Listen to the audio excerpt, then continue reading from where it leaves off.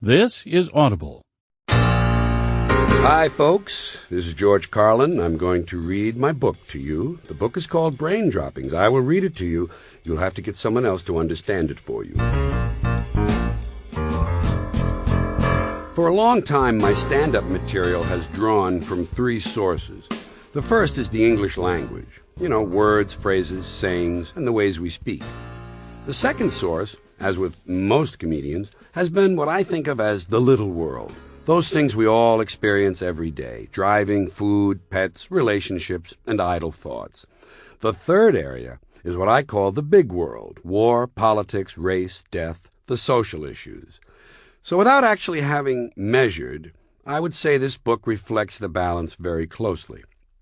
Now, the first two areas in the book will speak for themselves, but concerning the big world, let me say a few things. I'm happy to tell you there's very little in this world that I believe in. Listening to the comedians who comment on political, social, and cultural issues, I notice that most of their material reflects kind of an underlying belief that somehow things were better once, and with just a little effort we could set them right again. They're looking for solutions and rooting for particular results, and I think that limits the tone and substance of what they say. They're talented and funny people, but they're really nothing more than cheerleaders attached to a specific wished-for outcome. I don't feel so confined. I frankly don't give a fuck how it all turns out in this country, or anywhere else for that matter. I think the human game was up a long time ago when the high priests and traders took over. And now we're just playing out the string. And that is, of course, precisely what I find so amusing. The slow circling of the drain by a once promising species, and the sappy, ever more desperate belief in this country that there is actually some sort of an American dream which has merely been misplaced. The decay and disintegration of this culture is astonishingly amusing if you're emotionally detached from it. And I've always viewed it from a safe distance, knowing I don't belong. Doesn't include me? It never has. No matter how you care to define it, I do not identify with the local group. Planet, species, race, nation, state, religion, party, union, club, association, neighborhood improvement committee. I have no interest in any of it. I love and treasure individuals as I meet them. I loathe and despise the groups they identify with and belong to. So if you hear something in this book that sounds like advocacy of a particular political point of view, please reject the notion. My interest in issues is merely to point out how badly we're doing, not to suggest a way we might do better. Don't confuse me with those who cling to hope. I enjoy describing how things are. I have no interest in how they ought to be. And I certainly have no interest in fixing them. I sincerely believe that if you think there's a solution, you're part of the problem. My motto: fuck hope. P.S. In case you're wondering, personally, I'm a joyful individual. I had a long, happy marriage and a close and loving family. My career has turned out better than I ever dreamed, and it continues to expand.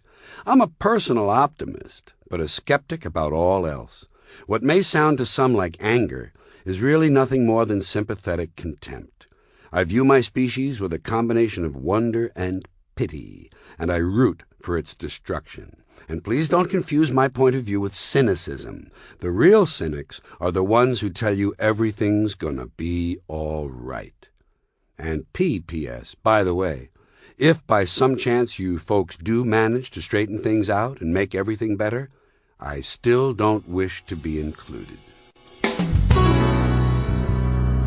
Did you ever think about this? Did you ever think about how much information in the form of radio energy there is flying through the air all around us, all over the world, right now and all the time? AM, FM, UHF, VHF, shortwave, television, CB, walkie-talkie, cell phones, cordless phones, telephone satellites, microwave relays, faxes, pagers, taxi calls, police, sheriff, hospitals, fire departments, telemetry, navigation, radar, the military, government, financial, legal, medical, the media, etc., etc., etc. Trillions and trillions and trillions and trillions of separate little bits of electronic information flying all around the world, through the air, at all times. Think of that. Think of how busy the air is. And then realize this. 100 years ago, there was none. None. Silence. Here are 7 things I'm tired of. I'm getting tired of guys who smoke pipes. When are they going to outlaw this shit? Guy with a fucking pipe. It's an arrogant thing to place a burning barrier between you and the rest of the world. It's supposed to imply thoughtfulness or intelligence. It's not intelligent to stand around with a controlled fire sticking out of your mouth. I say, hey, Professor, you want something hot to suck on? Call me. I'll give you something to put in your mouth. I think these pipe smokers ought to just move to the next level and go ahead and suck a dick. Nothing wrong with sucking dicks. Men do it, women do it. Can't be all bad if everybody's doing it. I say drop the pipe and go to the dick. That's my advice. I'm here to help. I'm also getting sick of car alarms. Not the screeching and beeping. That doesn't bother me. It's just the idea of a car alarm that I find offensive, especially the ones that talk to you. Move away. Move away. Oh, really? That's when I reach for my sharpest key, and I put a deep gouge in the paint job all the way around the car, 360 degrees. I might even make 2 trips around if I don't have a luncheon appointment that day. And then I walk away slowly, unconcerned about the screeching and beeping, because I know that no one takes car alarms seriously. Car alarms are a yuppie boomer conceit, and they're responsible for most of the carjacking that's going on. Car alarms and the club have made it harder for thieves to steal parked cars, and so instead they're stealing cars with people in them, and people are dying, and it's all because these selfish boomer degenerates can't stand to part with their personal property. Fuck boomers, and fuck their pussified car alarms. I'm also sick of having to look at bearded guys who don't know how to trim the lower edges of their beards, where they extend back toward the neck. They trim too far up toward the chin. Leaves a glaring fleshy strip where there ought to be hair. Guys, you need to let the beard extend far enough back under your chin so it reaches the point where your neck begins. Then, from the fold or angle that forms between your jaw and neck, you shave downward. If you don't have that fold, if you have a fat, fleshy pouch under your jaw with no definition, you shouldn't be trimming your beard at all. You should let it grow long and bushy so that it covers that goofy-looking pouch. And I've just about had it with all these geeky fucks who walk around listening to Walkmans. What are these jack-offs telling us, anyway? They're too good to participate in daily life? They're sealing themselves off. Big fucking loss. And what is it they're listening to that's so compelling? I think a person has to be fairly uncomfortable with his own thoughts to have the need to block them out while simply walking around. I'd love to know how many of these obviously disturbed people become suicides. I've also grown weary reading about clouds in a book. Doesn't this piss you off? You're reading a nice story, and suddenly the writer has to stop and describe the clouds. Who cares? I'll bet you anything. I can write a decent novel with a good entertaining story and never once mention clouds. Really. Every book you read. If there's an outdoor scene, an open window, or even a door slightly ajar, the writer has to say, "As Bo and Velma walked along the shore, the clouds hung ponderously on the horizon like steel-gray, loosely formed gorilla turds." I'm not interested. Skip the clouds and get to the fucking. The only story I know of where clouds were important was Noah's Ark. Here's something else. I don't appreciate being put on hold and being forced to listen to someone else's radio. I don't even listen to my own radio. Why should I have to pay money to call some company and listen to theirs? And it's always the same shit, soft rock. That sucky, non-threatening, easy-listening pussy music. Soft rock is an oxymoron. Furthermore, it's not rock, and it's not even music. It's just soft. One more item. I'm tired of being unable to buy clothing that doesn't have writing and printing all over it. Insipid sayings, pseudo-wisdom, cute slogans, team logos, designer names, brand trademarks, small business ego trips. The marketing pigs and advertising swine have turned us all into walking billboards. You see some asshole walking by and he's got on a fruity Dodger hat and a Hard Rock Cafe t-shirt. Of course, you can't see the shirt if he's wearing his hot shit Chicago Bulls jacket, the one that only 50 million other loser jock sniffers own. And since this cretinous sports fan / consumer zombie is completely for sale to anyone, he rounds out his ensemble with FedEx sneakers, ValueJet socks, Wall Street Journal sweatpants, a Starbucks jockstrap, and a Microsoft condom with Bill Gates' head on the end of it. No one in this country owns his personal appearance anymore. America has become a nation of obedient consumers actively participating in their own degradation.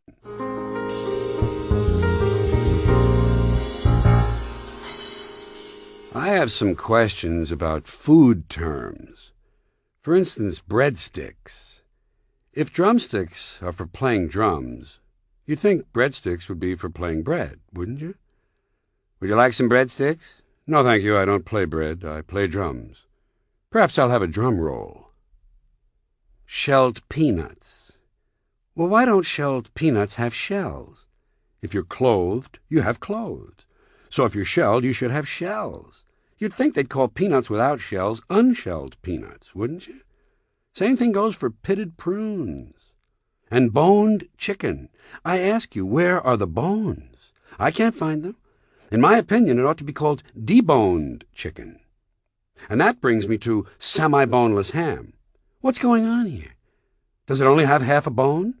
Or does semi-boneless ham mean that some complete object that is not entirely a bone has been removed from the ham? I don't know. Waffle iron. Why on earth would you want to iron a waffle? Wouldn't that just flatten out all the little square things? No. I believe waffles should be dry cleaned. Pancakes, of course, should always be ironed. I grew up in New York City, and I lived there till I was about 30. And at that time, I decided I'd had enough of life in a dynamic, sophisticated city, so I moved to Los Angeles. Actually, I moved there because of the time difference. I was behind in my work, and I wanted to pick up the extra 3 hours.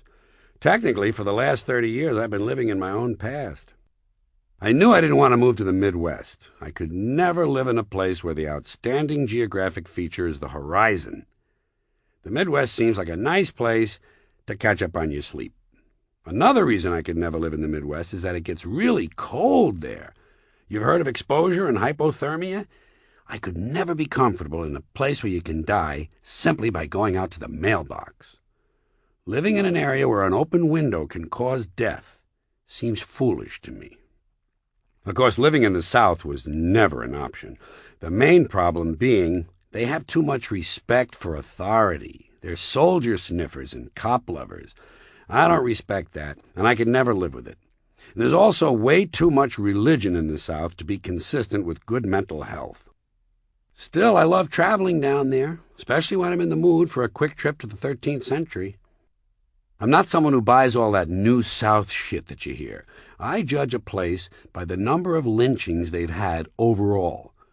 Atlanta even found it necessary to come up with an apologetic civic slogan. Atlanta, the city too busy to hate. I think they're trying to tell us something.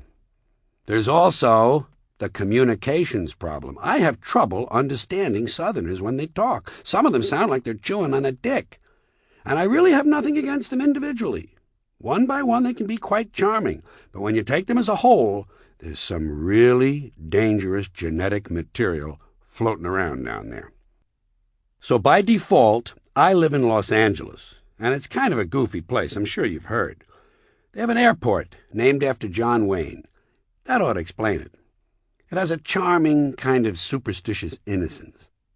But if you really want to understand life in California, forget the grief clinics and yogaholics.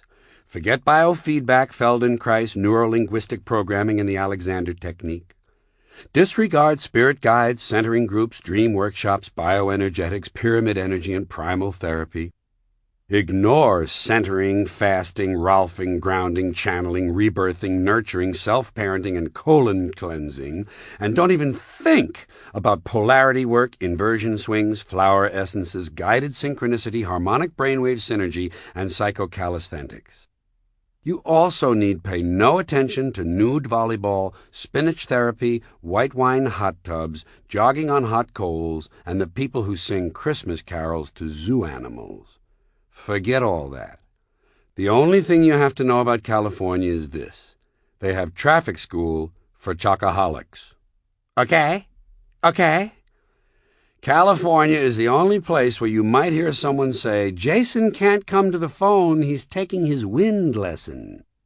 The problem most New Yorkers have with Los Angeles is that it's fragmented and lacks a vital center. The people have no common experience. Instead, they exude a kind of a bemused detachment that renders them intensely uninteresting. The West Coast experience is soft and peripheral. New York is hard and concentrated. California is a small woman saying, "Fuck me." New York is a large man saying, "Fuck you." Still, I live in California. But I'm not laid back, and I'm certainly not mellow. I associate those qualities with the comatose. The solar system wasn't formed because matter was laid back. Life didn't arise from the oceans and humans descend from the trees because DNA was mellow. It happened because of something called energy. New York has energy, and all I can say is this: if you can't handle it, stay the fuck out.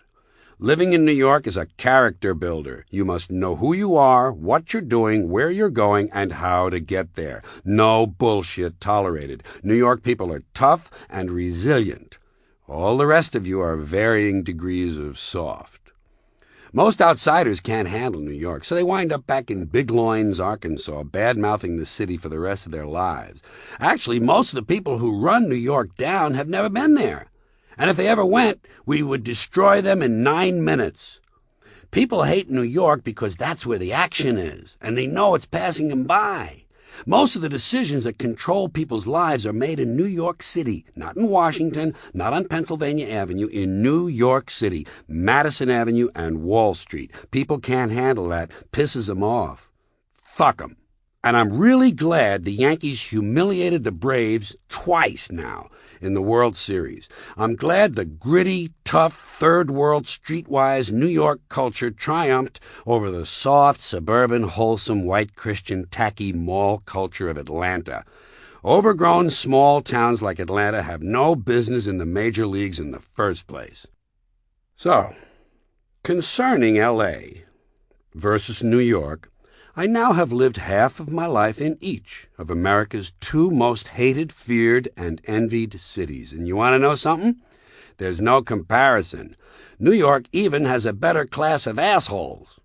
Even the lames in New York have a certain appealing, dangerous quality. As an example of how hopeless California is, when I first got there, a long time back, 30 years, a policeman gave me a ticket for jaywalking. You have to understand the kind of people who live in California. They're willing to stand, passive and inert, on a curb when absolutely no traffic is coming, or maybe just a little traffic that you could easily dodge. They simply stand there obediently and wait for an electric light to give them permission to proceed. I couldn't believe this cop. I laughed at him. Ticket cost me about $20 in 1966. Since that time, I figure I've jaywalked an additional 1,000 times without being caught. Fuck that lame-ass cop. I've managed to prorate that ticket down to about 2 cents a jaywalk. One thing I do find appealing in California is the emphasis on driving. I like to drive. I'm skillful at it, and I do it aggressively. And I don't mean I scream at people or flash them the finger. I simply go about my passage, swiftly and silently, with a certain deliberate dark efficiency. In the land of the unassertive, the aggressive man is king. Of course, in Los Angeles, everything is based on driving, even the killings. In New York, most people don't have cars. So if you want to kill a guy, you have to take the subway to his house. And sometimes on the way, the train is delayed, and you get impatient. So you have to kill somebody on the subway. That's why there are so many subway murders in New York. No one has a car. Basically, if more people in New York had cars, the subways would be a lot safer. I hope you can tell. The apple, and it's not the big apple, by the way. The real term is apple. The apple is still number one in my heart. I'm so chauvinistic, I even root for New York to raise more money than Los Angeles on the arthritis telethon. And you know something? We usually do. California, bordering always on the Pacific and sometimes on the ridiculous. So why do I live here? Because the sun goes down a block from my house.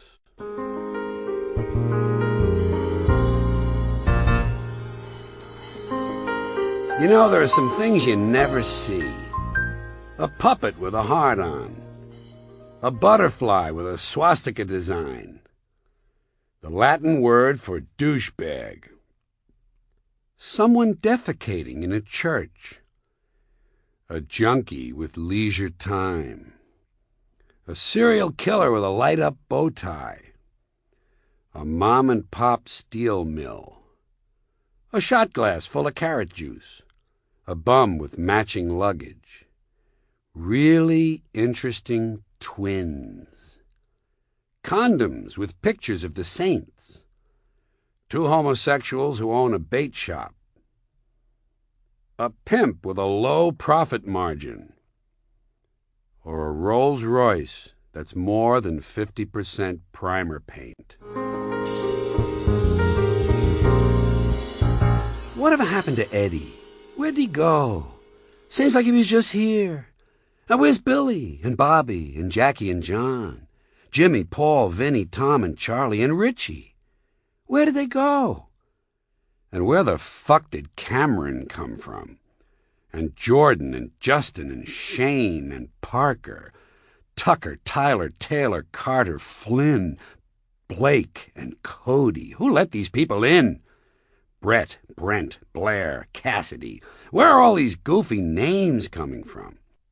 Say what you will about the national candidates in 1996, at least they had the decency to be named Bill, Bob, Al, and Jack.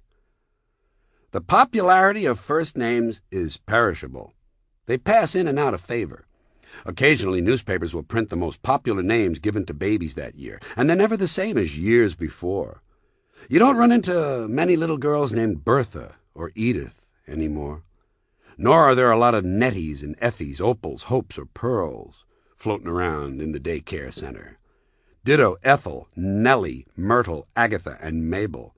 And how many expectant parents are praying for a girl so they can name her Blanche, Clara, Agnes, or Lottie? None. You know why? Because most of these women are in nursing homes. But thanks to the trendies, and the sheer passage of time, someday our substandard nursing homes will be filled with Ambers, Kaylas, Tiffany's, Caitlins, Morgans, Courtneys, Whitneys, Cheyennes, Ashleys, Megans, and Brittany's, and Heathers. And that's not to overlook Judy, Laurie, Susie, Debbie, Kelly, and Wendy, and any other name that can conceivably be spelled with a final I. There are even some girls whose names don't end in Y who can't resist the trend. Hi, my name is Margaret, but somehow I spell it with an I. There are women named Faith, Hope, Joy, and Prudence. Why not despair, guilt, rage, and grief? Seems only right. Tom, I'd like you to meet the girl of my dreams. Tragedy. She spells it with an I. I had an uncle who was embarrassed because he had a woman's name. We told him, don't worry, lots of men have women's names. Leslie, Marion, Chris, Dale, Lonnie. We tried to reassure him, but old Uncle Margaret Mary, I guess he just couldn't handle it. I don't know why. Never bothered his wife, Turk. You know why hurricanes have names instead of numbers? To keep the killing personal. No one cares about a bunch of people killed by a number. 200 dead as number 3 slams ashore is not nearly as interesting a headline as Charlie kills 200. Death is much more satisfying and entertaining if you personalize it. Me? I'm still waiting for Hurricane Ed. Old Ed wouldn't hurt you, would he? Sounds kind of friendly. Hell no, we are not evacuating. Ed's coming. Guess the white guy. Odell, Tyrone, Tremaine, and Sparky. Guess the black girl. Kathy, Joan, Peggy, and Vandalisha. First names can even suggest how tough you are. Who would you want on your side in a bar fight? Arnold, Seymour, Jasper, and Percy? Or Nitro, Hacksaw, Rhino, and Skull? And guys, which women would you rather run into when you're out drinking? Lillian, Priscilla, and Judith? Or Trixie, Bubbles, and Candy?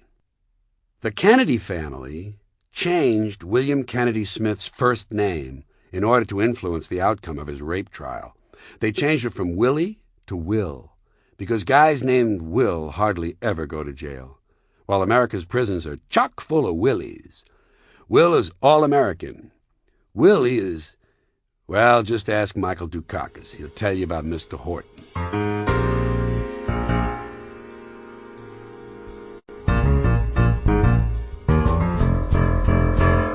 People's names can be interesting because sometimes they carry with them a little emotional baggage that comes with the name. For instance, think of the names of the founders of the great religions.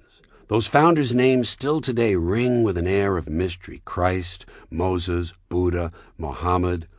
But the Mormons, Joseph Smith, not too impressive. Come on, we're going to Utah. Who said so? Joe Smith. Well, I gotta go take a shit. Drop me a postcard and let me know how you like it out there. Well, I was raised Catholic, and I'm still waiting for a new pope to choose the name Corky. Wouldn't that be fun? His Holiness Pope Corky the Ninth. I think you'd have to skip right to 9 to give him a little credibility, don't you? Somehow to me, Pope Corky the First doesn't command a great deal of authority. That's because some names are inappropriate in the wrong settings.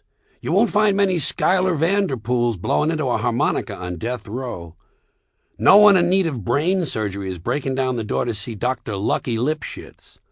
And I'm sure only the most devoted aficionado would pay money to see a ballet dancer named Bruno McNulty. On the other hand, you'll know that America has relaxed its hopelessly tight asshole if we ever elect a president named Booger.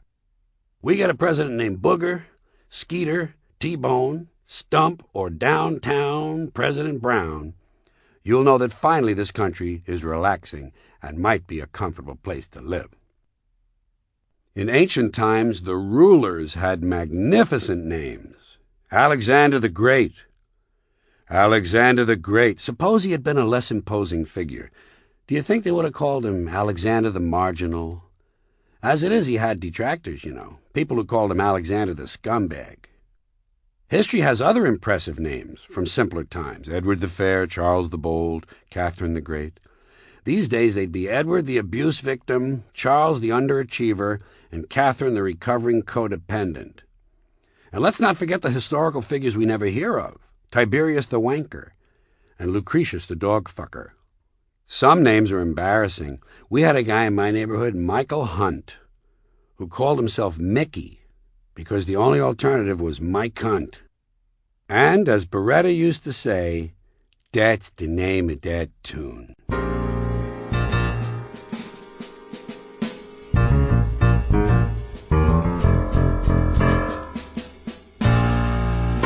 Hi, welcome to the George Carlin Book Club. We've got books out the ass.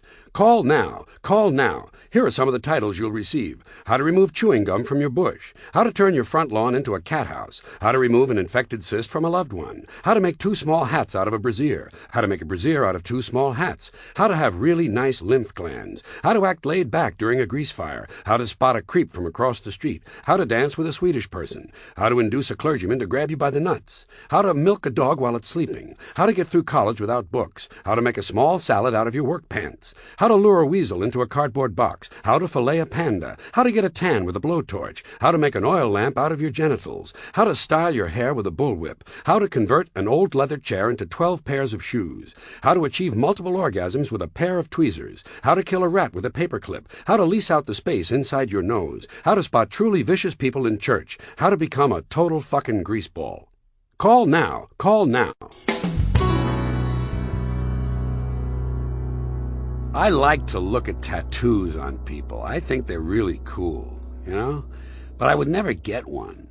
I always thought it was a bad idea to let some guy draw a picture on me that'll probably never come off, you know? I'm conservative on this one. Not only the thing never comes off, but it hurts to put it on. And you gotta pay the guy. Plus, if you do want to take it off, it hurts again, and you gotta pay the guy again. Another reason not to get a tattoo is that a tattoo is positive identification. No one should ever do anything to help the police in any way, especially when you may be the object of their interest. So I never got a tattoo, but I had some good ideas. I was going to get dotted lines tattooed on all my joints, wherever I bend, with little instructions: fold here, do not glue. I also thought about getting a necklace of hickeys. Here's one I almost went through with. I was going to get my nipples tattooed as radio dials, volume and tuning, and the hair in the middle of my chest would be the speaker. And for stereo, I just raised my arms. Armpit speakers. I guess the most popular tattoo of all time has to be Mom. A lot of guys get Mom. No one ever gets Pop. You know why? 'Cause you can't read Pop in the mirror. In a mirror, Mom comes out Mom. Pop comes out 909. What the fuck is that? If you guys want to get a Mom tattoo and save a little money, here's how you do it. Just get 2 letters done. Saves you a little money. Get about a 1-inch capital M tattooed on each cheek of your ass in pink and brown ink. Then when you bend over, it says Mom. And then later, if you're having sex with your girlfriend and her parents are in the next room, don't want to make any noise, when you finish up, you can just lie on your back, draw your legs up to your chest, and silently say, wow. Here's another good tattoo idea for you guys. At the top of your inner thigh, right next to your groin, you put, in case of emergency, pull handle. Or get your penis tattooed to resemble a candy cane. Great for Christmas blowjobs. But be very careful not to let the tattoo guy bend your penis into the J shape. Not good. Get the words tote bag tattooed on your scrotum. Or Bloomingdale's might be good. Cartier might be more appropriate, a little hairy pouch for your precious jewels. How about a tattoo of the Three Stooges peering into your asshole?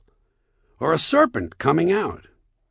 Or a nice tattoo of Madonna with her hand up your ass? Here's a good one for right next to your asshole.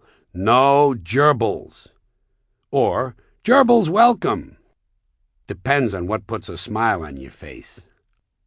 Here would be a great tattoo for right in the middle of your forehead. I have colored ink in my skin. Or, your message here, 50 cents. How about this, right in the middle of your forehead? Yeah, it's a tattoo, you miserable prick, right in the middle of my forehead. If you don't like it, suck my dick. This will keep you from having to deal with that bothersome job market. And here's a solution to an age-old tattoo problem. If your girlfriend's name, say Susie, is tattooed on your arm and you break up with her, don't have the tattoo removed. Just have the tattoo reworked so that it says, fuck Susie. By the way, you don't actually have to do all these things. They're just suggestions. Think them over first. Sit down, have 6 or 7 vodkas, and give them a few seconds' thought. Besides, you want to know something? Tattoos are passé. They're yesterday's thing. I'm looking for the next big thing in body decoration, and I think I might have it. You know, everyone's skin has imperfections, right? It's unavoidable. Pock marks, wrinkles, bullet holes, scars, blotches, stab wounds, cysts, warts, needle holes, acne pits, and enlarged pores. I think people should see these imperfections and disfigurements as positive things. Flaws and defects can actually be forms of decoration. Take moles, God's punctuation marks. Moles are great, and they can be useful if you want a really interesting look. The only problem is they're usually randomly placed. They don't represent anything. I think plastic surgeons should offer a new service, rearranging people's moles. Think of your moles as fashion accessories. God, look at all the moles that guy has. Yes, and aren't they nicely arranged? There are lots of things you can do with moles. Make the double helix, do a happy Hitler face, spell out the name of your bowling team on your back. And how about moles with Velcro, so you could change your look every day? Here's something novel. Choose a good-sized mole on your arm and tattoo little legs sticking out of the sides. People will constantly be trying to shoo the bug off your arm. It's great for picking up girls. Next, body piercing. Now, the piercing movement is off to a good start, and I like the idea behind it, self-esteem through self-mutilation. I've always said, when in doubt, punch a hole in yourself. That part is fine, but I think the piercing people are missing a good bet. Vital organs. I mean, skin is one thing. That's easy. But how about getting your lungs or your kidneys pierced? Why not some lovely diamond studs all over the surface of your liver? Or a couple of nice 18-karat gold rings hanging from your thyroid gland? But you know, stuff like this might not be dangerous enough for today's happening people. What's really going to be great is when the ozone layer is completely gone and everyone has melanomas. Then you'll start to see fashion skin cancer. Bet you it happens. Probably start in Malibu. People will use their skin cancers to form little designs. Since it's Malibu, a lot of them will do their zodiac sign. Of course, if your sign is Cancer, you're really in good shape. I believe skin cancer will eventually become part of every American's fashion arsenal. That's a lovely growth, Bambi. 20 millimeters and right between your eyes. God, I'm so jealous. Before I leave this subject, I have two more ideas for the truly avant-garde. How about living, small, live mammals medically grafted onto your skin, huh? Wouldn't you like to have a prairie dog living in the middle of your chest, sharing your blood supply? How about an adult male Norwegian rat sewn onto the top of your head, keeping an eye on everything? I think we also might want to take a page from Africa's book and get into deliberate scarring. Not ritual scars that form coherent designs, random scarring. Let a bunch of drunks with swords inflict hundreds of small, deep cuts on your skin. Or have a friend throw boiling grease all over you, and then sit back and see what develops. I don't believe the body decorating trend has reached its peak yet, and as it does, I shall try to be at the forefront, always continuing to point America toward the hot new look.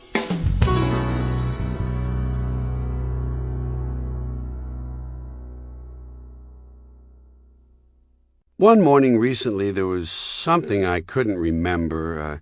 I sort of knew what it was related to, but I couldn't quite bring it to mind. Seemed like the letter M was involved. And then, suddenly it came to me. I remembered it. That was in the morning. Then later that afternoon, even though I was able to recall my experience that morning of not being able to remember something, I could no longer remember what the thing was, what it was related to, or what letter of the alphabet had been involved. And what's strange to me is that morning, the first time I couldn't remember it, the thing did eventually come back to me. But later that afternoon, in spite of this earlier success, I drew a complete blank. I still don't know what it was. And the nice thing is that a month from now, I'll have no memory of the incident whatsoever. Unless, of course, something reminds me of it. As you're listening to this, I'll bet you have your stuff with you. Or nearby. I'll bet anything. In your pockets. Guys have stuff in their pockets. Women have stuff in their purses. Or some women have pockets and some guys have purses. That's okay. There's all different ways of carrying your stuff. Then there's all the stuff you have in your car.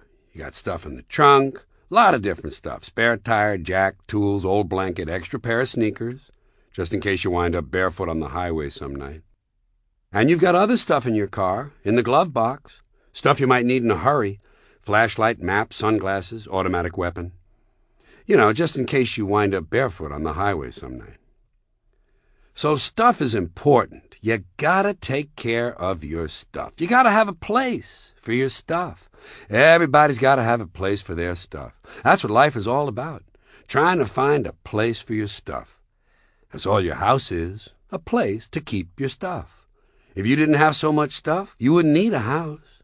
You could just walk around all the time.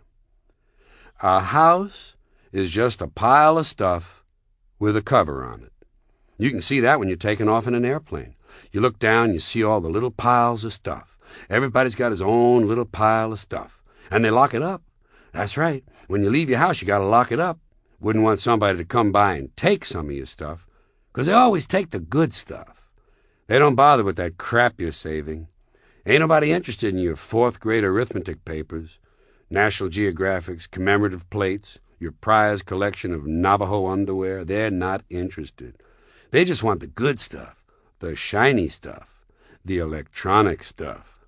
So when you get right down to it, your house is nothing more than a place to keep your stuff, while you go out and get more stuff. 'Cause that's what this country's all about. Trying to get more stuff. Stuff you don't want, stuff you don't need, stuff that's poorly made, stuff that's overpriced, even stuff you can't afford. Gotta keep on getting more stuff. Otherwise, someone else might wind up with more stuff. Can't let that happen. Gotta have the most stuff. So you keep getting more and more stuff and putting it in different places. In the closets, in the attic, in the basement, in the garage. And there might even be some stuff you left at your parents' house. Baseball cards, comic books, photographs, souvenirs. Actually, your parents threw that stuff out a long time ago.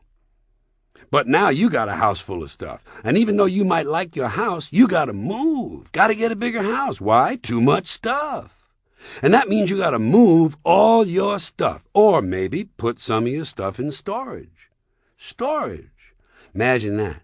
There's a whole industry based on keeping an eye on other people's stuff. Or maybe you could sell some of your stuff. Have a yard sale. Have a garage sale. Some people drive around all weekend just looking for garage sales. They don't have enough of their own stuff. They want to buy other people's stuff. Or you could take your stuff to the swap meet, the flea market, the rummage sale, or the auction. A lot of ways to get rid of your stuff. You can even give your stuff away. Salvation Army and Goodwill will actually come to your house and pick up your stuff and give it to people who don't have much stuff. It's part of what the economists call the redistribution of stuff. Okay, enough about your stuff. Let's talk about other people's stuff. Do you ever notice when you visit someone else's house, you never quite feel at home? You know why? No room for your stuff. Somebody else's stuff is all over the place. And what crummy stuff it is. God, where did they get this stuff? And you know how sometimes when you're visiting someone, you unexpectedly have to stay overnight? Gets real late, and you decide to stay over. So they put you in a bedroom they don't use too often, 'cause Grandma died in it 11 years ago, and they haven't moved any of her stuff, not even the vaporizer. Or whatever room they put you in. There's usually a dresser or a nightstand, and there's never any room on it for your stuff. Someone else's shit is on the dresser. Have you noticed that their stuff is shit and your shit is stuff? Get this shit off of here so I can put my stuff down. Crap is also a form of stuff. Crap is the stuff that belongs to the person you just broke up with. When are you coming over here to pick up the rest of your crap? Now let's talk about traveling. Sometimes you go on vacation. You gotta take some of your stuff. Mostly stuff to wear. But which stuff should you take? Can't take all your stuff. Just the stuff you really like. The stuff that fits you well that month. In effect, on vacation, you take a smaller, second version of your stuff. Let's say you go to Honolulu for 2 weeks. You gotta take 2 big suitcases of stuff. 2 weeks, 2 big suitcases. That's the stuff you check onto the plane. But you also got your carry-on stuff. Plus the stuff you bought in the airport. So now you're all set to go. You got stuff in the overhead rack, stuff under the seat, stuff in the seat pocket, and stuff in your lap. And let's not forget the stuff you're going to steal from the airline. Silverware, soap, blanket, toilet paper, salt, and pepper shakers. Too bad those headsets won't work at home. And so you fly to Honolulu and claim your stuff, if the airline didn't drop it in the ocean. And you go to the hotel, and the first thing you do is put away your stuff. There's lots of places in a hotel to put your stuff.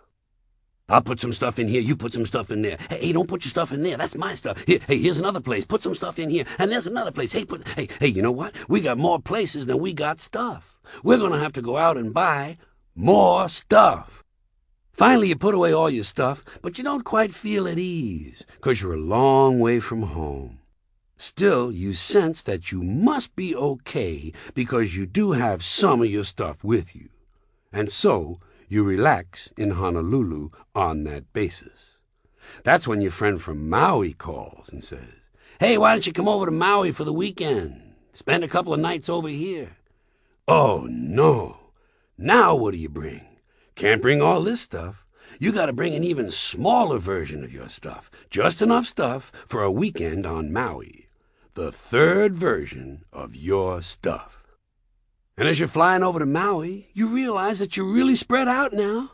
You got stuff all over the world. Stuff at home, stuff in the garage, stuff at your parents' house, maybe. Stuff in storage, stuff in Honolulu, and stuff on the plane. Supply lines are getting longer and harder to maintain. Finally, you get to your friend's place on Maui, and they give you a little room to sleep in. And there's a nightstand. Not much room on it for your stuff. But it's okay, because you don't have much stuff now. You got your 8x10 autograph picture of Drew Carey, large can of Gorgonzola-flavored Cheese Whiz, a small unopened packet of brown confetti, a relief map of Corsica, and a family-sized jar of peppermint-flavored petrified egg whites. And you know that even though you're a long way from home, you must be okay, because you do have a good supply of peppermint-flavored petrified egg whites. And so you begin to relax in Maui on that basis. That's when your friend says, "Hey, I think tonight we'll go over the other side of the island to visit my sister. Maybe spend the night over there." Oh, no. Now what do you bring? Right. You got to bring an even smaller version, the fourth version of your stuff. Just the stuff you know you're going to need. Money, keys, comb, wallet, lighter, hanky, pen, cigarettes, contraceptives, Vaseline, whips, chains, whistles, dildos, and a book. Just the stuff you hope you're going to need. Actually, your friend's sister probably has her own dildos. And by the way, if you go to the beach while you're visiting the sister, you're going to have to bring, that's right, an even smaller version of your stuff. The fifth version. Cigarettes and wallet. That's it. You can always borrow someone's suntan lotion. And then suppose while you're there on the beach you decide to walk over to the refreshment stand to get a hot dog. That's right, my friend. Number 6. The most important version of your stuff. Your wallet. Your wallet contains the only stuff you really can't do without. Well, by the time you get home from Hawaii, you're probably fed up with all your stuff and all the problems it creates. And so about a week later, you clean out the closet, the attic, the basement, the garage, the storage locker, and all the other places you keep your stuff, and you get things down to manageable proportions. Just the right amount of stuff to lead a simple and uncomplicated life. And that's when the phone rings. It's a lawyer. Seems your aunt has died and left you all her stuff. Oh, no. Now what do you do? Right. You do the only thing you can do. The honorable thing. You tell the lawyer to stuff it.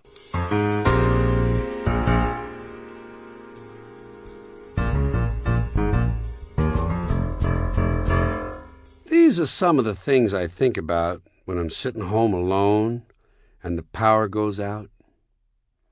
If something in the future is canceled, what is canceled? What has really happened? Something that didn't occur yet is now never going to occur at all.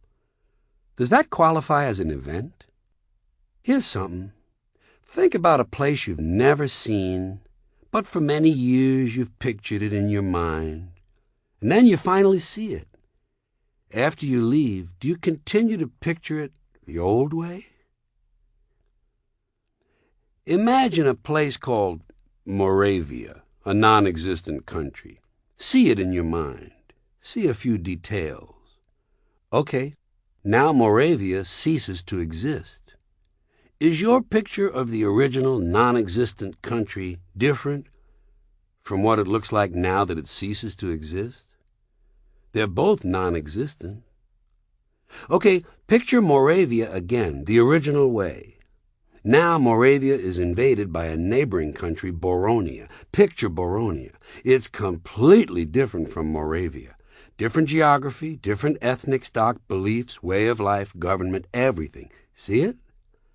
Okay, Baronia invades Moravia and occupies it and begins to make some changes. Now picture Moravia again. Does it look different? Isn't that weird? Looks a little like Baronia, doesn't it? Here's another one. Maybe you've done this. You've never been to your friend's place of work, but you've pictured it because he's talked about it. Then he changes jobs, but it's a similar job. Do you bother to change your mental picture of where he works? And how much do you change it? Or you have a friend who works at one Wendy's and gets transferred to a different Wendy's. Do you picture a whole new Wendy's? Or do you get lazy and say, well, they're all pretty much the same, so I'll just go with the old Wendy's? Here's something I think about. If a radio station changes its call letters, moves its studio across town, hires all new disc jockeys, and changes the style of music it plays, but keeps the same frequency on the dial, is it still the same radio station? Suppose they only change the music. Here's something I like to think about. On a given day, Flight 23 goes from New York to Los Angeles. The following month, Flight 23 goes from New York to Los Angeles again. But the crew is different, the passengers are different, and it's a completely different airplane. How can both flights be Flight 23? They can't. A week is not based on anything in nature, as are days or months or years. So birds, they don't understand weeks or weekdays. They do know enough to come back to the sidewalk cafe every day for crumbs. But suppose the cafe is in the business district and it's closed on the weekends. What do the birds think of that? I'll bet they're really glad when Monday rolls around, unlike the rest of us. These are some of the thoughts that kept me out of the really good schools.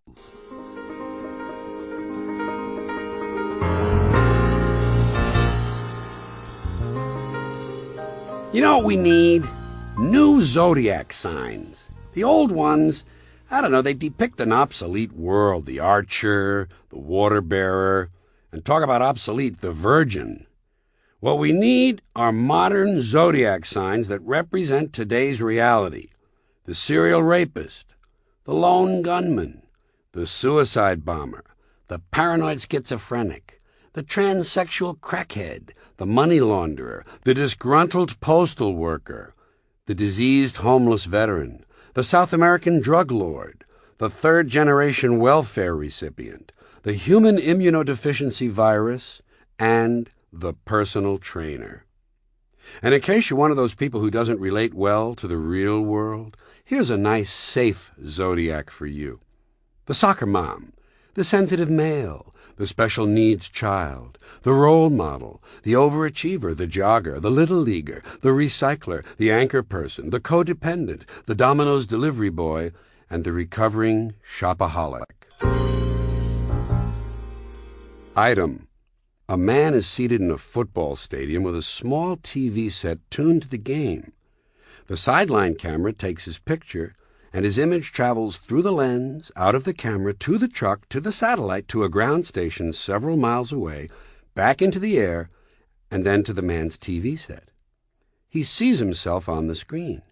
The image travels from his eyes to his brain. His brain sends a signal to his arm to start waving. The image travels to the camera, through the lens, to the truck, to the satellite, to another ground station 1,000 miles away, where it is retransmitted into the air and picked up by a cable company that sends it to the man's parents' TV set. The image travels from the screen to his mother's eyes, along the optic nerve to her brain, where it references her memory and recognition takes place. Her brain then sends a series of signals to her lungs, throat, lips, and tongue, and she says, "Look, it's Mike!"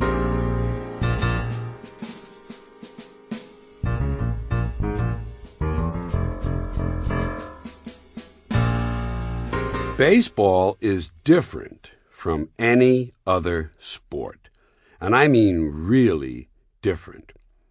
Just for starters, in an odd way, baseball is the only sport you cannot watch in a mirror sensibly. All the other sports are symmetrical. Basketball, football, hockey, you can watch them in the mirror. The numbers are backwards, but the games make sense. Baseball? Not symmetrical. Guy hits the ball, he runs to third base. It's counterintuitive, spoils the game. And a home run trot is really interesting. Guy hits the ball, trots slowly around the bases in the wrong direction, and nobody gives a shit. Everybody cheers. But let's get more basic. Baseball is different from other sports in a number of other ways. First of all, in most sports, you score points or goals. Baseball, you score runs. In most sports, the ball or object is put in play by the offensive team. In baseball, the defense puts the ball in play, and only the defense is allowed to touch the ball. In fact, in baseball, if an offensive player touches the ball intentionally, he's out. Sometimes unintentionally, he's out. In most sports played with a ball, you score with the ball, and without the ball, you cannot score. In baseball, you score without the ball, and only the ball can prevent you from scoring. In most sports, the team is run by a coach. In baseball, the team is run by a manager, and only in baseball does the manager or coach wear the same clothing the players do. If you'd ever seen John Madden in his Oakland Raiders football uniform, you would know the reason for this custom. Now, I've mentioned football as well. Baseball and football are the two most popular spectator team sports in this country. And as such, wouldn't you think that maybe they might tell us a little about ourselves, about our qualities, our values, and perhaps how we have changed over the last 150 years? For those reasons, I enjoy comparing baseball and football. Baseball is a 19th century pastoral game. Football is a 20th century technological struggle. Baseball is played on a diamond, in a park, the baseball park. Football is played on a gridiron in a stadium, sometimes called Soldier Field or War Memorial Stadium. Baseball begins in the spring, the season of new life. Football begins in the fall when everything is dying. In football, you wear a helmet. In baseball, you wear a cap. Football is concerned with downs. What down is it? How many downs do we have left? Baseball is concerned with ups. Who's up? Are you up? I'm not up. He's up. In football, you receive a penalty. In baseball, you make an error. Whoops! In football, the specialist comes in to kick something. In baseball, the specialist comes in to relieve somebody. Football has hitting, clipping, spearing, piling on, personal fouls, late hitting, and unnecessary roughness. Baseball has the sacrifice. Football is played in any kind of weather. Rain, snow, sleet, hail, fog, can't see the game, don't know if there is a game going on, mud on the field, can't read the uniforms, can't read the yard markers, the struggle will continue. In baseball, if it rains, we don't go out to play. I can't go out. It's raining out. Baseball has the 7th inning stretch. Football has the 2-minute warning. Baseball has no time limit. We don't know when it's going to end. We might have extra innings. Football is rigidly timed and it will end even if we have to go to sudden death. In baseball, during the game, in the stands, there's kind of a picnic feeling. Emotions may run high or low, but there's not that much unpleasantness. In football, during the game, in the stands, you can be sure that at least 27 times you are perfectly capable of taking the life of a fellow human being. Preferably a stranger. And finally, the objectives of the two games are completely different. In football, the object is, for the quarterback, otherwise known as the field general, to be on target with his aerial assault, riddling the defense by hitting his receivers with deadly accuracy in spite of the blitz, even if he has to use the shotgun. With short bullet passes and long bombs, he marches his troops into enemy territory, balancing this aerial assault with a sustained ground attack that punches holes in the forward wall of the enemy's defensive line. In baseball, the object is to go home and to be safe. I hope I'll be safe at home. I don't give a hoot. Not since 1959. That was the last one I gave. Well, I might have given a hoot in 1967. Just one, as a favor to a friend. But that was it. I'm not sure I even have any left. Frankly, I'd be afraid to look. I think I'm all out of hoots. If you want one, you're going to have to find it on your own. Maybe you could rent a hoot, or steal one. I'll bet by now there's a black market in hoots, hot hoots. By the way, in addition to those who don't give a hoot, there are many others who will not take a hoot. Too proud. These are the same people who will not take any guff. But they might give you some lip. Athletes like that physical shit, you know? When they're pleased with each other, they bump chests and butt heads and bang forearms. Why don't they just punch each other in the fucking teeth? Wouldn't that be great? Teammates, I mean. After a touchdown pass, why doesn't the guy who caught the ball just go over and kick the quarterback right in the nuts?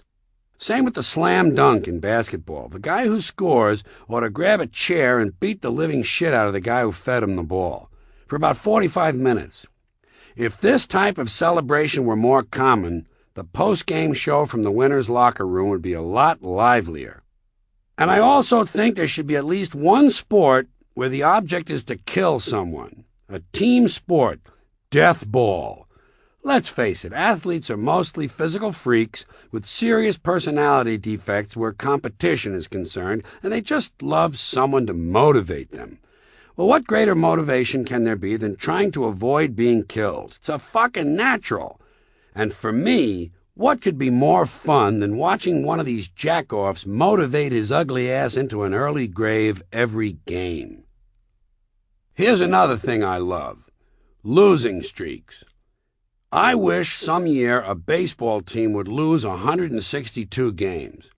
I especially like decades-long postseason losing streaks. In fact, as soon as my teams are out of the running, I start actively rooting for the Cubs, Red Sox, Bills, and Vikings to get as far as they can in the postseason so that ultimately they can let the big prize slip away one more time. I think it is infinitely more interesting a news story for a team to repeatedly fail at the highest level than it is for them to finally win.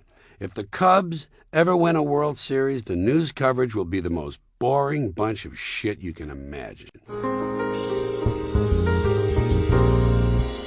Some people don't like puns, or wordplay. I do. Anticlimax. That's what my uncle was good at. The game of chess. The peace movement.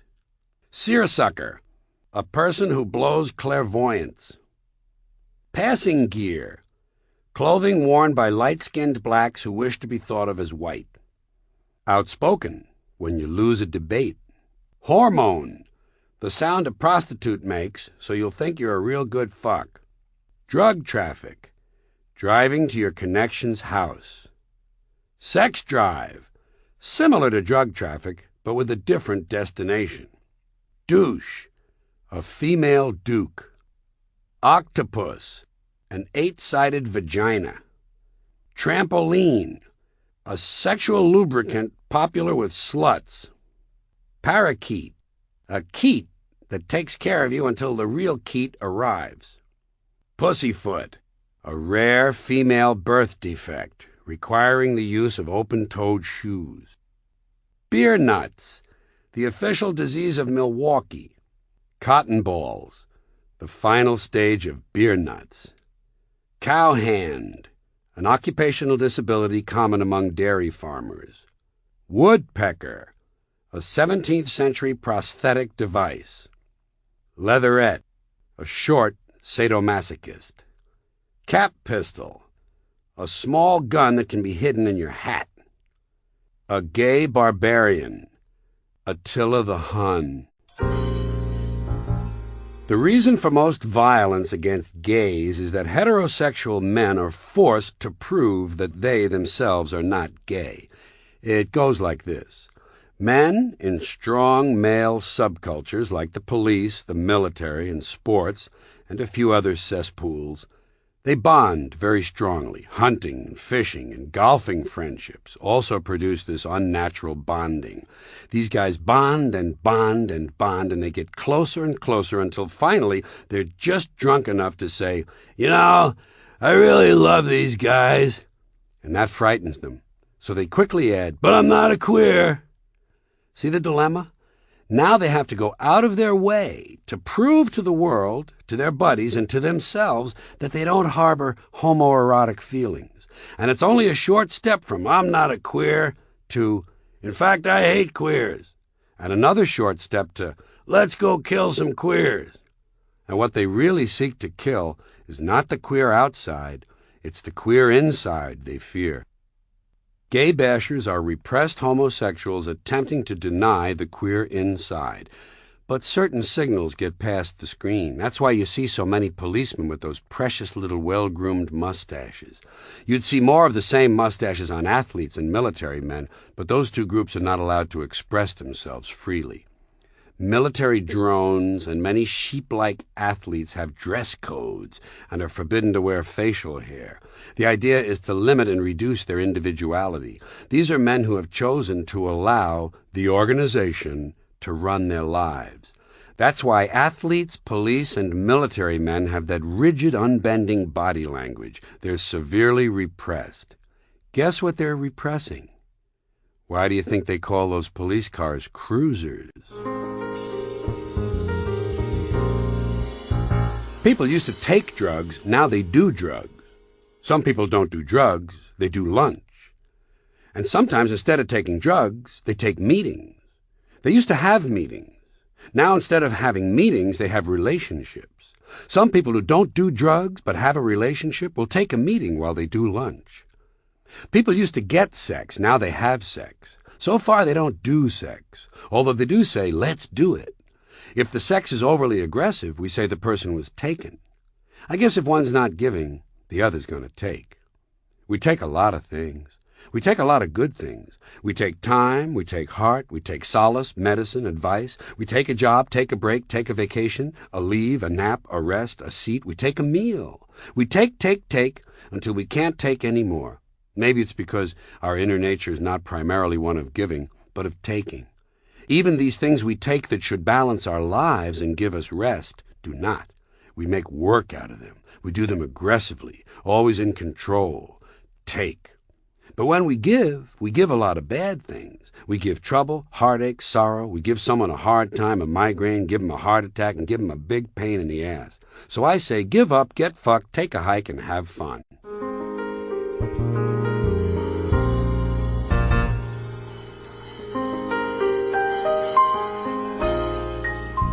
What's all this stuff about motivation? I say if you need motivation, you probably need more than motivation. You probably need chemical intervention or brain surgery. Actually, if you ask me, this country could do with a little less motivation. The people who are causing all the trouble seem highly motivated to me. Serial killers, stock swindlers, drug dealers, Christian Republicans. I'm not sure motivation is always a good thing.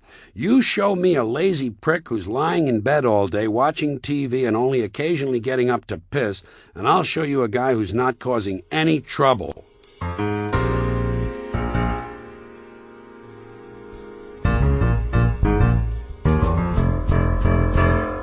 You know what America lacks? A present. America has no now. We're reluctant to acknowledge the present. I guess it's too embarrassing. Instead, we reach into the past. Our culture is composed of sequels, reruns, remakes, revivals, reissues, re-releases, recreations, reenactments, adaptations, anniversaries, memorabilia, oldies radio, and nostalgia record collections. World War II has been refought on television so many times, the Germans and Japanese are now drawing residuals. Of course, being essentially full of shit, we sometimes feel the need to dress up this past preoccupation, as with pathetic references to reruns as encore presentations. Even instant replay is a form of token nostalgia, a brief visit to the immediate past for re-examination, before slapping it onto a highlight video for further review and re-review on into the indefinite future. This yestermania of ours includes fantasy baseball camps, where aging sad sacks pay money to catch baseballs thrown by men who were once their heroes. It's part of the fascination with sports memorabilia, a memory industry, and it's so lucrative it has attracted counterfeiters. In this case, the age of hyphens, we are truly retro-Americans. And our television newscasts not only reflect this condition, they feed it. Everything they report is twisted into some reference to the past. If there's going to be a summit meeting, you'll be told all about the last 6 summit meetings. If there's a big earthquake, they'll do a story about big earthquakes of the past. If there's a mine disaster, you'll hear about every mine disaster since the inception of mining. They're obsessed with looking back. I swear, I actually heard this next thing during a newscast as the anchorman went to a commercial break. He said, "Still ahead, a look back." Honest, he said it. Hurricane Hugo 1 year later. Why? The anniversary of the Exxon Valdez oil spill. For what reason? The anniversary of the Bay of Pigs, Pan Am Flight 103, the hostages in Iran, the fall of the Berlin Wall, VJ Day, VE Day, Vietnam. Who gives a fuck?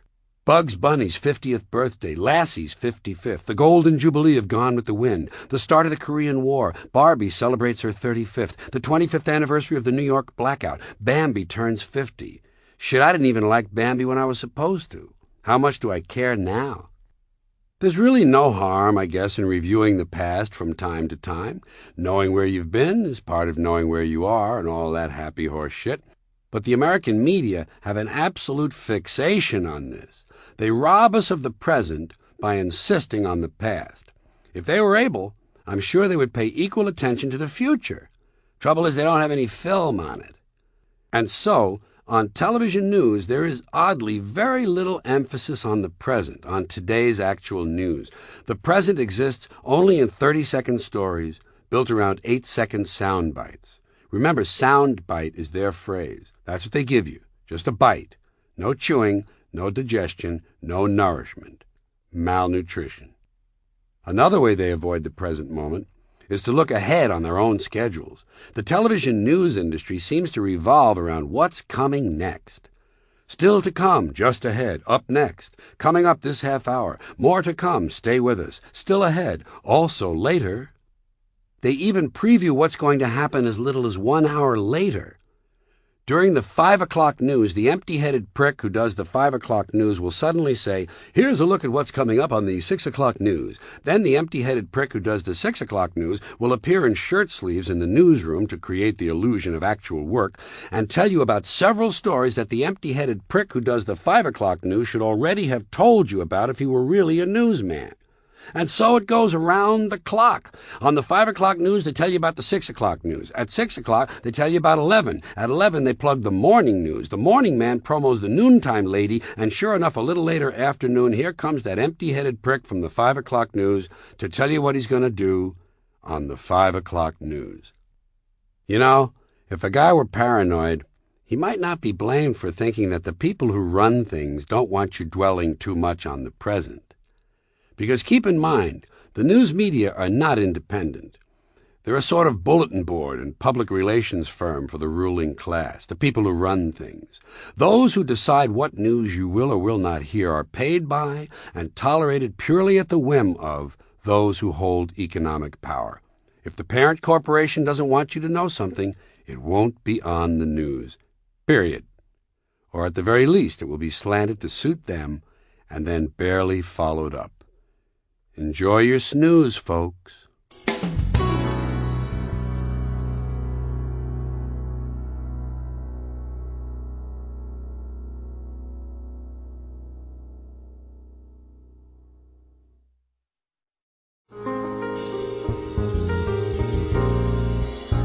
The Primitive Sergeant. You know, there was a first time for everything. At some point, every custom, every practice, every ritual had to be explained to people for the first time. And it must have been tricky, especially in primitive societies. For instance, the first human sacrifice. Not of the enemy, but the first ritual killing of a member of your own tribe. Someone had to announce it to the people. Someone with authority, but probably not the top guy. A sergeant. A primitive sergeant addressing a band of early cave people, or hunters, gatherers, whatever, explaining the human sacrifice. Of course, first, he would have to get his other announcements out of the way. All right, listen up, you people in the trees. You want to pay attention, please. The guys in the bushes, you want to put the woman down? Thank you very much. Okay. Is everybody here? Andy, check the caves. Make sure everybody's out here. And Andy, don't wake up the bears, huh? Don't wake up the bears, okay? Remember what happened last time? We can't spare any more people. Okay. Few things I want to go over, then I'm going to tell you about something new, something we haven't tried before, so I don't want you to be nervous. I know you don't like new things. I remember last year a lot of people freaked out when someone came up with the wheel. People went nuts. They said, well, this is it. It's all over. It's the end of the world, blah, blah, blah. And somebody pointed out that we didn't have any axles. I think it was Richie. He said if we really want to invent something special, we ought to come up with the axle. Well, I guess you're always going to have a couple of wise guys. But anyway, we went ahead, as you know, and made a couple of hundred of these big stone wheels, which is kind of stupid when you think about it. The only thing you can do with them is roll them down the hill, which isn't such a top-notch idea. I think the people who live at the bottom of the hill will bear me out on that. Okay, moving along here. It has come to my attention that some people have been drawing pictures on the walls of the caves. Pictures of bulls, antelopes, couple of horses. I think I even seen a goat on one of the walls. Listen, let me tell you something. Might seem like fun to you, but it looks awful. If you can't keep a place clean, maybe you don't deserve a nice cave.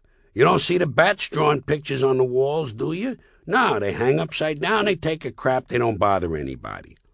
You people don't know when you're well off. Maybe you'd like to go back to living in the trees, huh? Huh? Remember that? Remember the trees? Competing with the baboons and gibbons for hazelnuts and loganberries? Degrading. So there'll be no more drawing on the walls. A couple of thousand years from now, people are going to come here. They're going to study these caves. The last thing they want to see is a lot of horse pictures on the walls. Okay, continuing on here. As some of you might have noticed, last night the fire went out. Couple of guys on guard duty were jacking around, playing grab-ass, and one of them, Octavio, the short guy with the bushy hair, well, one of the short guys with the bushy hair. Anyways, Octavio fell on the fire, and the fire went out. Unfortunately for Octavio, he died in the incident. Unfortunately for us, he was the only one who knew how to light the fire. So we're going to have a contest. First guy to get a fire going and keep it going wins a prize. It's a hat. Nothing fancy, just a regular hat. The kind with the ear laps. Okay, next item here. We're starting to get some complaints from the women about dating procedures. This mainly concerns the practice of clubbing the women on the head and dragging them back to the cave by the hair. They would like us to discontinue this practice, especially the hair part. It seems some of them go to a lot of trouble and expense to fix up their hair for a date, and they feel the dragging has a negative effect on their appearance. As far as the clubbing is concerned, they'd like to eliminate that too, because what happens is a lot of them have an enjoyable date, and then they can't remember it in the morning. Moving right along, as you all know, it's been our practice when we find a new plant that looks good to eat, we test it on the dogs to see if it's poison. Everybody remember the berries we tested last week on the big brown dog? Huh? How many ate the berries simply because the dog didn't die that day? Quite a few. Well, I got bad news. The dog died last night. Apparently it was a slow-acting poison. Yeah, Laszlo, yeah? You didn't eat the berries, but this morning you ate the dog. Well, Laszlo, you got about a week. Food chain. How many times do I got to tell you people? Food chain. By the way, anyone who's getting into that new cannibalism crap, I won't mention any names, but I'd strongly suggest not eating Laszlo, okay? Or anyone else for that matter. All right, now we got to talk about the hated band of enemy people who live in the Dark Valley. As some of you might know, the hated band of enemy people who live in the Dark Valley snuck into the camp last night and stole a whole bunch of our stuff. They got those sticks we were saving. They got the rocks we piled up near the big tree.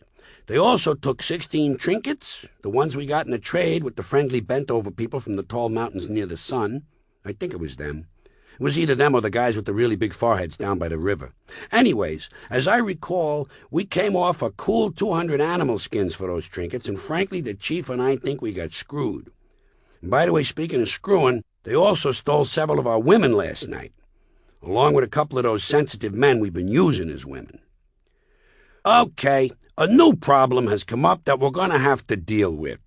It concerns the growing menace of people chewing the leaves of the dream plant. It's gotten completely out of hand. At first it wasn't so bad, after a long day of hunting or gathering, whatever. People would chew a couple of leaves to relax. Recreational chewing. No harm, no foul. But then some guys couldn't leave it alone, They would chew way too much and lose control. Some of them became verbally abusive. Of course, they couldn't help what they were saying. It wasn't them talking, it was the leaves talking. But hey, nevertheless.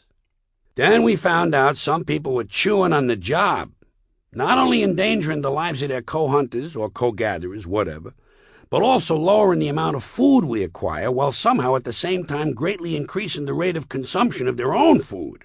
One of the gatherers, a short guy with bushy hair, I think it was Norris, he got whacked out of his skull on leaves last week, and he came in from gathering with a grand total, get this, a grand total of 6 berries and 1 nut.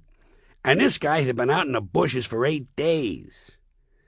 But now we're running into an even more serious problem with the dream plant that affects the safety of everyone. It seems that some people are chewing the leaves and then running around in circles at high speed.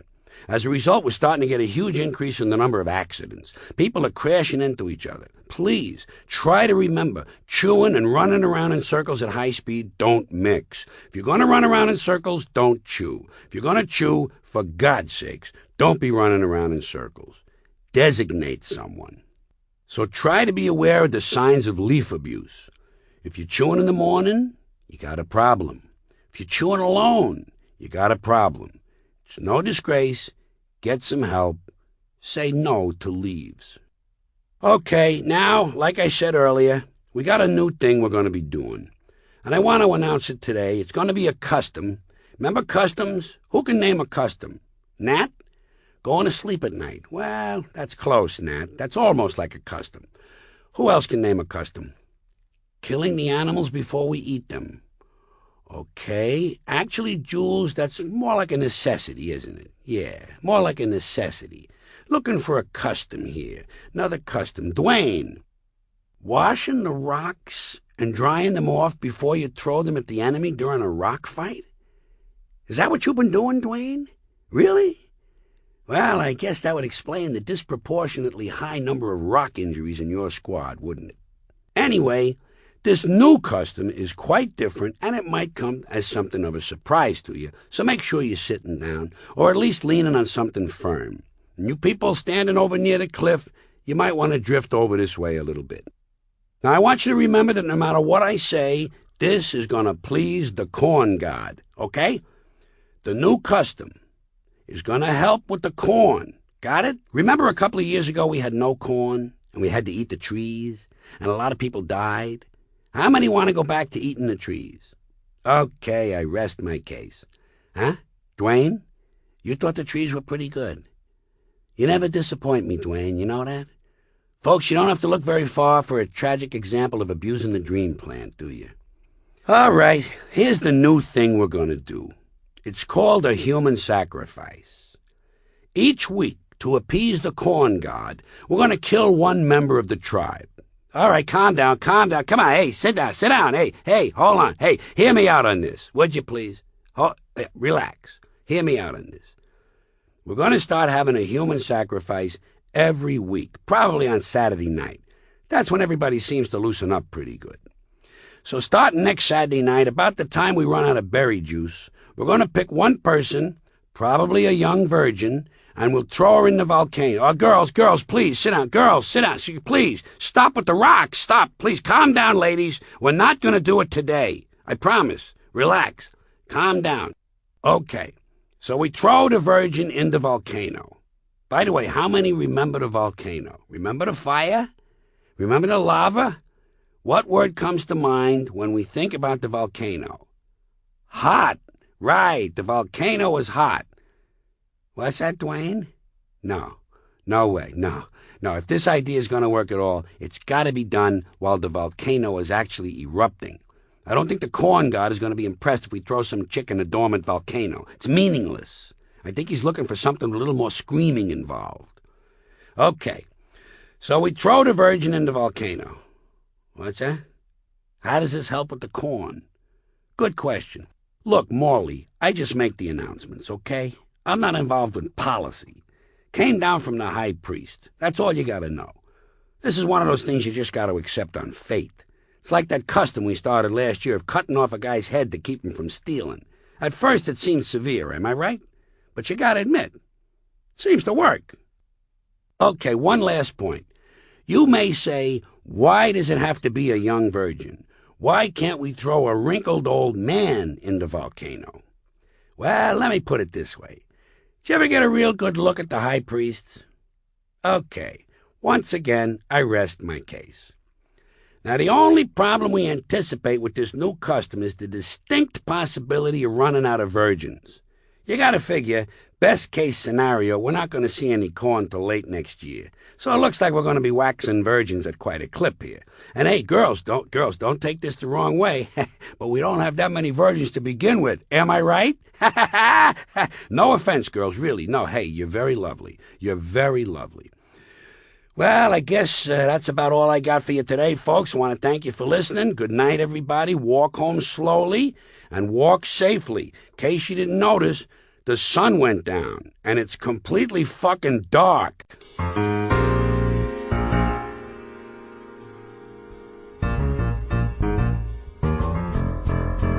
I don't like moths because I can't predict their flight patterns. They don't seem to know where they're going. I don't like that.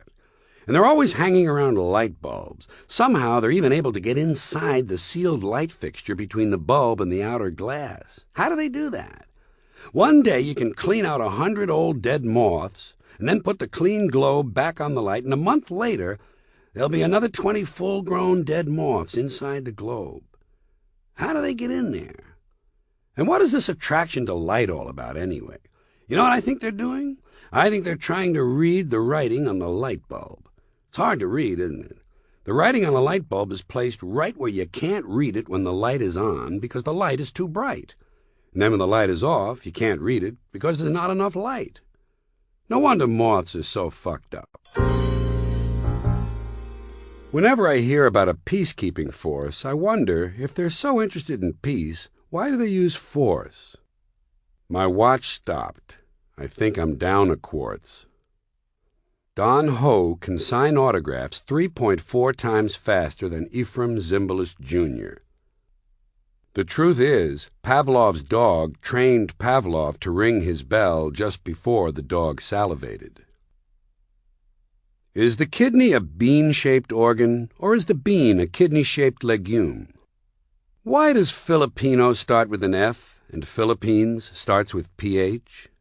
Why do shoelaces only come in certain sizes? How can a color be artificial? I look at red Jell-O and it's just as red as it can be. Why is it the other side of the street always crosses the street when I do? Sometimes when I'm told to use my own discretion, if no one is looking, I'll use someone else's, but I always put it back.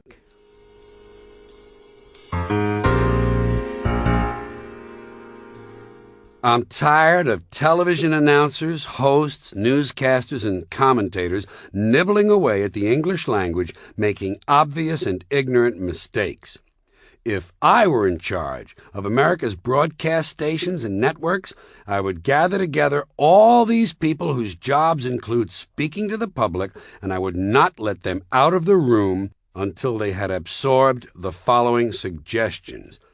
And I'm aware that media personalities are not selected on the basis of intelligence. I know that, and I try to make allowances for it. Believe me, I really try. But still, there are some liberties taken with speech that I think require intervention, if only for my own sake. I won't feel right if this chance goes by and I keep my silence. Number 1. The English word fort, spelled F-O-R-T-E, and meaning specialty or strong point, is not pronounced forte. Got that? It's pronounced fort.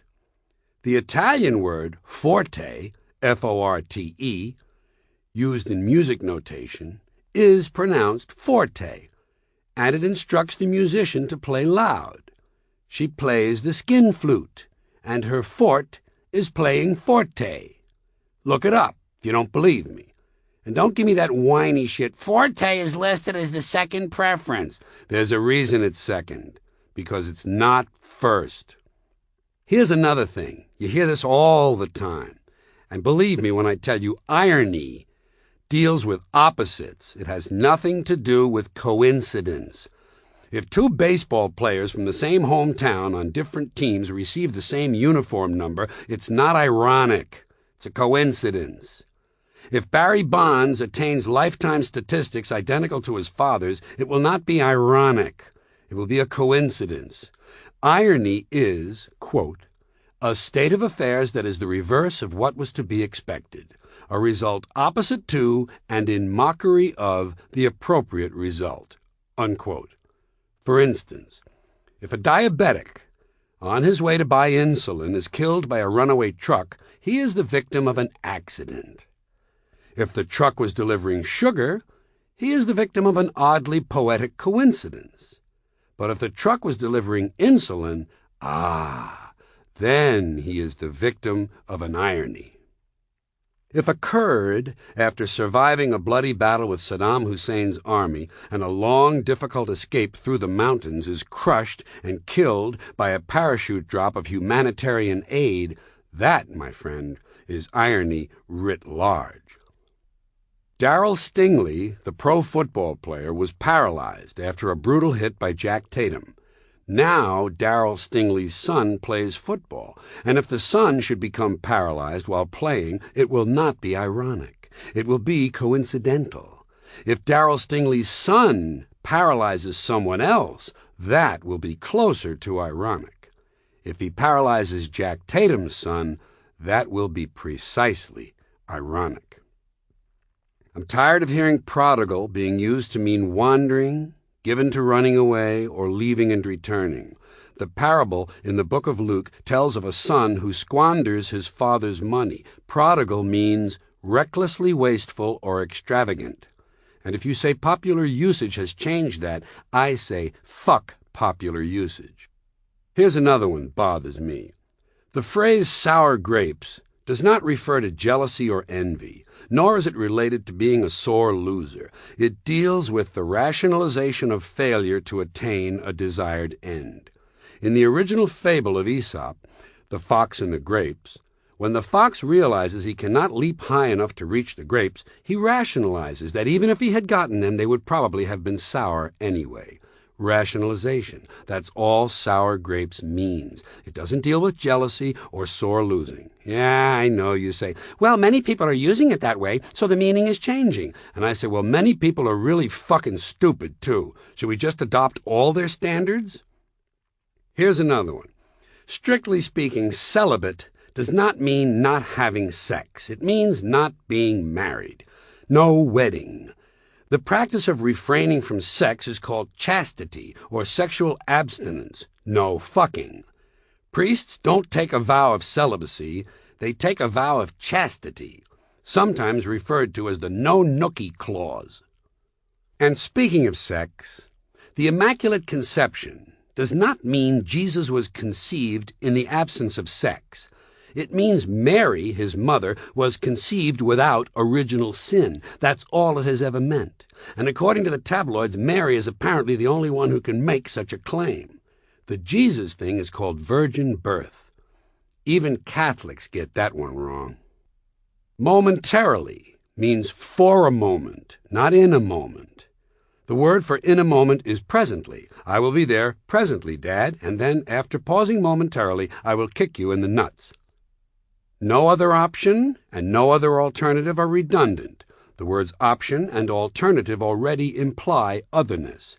I had no option, Mom. I got this huge erection because there was no alternative. This rule is not optional. The alternative is to be wrong. You should not use criteria when you mean criterion, for the same reason that you should not use criterion when you mean criteria. These is my only criterions. And by the way, a light year is a measurement of distance, not time. It will take light years for young basketball players to catch up with the number of women Wilt Chamberlain has fucked, is a scientific impossibility, probably in more ways than one. And a lot of people on television should be told an acronym is not just any set of initials. It applies only to those initials that can be pronounced as words. MAD, DARE, NATO, UNICEF. Those are acronyms. FBI, CIA, and KGB are not. They're just pricks. And I know I'm fighting a losing battle with this one, but I refuse to surrender. Collapsing a building with explosives is not an implosion. An implosion is a very specific scientific phenomenon. The collapsing of a building with explosives is the collapsing of a building with explosives. The explosives explode, and the building collapses inwardly. That is not an implosion. It is an inward collapsing of a building followed by a series of smaller explosions designed to make it collapse inwardly. Period. Fuck you.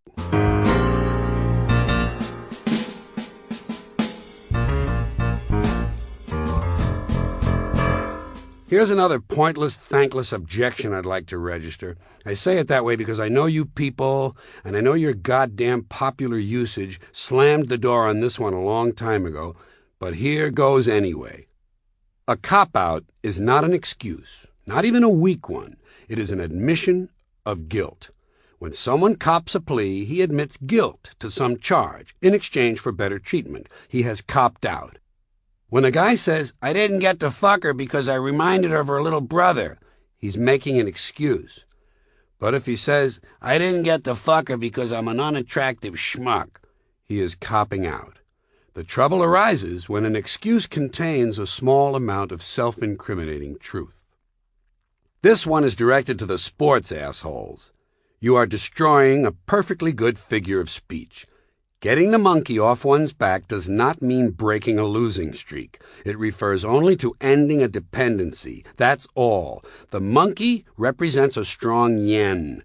A losing streak does not compare even remotely, not in a literary sense and not in real life. Here's one that you hear from truly dense people. The proof is in the pudding. Well, the proof is not in the pudding. The rice and the raisins are in the pudding. The proof of the pudding is in the eating. In this case, proof means test. The same is true of the exception that proves, or tests, the rule. Boy, these things piss me off. Here we go. An eye for an eye is not a call for revenge. It's an argument for fairness. In the time of the Bible, it was standard to take a life in exchange for an eye. But the Bible said no, the punishment should fit the crime. Only an eye for an eye, nothing more. It is not vindictive, it is mitigatory. Don't make the same mistake twice seems to indicate 3 mistakes, doesn't it? First you make the mistake, then you make the same mistake, then you make the same mistake twice. If you simply say, don't make the same mistake, you'll avoid the first mistake. Unique needs no modifier.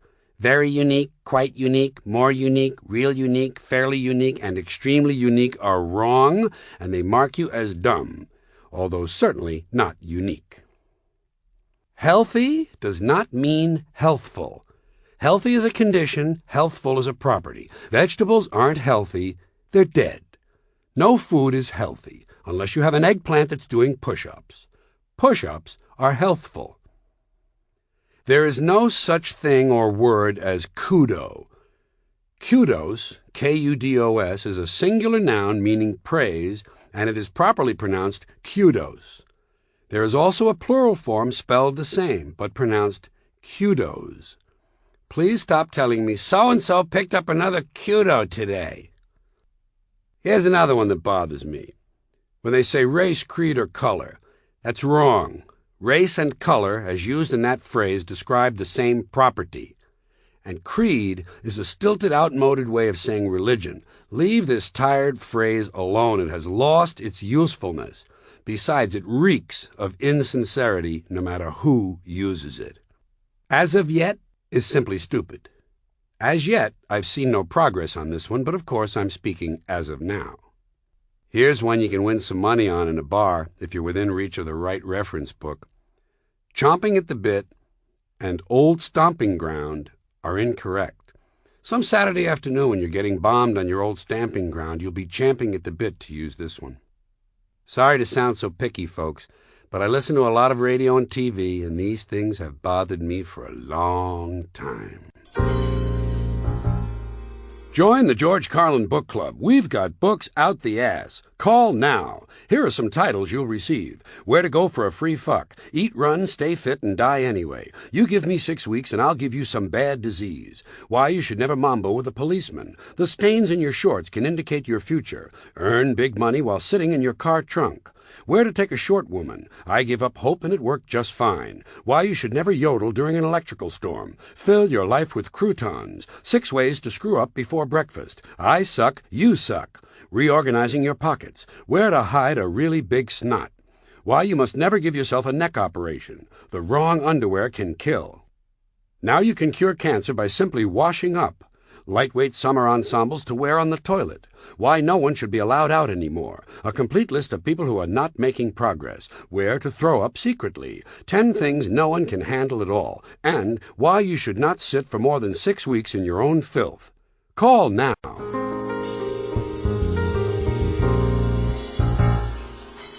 I dread the deaths of certain super celebrities. Not because I care about them, but because of all the shit I have to endure on television when one of them dies.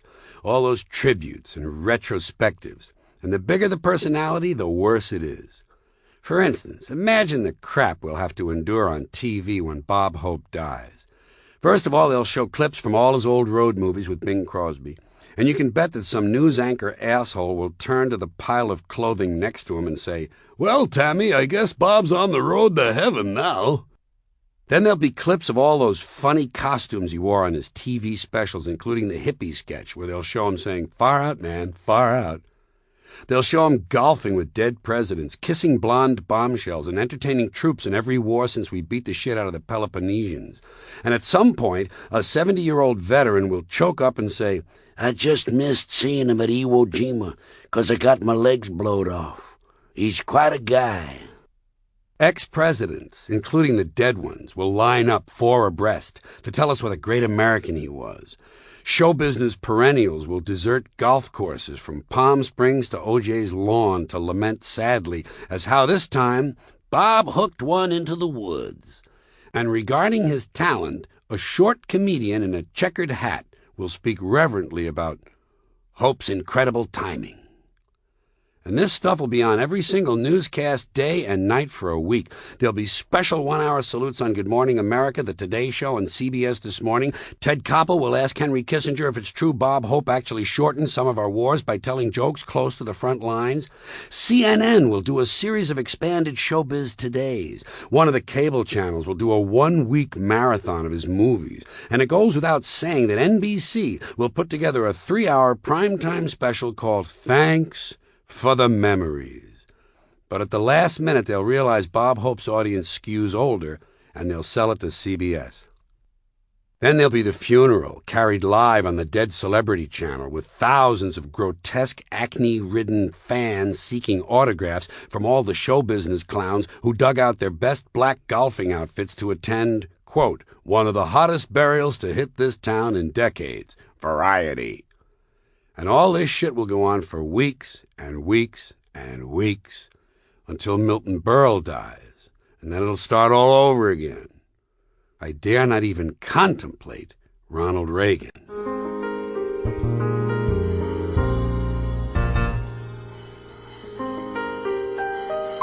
Another thing that bothers me in speech these days, the pre-epidemic, P-R-E, pre-board, pre-screen, pre-record, pre-taped, pre-existing, pre-order, pre-plan, pre-test, pre-condition, pre-register. In nearly all of these cases, you can drop the pre and not change the meaning of the word. They say the suicide film was not pre-screened by the school. No, of course not. It was screened. You can call and pre-qualify for a loan over the phone. Your loan is pre-approved. Well, if my loan is approved before I call, then no approval is necessary. The loan is simply available. There are many popular beliefs that are rooted in familiar expressions and sayings, and many of them simply aren't true. Everything comes in threes. Not true. In reality, everything comes in ones. Sometimes, when 3 ones come in a row, it seems like everything comes in threes. And by the way, in medieval times, it was widely believed that everything came in 26s. They were wrong, too. It just took them longer to recognize a pattern. People say when you die, you can't take it with you. Well, that depends on what it is. If it's your dark blue suit, you can certainly take it with you. In fact, not only can you take it with you, you can probably put some things in the pockets. You learn something new every day. Actually, you learn something old every day. Just because you just learned it doesn't mean it's new. Other people already knew it. Columbus is a good example of this.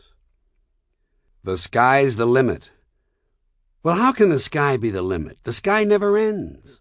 What kind of a limit is that? The earth is the limit. You dig a hole, and what do you keep getting? More earth. The earth's the limit. You get what you pay for. Clearly, this is not true. Have you been shopping lately? Only a naive person would believe that you get what you pay for. In point of fact, if you check your purchases carefully, you'll find that you get whatever they feel like giving you. And if corporations get any more powerful, you soon might not even get that. Tomorrow is another day. Not true. Today is another day. We have no idea what tomorrow is going to be. It might turn out to be another day, but we can't be sure. If it happens, I'll be the first to say so. But you know what? By that time, it'll be today again. Nice guys finish last. Not true. Studies have shown that on the average, nice guys finish third in a field of 6. Actually, short guys finish last. By the way, in medieval times, it was widely believed that nice guys finished 26th. You can see how limited those people were. If you've seen one, you've seen them all. Do we even have to talk about this one? This should be obvious. If you've seen one, you've seen one. If you've seen them all, then you've seen them all. I don't understand how this one even got started. Those were the days. No, those were the nights. Think back. Weren't the nights better? Days you had to work. Nights you went to parties, danced, drank, got laid. Those were the nights. There's no such thing as a free lunch. Well, what about when you eat at home? I don't pay when I eat lunch at home. It's free. Sometimes I'll leave a tip, but basically it's a free lunch. Yeah, I know we had to buy the food at the store, but as the Zen Buddhists say, the food is not the lunch. You pays your money and you takes your choice.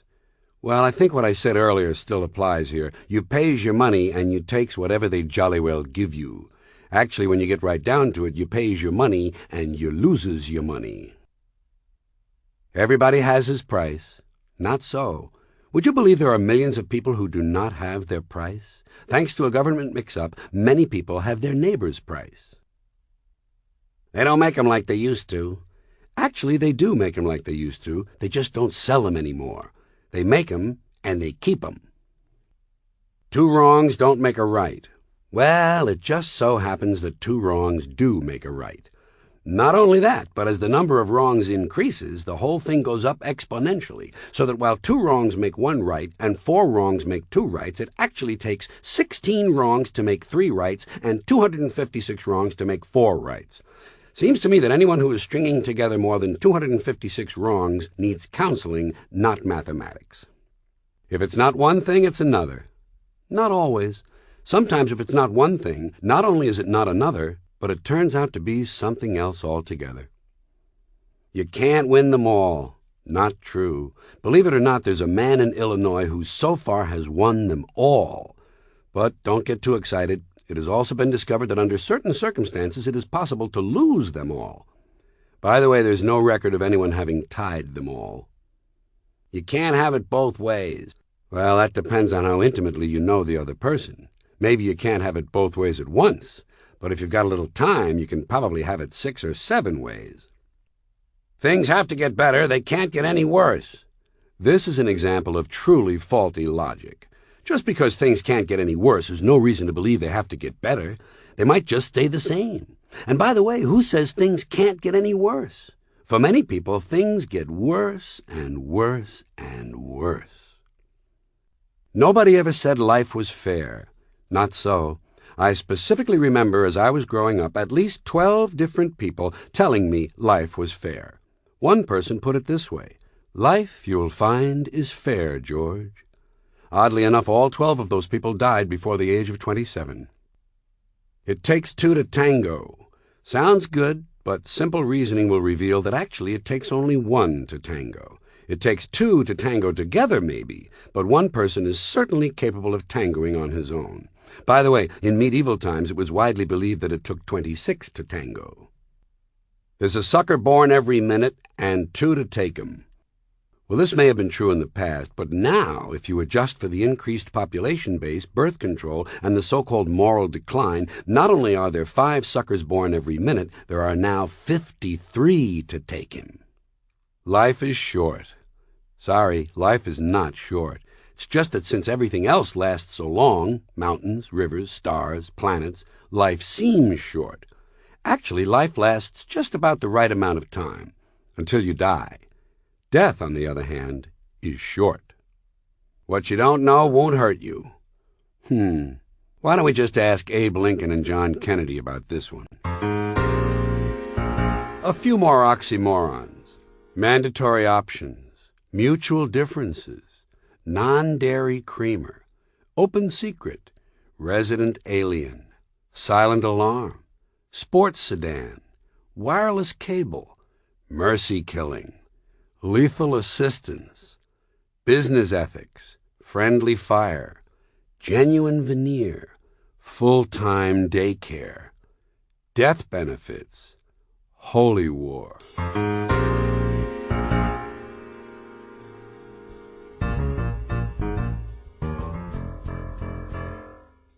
I'm going to give you 15 rules to live by.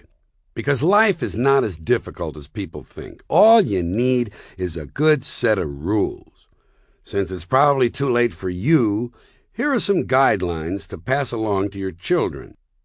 Number 1, relax and take it easy. Don't get caught up in hollow conceits such as doing something with your life. Such twaddle is outmoded and a sure formula for disappointment. Number 2, whatever it is you pursue, try to do it just well enough to remain in the middle third of the field. Keep your thoughts and ideas to yourself and don't ask questions. Remember, the squeaky wheel is the first one to be replaced. Number 3, size people up quickly and develop rigid attitudes based on your first impression. If you try to delve deeper and get to know people, you're asking for trouble. Number 4, don't fall for that superstitious nonsense about treating people the way you would like to be treated. It's a transparently narcissistic approach and may be the sign of a weak mind. Number 5, spend as much time as you can pleasing and impressing others, even if it makes you unhappy. Pay special attention to shallow manipulators who can do you the most harm. Remember, in the overall scheme, you count for very little. 6, surround yourself with inferiors and losers. Not only will you look good by comparison, but they will look up to you, and that will make you feel better.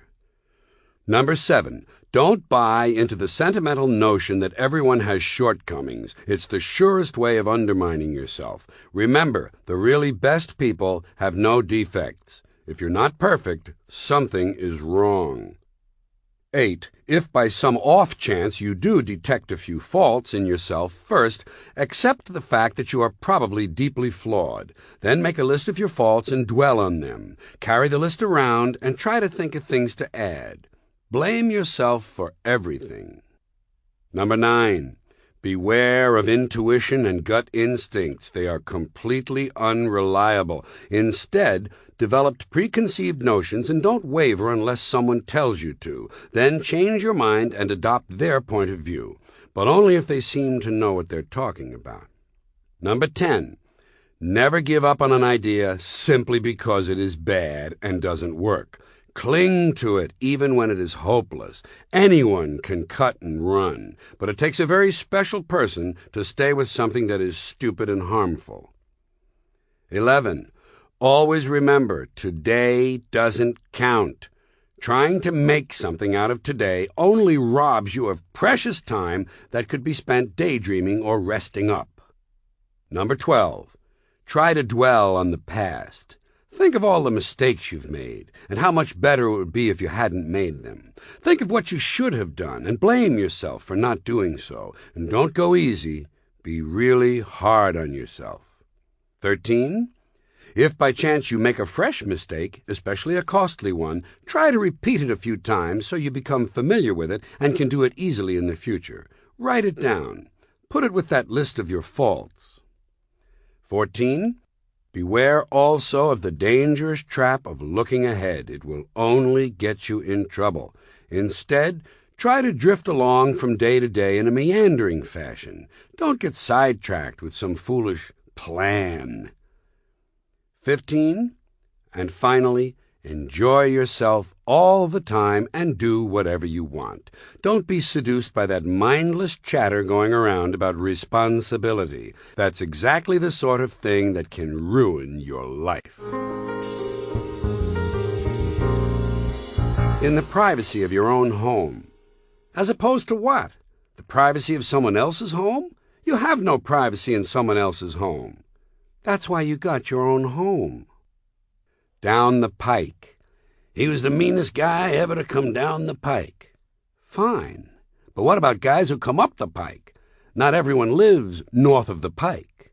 Some guys have to come up the pike, and they're really mean because nobody mentions them at all. And what about a guy who doesn't even use the pike? He arrives on Amtrak. Boy, was the meanest guy ever to arrive on Amtrak. Doesn't sound right, does it? Like a bat out of hell. We say some guy was going like a bat out of hell. Well, how do we know how fast a bat would leave hell? Maybe he would leave real slowly. In fact, why should we assume that a bat would even want to leave hell? Maybe he likes it there. Maybe hell is just right for a bat. Maybe it's bat heaven. And now that we're on this subject, how do we know hell has bats in the first place? What would a bat be doing in hell? Usually a bat is in the belfry. Why would he want to split his time between two places? Then again, maybe that's why he's in such a hurry to leave hell. He's due back at the belfry. And why do we say out like a light? The primary function of a light is to be lit, not to be out. Why choose a light to represent the concept of being out? Why not on like a light? The same is true of dropping like flies. The wrong quality is being emphasized. Flies are known for flying, not dropping. And let's forget meteoric rise. Meteors don't rise, they fall. You can talk until you're blue in the face. Well, you can't talk until you're blue in the face. In order to talk, you need oxygen. Blueness of the face is caused by a lack of oxygen. So if you're blue in the face, you probably stopped talking a long time ago. You might be making some gestures. In fact, if you're running out of oxygen, I would imagine you're making quite a number of gestures, and rather flamboyant ones at that. When we point out someone's lack of popularity, especially a politician's, we sometimes say, he couldn't get elected dog catcher. Well, first of all, since when do they elect dog catchers? I've never seen one on the ballot, have you? The last time you were in the voting booth, did it say president, vice president, dog catcher? No. And why do they imply that getting elected dog catcher would be easy? I think it would be hard. A lot of people have dogs. They wouldn't vote for you, and many of the people who don't have dogs still like them. I should think it would be quite difficult to get elected dog catcher. One thing leads to another. Not always. Sometimes one thing leads to the same thing. Ask an addict. The pen is mightier than the sword, needs to be changed, needs to be updated. It's overdue. It should have been changed much earlier in the 20th century to the typewriter is mightier than the machine gun. But at this point it should probably read, the word processor is mightier than the particle beam weapon. Unidentified person. Well, what exactly is an unidentified person? Doesn't everyone have an identity? Maybe they mean he's a person they can't identify. but that would make him an unidentifiable person. I guess if nothing else, he could always be referred to as that guy we can't identify. Open a can of worms. Well, why would you have to open it? Are there really sealed cans of worms? Who sealed them? Worms are usually put in a can after it has been opened and emptied of something else, like corn or pumpkin meat. Uncover a can of worms, maybe, but not open. Wild and woolly. Whenever I hear something described as wild and woolly, I always wonder where the woolly part comes in. Wild, I understand. But woolly? I have some sweaters that are woolly, but they're kind of conservative. They're not wild at all. In the wrong place at the wrong time. How can this be? Shouldn't it be in the right place at the wrong time? If a guy gets hit by a stray bullet, he's in the right place, where his day's activities have taken him, at the wrong time, when a bullet is passing by. If it were the wrong place, the bullet wouldn't have been there. Here's another. In the right place at the right time. That's also questionable. Let's say a guy wins a prize for being a bank's millionth customer. All you really have to say is he was in the right place. After all, it had to be the right time. That's the only time they were giving away the prize. If it hadn't been the right time, it wouldn't have been the right place. 20 minutes later, the bank wouldn't be the right place anymore. You never know. Not true. Sometimes you know. You don't have to be a rocket scientist implies that rocket scientists are somehow smart. Well, how smart can they be? They build machines that travel thousands of miles to drop fire and radiation on people. That doesn't sound smart to me. The oldest trick in the book. Sometimes in the movies, when the bad guy is holding a gun on the good guy says, "It won't work, Scarfelli. My men are right behind you with their guns drawn." And the bad guy says, "You can't fool me, Murdoch. That's the oldest trick in the book." Well, exactly what book are these guys talking about? Have you ever seen a book with a bunch of tricks in it? Magic tricks, maybe, but I don't think the thing with the guns would be in there, do you? A prostitute might have a book of tricks, but once again, probably no mention of the two guys with the guns. And anyway, even if there really were a book with a lot of tricks in it, how would you know which trick was the oldest? They were all printed at the same time. You'd have to say, "You can't fool me, Murdoch. That's the trick that appears earliest in the book." But I guess that's not good movie dialogue, is it? When they say someone is not going to win any popularity contests, what popularity contests are they talking about? I've never heard of these contests. Where do they have them? And who wins? Whoever is winning these popularity contests can't be all that popular. You never hear about them. You could hear a pin drop. Well, you can't hear a pin drop. Not even a bowling pin. When a pin is dropping, it's just floating through the air. There's very little noise. You might be able to hear a pin land, but certainly not drop.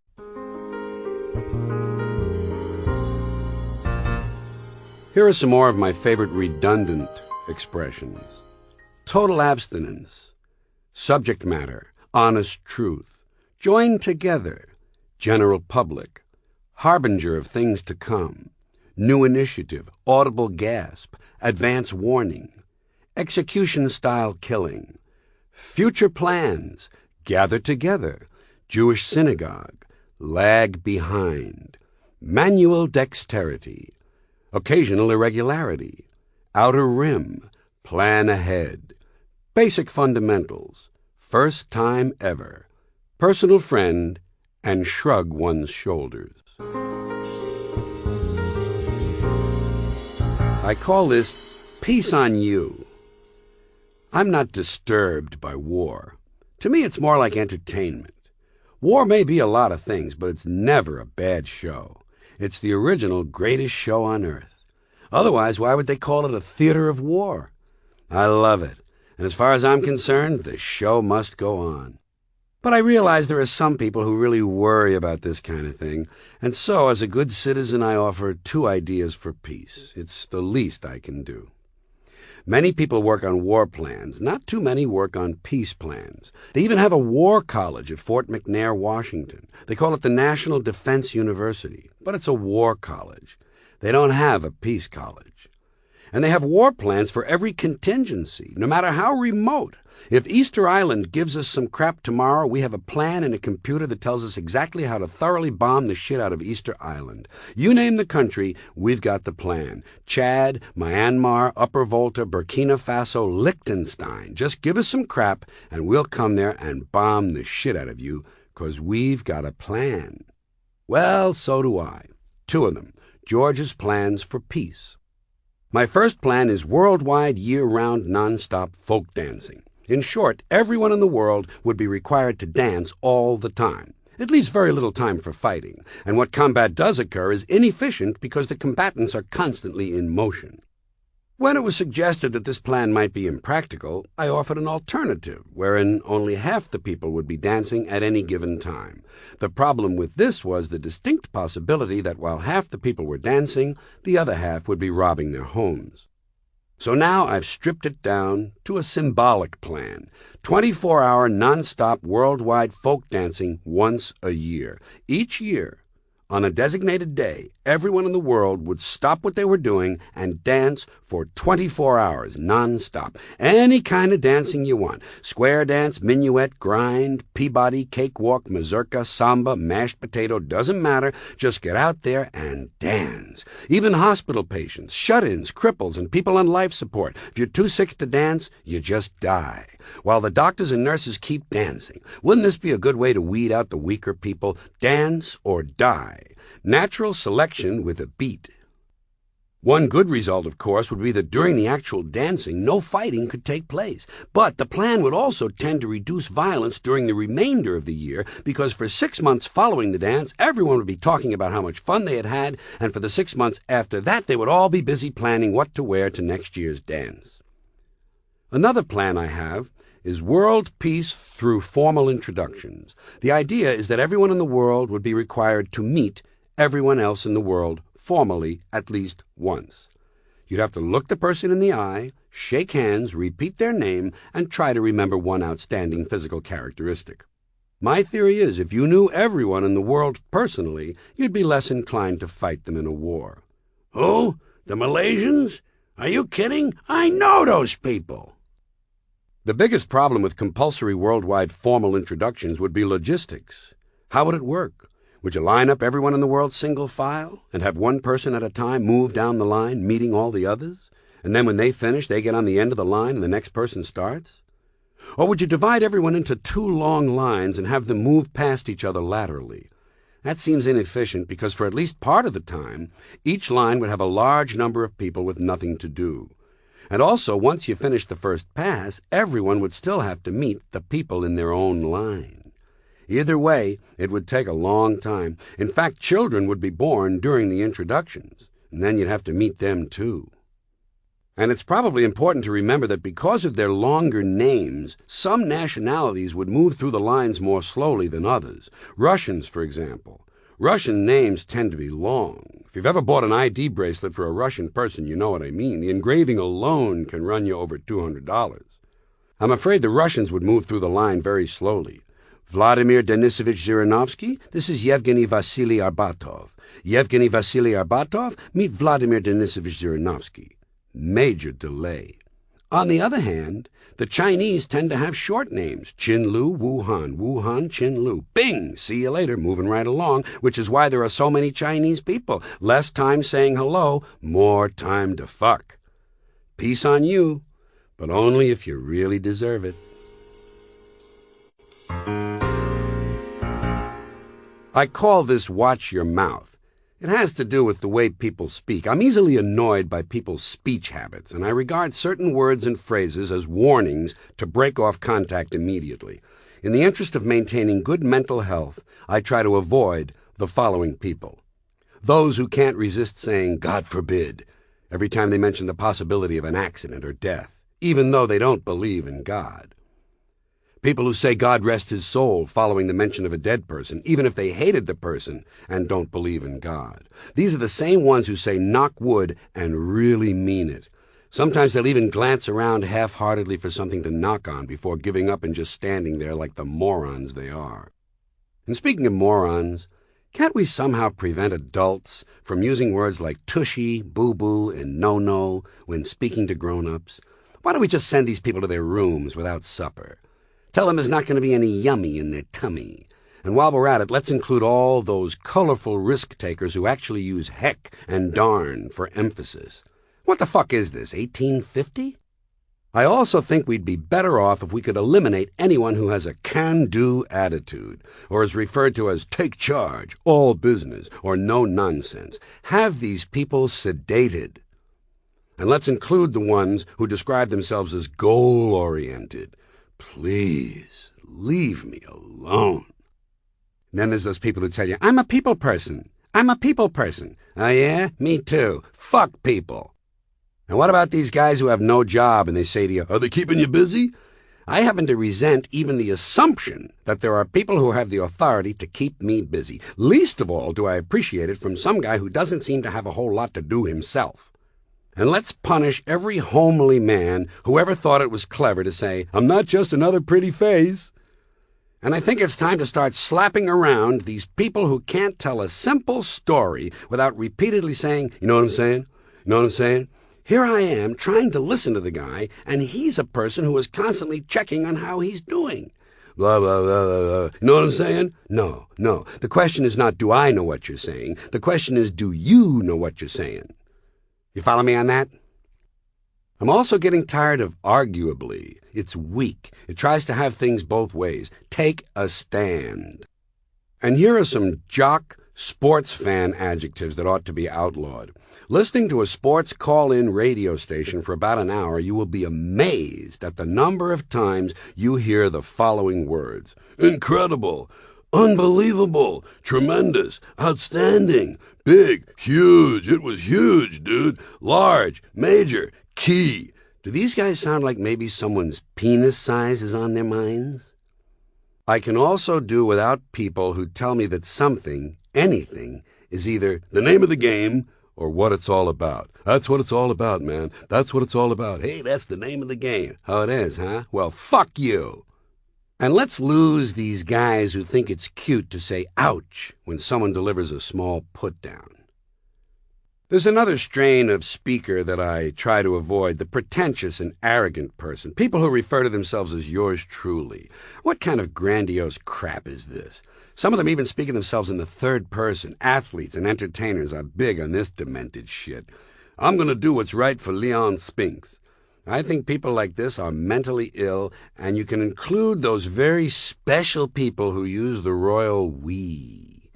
I also instantly dismiss anyone who tells me that some other person has class, is classy, or is a class act, the last of these being the most arrogant. What these speakers are telling you is that since they are among the few people who recognize class, it is their obligation to point it out to sorry-ass folks like you. If you manage to listen to them just a little longer, you'll find that they're completely full of shit. And this is the same type of person who uses the word tasty when referring to music. The previous reference to class is of the same order of arrogance as the phrases not too shabby, he's no dummy, I give him high marks, he's got his head on straight, and he really showed me something. All of these phrases reek of presumed superiority. And just when I thought all those precious twerps were about to stop saying not to worry, and by the by, along came what say you, and at the end of the day, to deepen my suffering. At the end of the day is probably the most pretentious expression to come along since the moi chow crowd descended on us. And just a tad has a phony ring to it. So does just a skosh. Speak English. And be on the alert for anyone who tells you that something they did was life-affirming. Oh, some celebrity said he quit doing his TV show because it stopped being life-affirming. Hey, Skeezix, when you finish affirming your life, get over here and give my dick a couple of jerks. And can't we figure out something evil to do to these people who call themselves survivors? Such self-regard. I'm a survivor. Good. We'll be sure to tell everyone at your funeral that you're a fucking survivor. And this one is almost too easy. Guys who can't leave a room without saying, I'm out of here. I'm out of here. You know what I say to them? Good. Stay the fuck out of here. There are also certain reckless people in this country who are abusing ongoing and early on. Leave these terms alone, please. They mark you as a counterfeit. Early on has faux poetic aspirations, and ongoing has only a very narrow area where it is distinctly appropriate. And some of these ongoing felons are the same ones who have vandalized the phrase, even as we speak. First they shortened it to, as we speak. Then they started using it every 4 minutes or so. Even as I write this, my pissed-offedness is ongoing. And fuck all the asshole people who say, God bless, and then don't bother to complete the sentence. Who are they? I haven't the slightest. But if I were God, I would not honor such a request. Anyway, enjoy. You know, some people talk about reincarnation, and I suppose it would be nice if reincarnation were a reality, but I have problems with the mathematics. At some point, originally, there must have been a time when there were only 2 human beings, don't you think? And they both died, and presumably their souls were reincarnated into 2 other bodies. But that still leaves us with only 2 souls. We now have nearly 6 billion people on the planet. Where are all the extra souls coming from? Is someone printing up souls? Wouldn't that tend to lower their value? I want to tell you a little about myself. I'm 63, that's 17 Celsius, but I've never told you much about my childhood. And listen, I was unusual even before I was born. During pregnancy, my mother carried me very low. In fact, for the last 6 weeks, my feet were sticking out. She was the only woman in the neighborhood who had maternity shoes, but she told me I was a big help when it came to climbing stairs. And I was a healthy baby, except I have one ear that's a little folded and bent. The doctor said it happened because apparently at the precise moment I was being conceived, my mother and father fell off the hood of the car. My parents chose what at that time was the very latest method of childbirth. You've heard of Lamaze? This was La Paz. The mother receives powerful narcotics, the father is sent to Bolivia, and the nurse does all the screaming. Soon as I was born, I noticed babies have it pretty easy. Wake up, cry, piss, roll over, drool, suck, eat, gag, belch, puke, giggle, crap, crawl, stand, fall, cry, scream, bleed, coo, sleep, and dream. I went through the usual stages: imp, rascal, scallywag, whippersnapper, and of course after that, it's just a small step to full-blown sociopath. I'm probably the only child who went directly from shenanigans to crimes against nature. I was always a little different. Most kids had a dog named Spot. You know what I called my dog? Stain. Different. Instead of my thumb, I sucked my ring finger. And I had a strange ambition. I just wanted to live longer than Jesus. My mother said it was because I was sensitive, so she washed me in woolite. And I was a hip kid. Oh, when I saw Bambi, it was the midnight show. My cap gun had a silencer. My lemonade stand had dance hostesses. And one night at dinner, when I was about 10, I leaned over to my father and I said, "Hey man, when am I going to load up on some of that breast milk again?" Still, I was practical. When one of my playmates died in an accident, I asked his mother if I could have his toys. As a boy, I was negatively affected by 2 things. First of all, I grew up on the side of a very steep hill, and I think that can throw you off a little. And here's another thing. When you look at a map lying on a table, north is usually the direction pointing away from you. But my front door faced south, so as you can see, as soon as I left my house, everything was backwards. Things like that have an effect. There's one other thing I should mention. You know how when you're real little, your dad throws you up in the air and catches you? Well, one day my dad threw me up in the air, and I went so high I could see the curvature of the earth. I believe I even caught a glimpse of Sri Lanka. At the time, of course, it was still called Ceylon. Anyway, after he threw me up in the air, he didn't wait around. He walked away. They said after that I was never really the same. They would whisper, "The boy's no longer playing with a full bag of jacks." What happened was I became a loner. I just wanted to be by myself. I had an imaginary friend, but I didn't bother with him. Fuck him. Let him get his own friends. I got no time for people like that. When you're a loner, of course, you have to make up your own games. Tag is difficult. I used to play cop, and instead of hide and seek, I would play a pathetic little game called hide. One time I remained hidden for over a month before I realized that no one was looking for me. It was sad, really, but there are compensations. To this day, I remain unchallenged at musical chair. My mother would say, "Why are you always playing alone?" And I would say, "I'm not playing, Ma, I'm fucking serious." They first noticed I was strange when I insisted on listening to the circus on the radio. I guess I was a bad boy. Besides shitting in my pants, I would also shit in other people's pants. Eventually, she sent me to a child psychologist. It was all the vogue at the time. So I went, and I honestly believe he was crazier than I was. I should have stabbed him many times in the eyes with a railroad spike while I still had the chance. I consider it a lost opportunity. One problem was that my mother was very strict, and on top of that she was a physically imposing woman. Thinking back, the person she most reminds me of is Charles Carlin. I didn't really like her, you know. I remember staring at the orphanage and feeling envy. Of course, it wasn't all bad. I have some pleasant memories, too. Every Sunday after church, my mother and I would buy the Sunday papers and walk home together, and then she'd get drunk and try to make pancakes. In a way, I take all the blame, though. I was hard to handle, and it wasn't easy on her. As I said, I'm 63 now, and she still isn't over postpartum depression. Yet she's a typical mom. She still thinks I'm going to be tall. And you know something? Her wish is coming true, because she's getting smaller. Soon I will be, too. I guess the thing I miss most about childhood is riding piggyback. And here's something I don't tell too many people. I still like to ride piggyback occasionally. I really do. And I don't mean across the room. I'm talking about long trips. I went to Florida last winter. Piggyback. Fortunately, I have very indulgent friends. And I pay top dollar.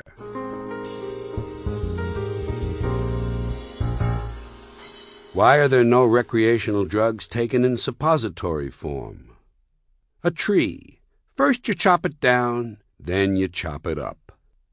If a painting can be forged well enough to fool experts, why is the original so valuable? Why does it always take longer to go somewhere than it does to come back?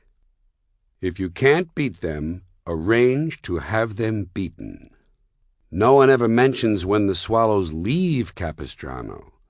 What, do they just die there? And how do we know it's the same swallows every year? The swallows know that on March 19th, the tourists come back to Capistrano. We have mileage, yardage, and footage. Why don't we have inchage? They say, let's stop underage drinking before it starts. Please explain that to me. Sounds tricky. The news story said someone had overcome a fatal disease. Wow. I put $1 in one of those change machines. Nothing changed. Now that the year 2000 is here, I hope the crime of the century happens real soon, so I get to read about it. They say if you outlaw guns, only outlaws will have guns. Well, shit, those are precisely the people who need them. I once found a throw rug in a catch basin. One of the best expressions in the English language is, "Who says so?" I guarantee if you keep saying, "Who says so?" long enough, sooner or later someone will take you into custody. Beethoven was so hard of hearing he thought he was a painter. I went to the Missing Persons Bureau. No one was there. Meow means woof in cat. When primitive people practice the rain dance, does it rain at the end of the practice? And if it doesn't, how do they know they did the dance correctly? If you live to be 100, your lucky number goes up by 1. Amy Vanderbilt, the foremost authority on etiquette, committed suicide and apparently didn't have the courtesy to leave a note. They keep saying you can't compare apples and oranges. I can. An apple is red and distinctly non-spherical. An orange is orange and nearly spherical. So what's the big problem? After a flood, where do all the rowboats go? When Popeye blows through his pipe, why doesn't he get sprayed with burning ash? George Washington's brother was the uncle of our country. If you fall asleep on the couch in a house where a woman is present, there will be a blanket or a coat covering you when you awaken. When blowing out your birthday candles, suppose you wish for one candle to stay lit. Is it possible for your wish to come true? The day after tomorrow is the third day of the rest of your life. Why must hailstones always be the size of something else? And if it must be that way, why don't they have hailstones the size of testicles? I often think how different the world would have been if Hitler had not been turned down when he applied to art school. So far, the Ku Klux Klan has not produced any really great composers. You know, when you look at some of Picasso's paintings, it makes you wonder what kind of woman he visualized when he masturbated. You know, we use the sun to make electricity, and then we use the electricity to operate sun lamps and tanning machines. Prefix has no suffix, but suffix has a prefix. If a really stupid person becomes senile, how can you tell? I read somewhere that in the last census, 1.6% of the people were not counted. How can they know that? What exactly is viewer discretion? If viewers had discretion, most television shows would not be on the air. Remember, inside every silver lining, there's a dark cloud. Dogs lead a nice life. You never see a dog with a wristwatch. What exactly is mid-air? Is there some other part of air besides the mid part? I'd like to live in a country where the official motto was, "You never know." It would help me relax. The reason they call it the American dream is because you have to be asleep to believe it. It goes without saying that I'm not the only person who has noticed this, but I never got to spell it out my way before. Comedy's nature has two sides. Everybody wants a good time and a couple of laughs, and of course the comic wants to be known as a real funny guy. But the language of comedy is fairly grim and violent. It's filled with punchlines and gags and slapstick. After all, what does a comic worry most about? Dying. He doesn't want to die. Geez, I was dying. It was like death out there, like a morgue. I really bombed. Comics don't want to die, and they don't want to bomb. They want to go over with a bang and be a real smash. And if everything works out, they're successful, and they make you laugh, they can say, "I killed them. I slaughtered those people. I knocked them dead." And what phrases do we use when we talk about the comic? He's a riot, a real scream, a rib-splitting knee-slapper. My sides hurt, my cheeks ache. He broke me up, cracked me up, slayed me, fractured me. He had me in stitches. I busted a gut. I get a real kick out of that guy. Laugh? I thought I'd die. Well, that's about it, folks. I hope you enjoyed hearing my book. Going home now and write my second book. If you'd like to come over to the house and listen to me type, you're perfectly welcome to do so.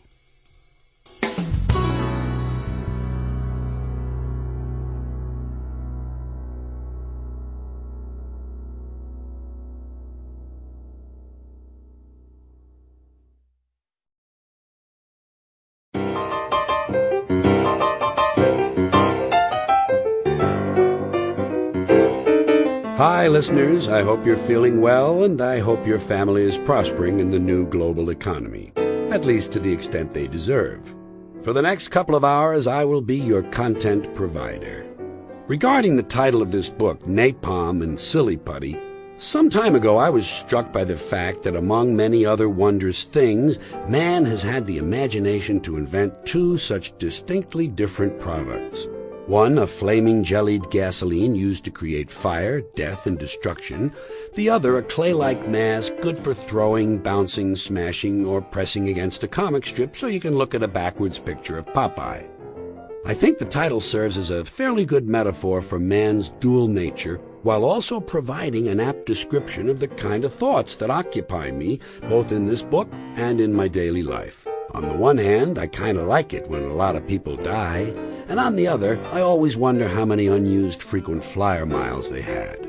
The only difference between lilies and turds is whatever difference humans have agreed upon, and I don't always agree. I had an interesting morning. I got into an argument with my Rice Krispies. I distinctly heard snap, crackle, fuck you. I'm not sure which one of them said it. I was reaching for the artificial sweetener at the time and not looking directly into the bowl. But I heard it, and I said, well, you can all just sit right there in the milk as far as I'm concerned until I find out which one of you said that. Mass punishment. The idea is to turn them against one another.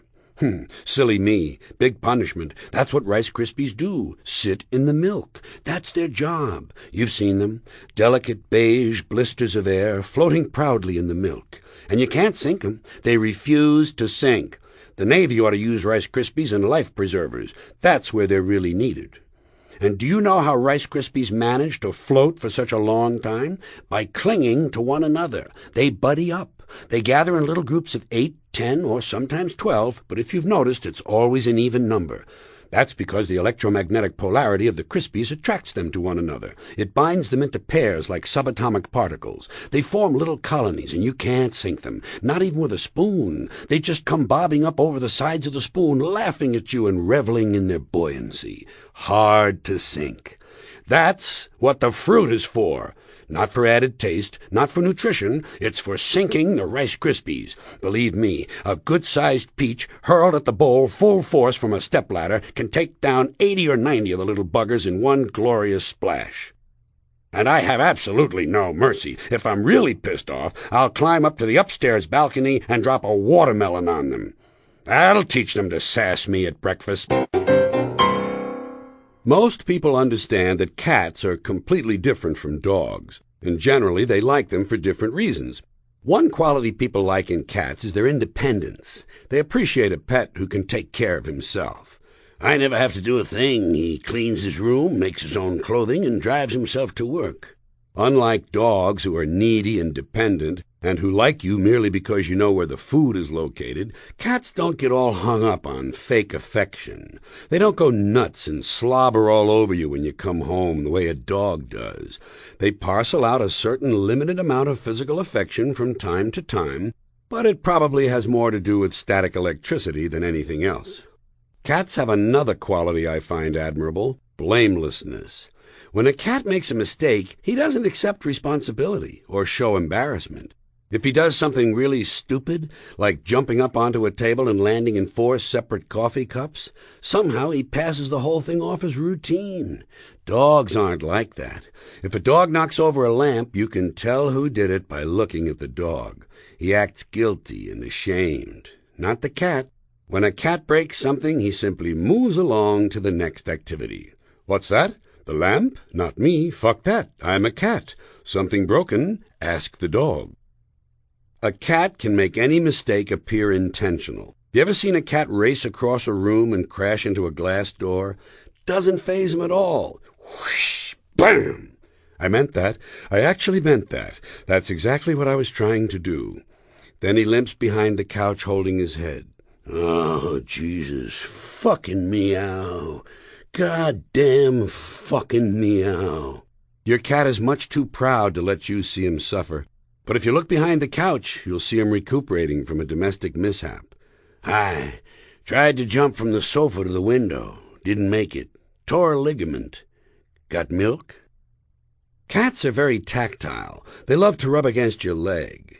If you own a cat and you have a leg, you got a happy cat. Oh boy, I'm rubbing against his leg. How I love his leg. If you have 2 legs, you got yourself a party. Oh boy, 2 legs. Now I can do the figure 8. They love to do the figure 8. Around one leg, in between, and then around the other. Oh boy, I'm doing the figure 8. He'll rub against your legs even if you're not there yet. You might be 20 feet down the hall. As soon as he sees you coming, he starts walking sideways. He doesn't want to miss a shot at your legs. Oh boy, here he comes. Soon I'll be doing the figure 8. Cats are so tactile, you don't even have to do the petting. All you need is to put your hand somewhere near him, and he'll lean into you and do all the work. They love to push back. Then there's the ass trick. Did you ever stroke a cat who's lying absolutely flat And before you've run your hand halfway down his back, his ass is sticking way up in the air, as if you pressed an ass button or something. Isn't he a cute little... Oh, holy shit, how did he do that? Or sometimes if he's on the bed with you, he'll climb onto your chest and stick his ass right in your face. Hey, here's my ass. Check my ass, Daddy. Get a nice clean look at my ass. And then while he's showing you his ass, he starts that kneading thing with his paws, like he's playing the piano. God, I hate that. Get him off of me! Jesus, I hate that. I don't even know what it is, and I hate that. It's as if he got a hold of some bad drugs or something. What is that? It's an instinctive nursing behavior, honey. He misses his mommy. You always say that. You said that about the mailman. The story is that if you're condemned to death, they have to give you one last meal of your choice. Now, what is that all about, anyway? I mean, a group of people plans to kill you, so they want you to eat something you like?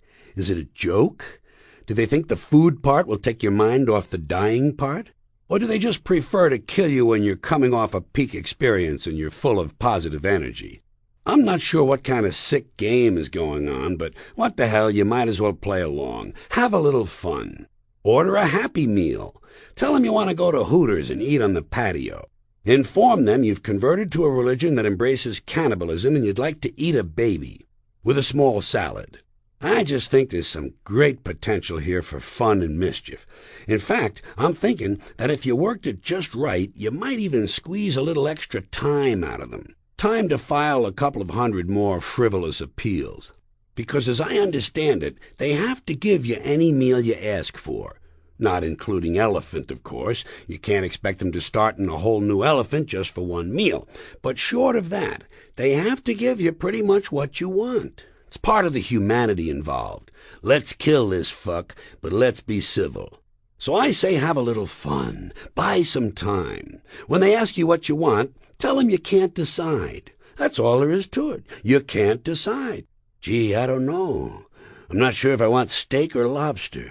I mean, I really love them both. Haven't had lobster in quite a while, but on the other hand, I really love chicken. It's my good luck food. And they're both rich in protein. I just can't figure it out. What can they do? Can they kill you under those circumstances? Can they go ahead and kill you if you honestly don't know what you want for dinner?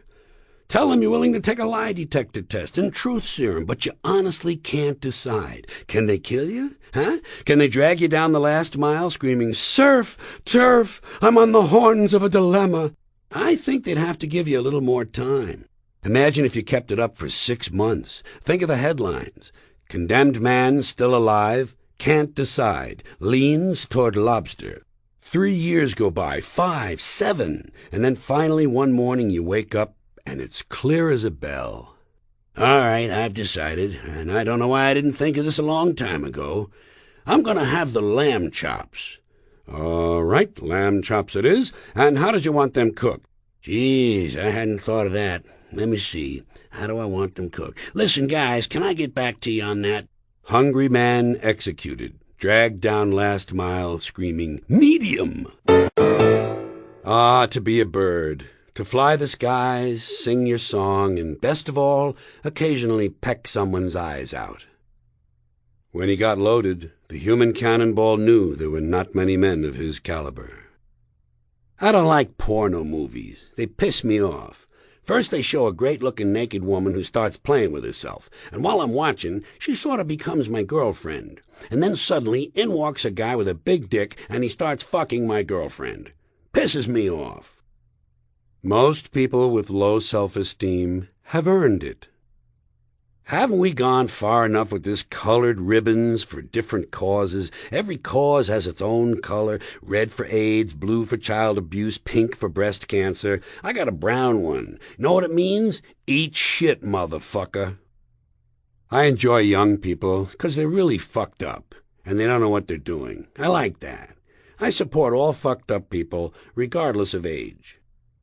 In that book, Tuesdays with Maury, Maury Schwartz had Lou Gehrig's disease. But what isn't generally known is that because of a mix-up at the hospital, Lou Gehrig had Hodgkin's disease. Hodgkin had Parkinson's disease, and Parkinson had Alzheimer's disease. Unfortunately, Alzheimer couldn't remember whose disease he had. He thinks it might have been Wally Pipp. Whenever you see more than two men sitting in a parked car after dark, you can be sure drugs are involved. When I die, I don't want to be buried, but I don't want to be cremated either. I want to be blown up. Put me on a pile of explosives and blow me up. Or throw my body from a helicopter. That would be fun. One stipulation, wherever I land, you have to leave me there. Even if it's on the mayor's lawn. Just let me lie there. But keep the dogs away. Isn't it nice that once your parents are dead, they can't come back and start fucking with you again? The trouble with a sitcom is that every week it's the same group of irritating assholes. People who say they don't care what people think are usually desperate to have people think they don't care what people think. You know what would be great? To be in a coma. You're still alive, but you have no responsibilities. He owes me $6,000. He's in a coma. Oh, okay. Never mind. If I had my choice of how to die, I'd like to be sitting on the crosstown bus and just suddenly burst into flames. Have you noticed that fluorescent lights seem afraid to come on? When you turn on a fluorescent light, it flickers and hesitates, and it's sort of unsure of itself. Then after several seconds, it seems to gain confidence and light up at full strength. What's that all about? Couldn't these lamps be given some sort of counseling? The Christians are coming to get you, and they are not pleasant people. I recently bought a book of free verse for $12. If the police never find it, is it still a clue? You know an odd feeling? Sitting on the toilet eating a chocolate candy bar. You can't argue with a good blowjob. I've thought it over, and I've decided pus is okay. Every 60 seconds, 30 acres of rainforest are destroyed in order to raise beef for fast food restaurants that sell it to people, giving them strokes and heart attacks, which raise the medical costs and insurance rates, providing insurance companies with more money to invest in large corporations that branch out further into the third world so they can destroy more rainforests. When I was a kid, if a guy got killed in a Western movie, I always wondered who got his horse. Advertising lullaby. Quality, value, style, service, selection, convenience, economy, savings, performance, experience, hospitality, low rates, friendly service, name brands, easy terms, affordable prices, money-back guarantee.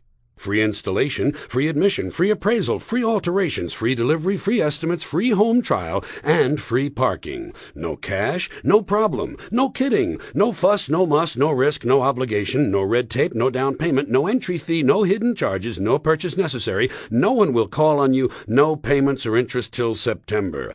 Limited time only, though, so act now, order today, send no money, offer good while supplies last. 2 to a customer, each item sold separately, batteries not included, mileage may vary, all sales are final, allow 6 weeks for delivery, some items not available, some assembly required, some restrictions may apply.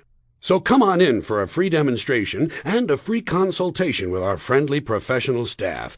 Our experienced and knowledgeable sales representatives will help you make a selection that's just right for you and just right for your budget. And say, don't forget to pick up your free gift, a classic, deluxe, custom, designer, luxury, prestige, high-quality, premium, select, gourmet pocket pencil sharpener. Yours for the asking, no purchase necessary. It's our way of saying thank you.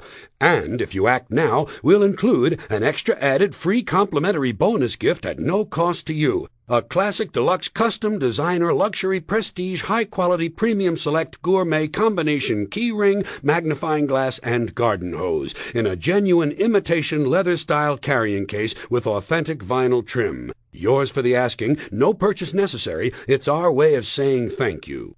Actually, it's our way of saying, bend over just a little bit farther so we can stick this big advertising dick up your ass a little bit deeper, a little bit deeper, a little bit deeper, you miserable, no-good, dumbass fucking consumer. Here's something we all have in common: flying on big airplanes and listening to the announcements, and trying to pretend the language they're using is English. Doesn't always sound like it to me. It starts at the gate. We'd like to begin the boarding process. Extra word, process, not necessary. Boarding is sufficient. We'd like to begin the boarding. Simple, tells the story. People add extra words when they want things to sound more important than they really are. Boarding process sounds important. It's not. It's just a group of people getting on an airplane.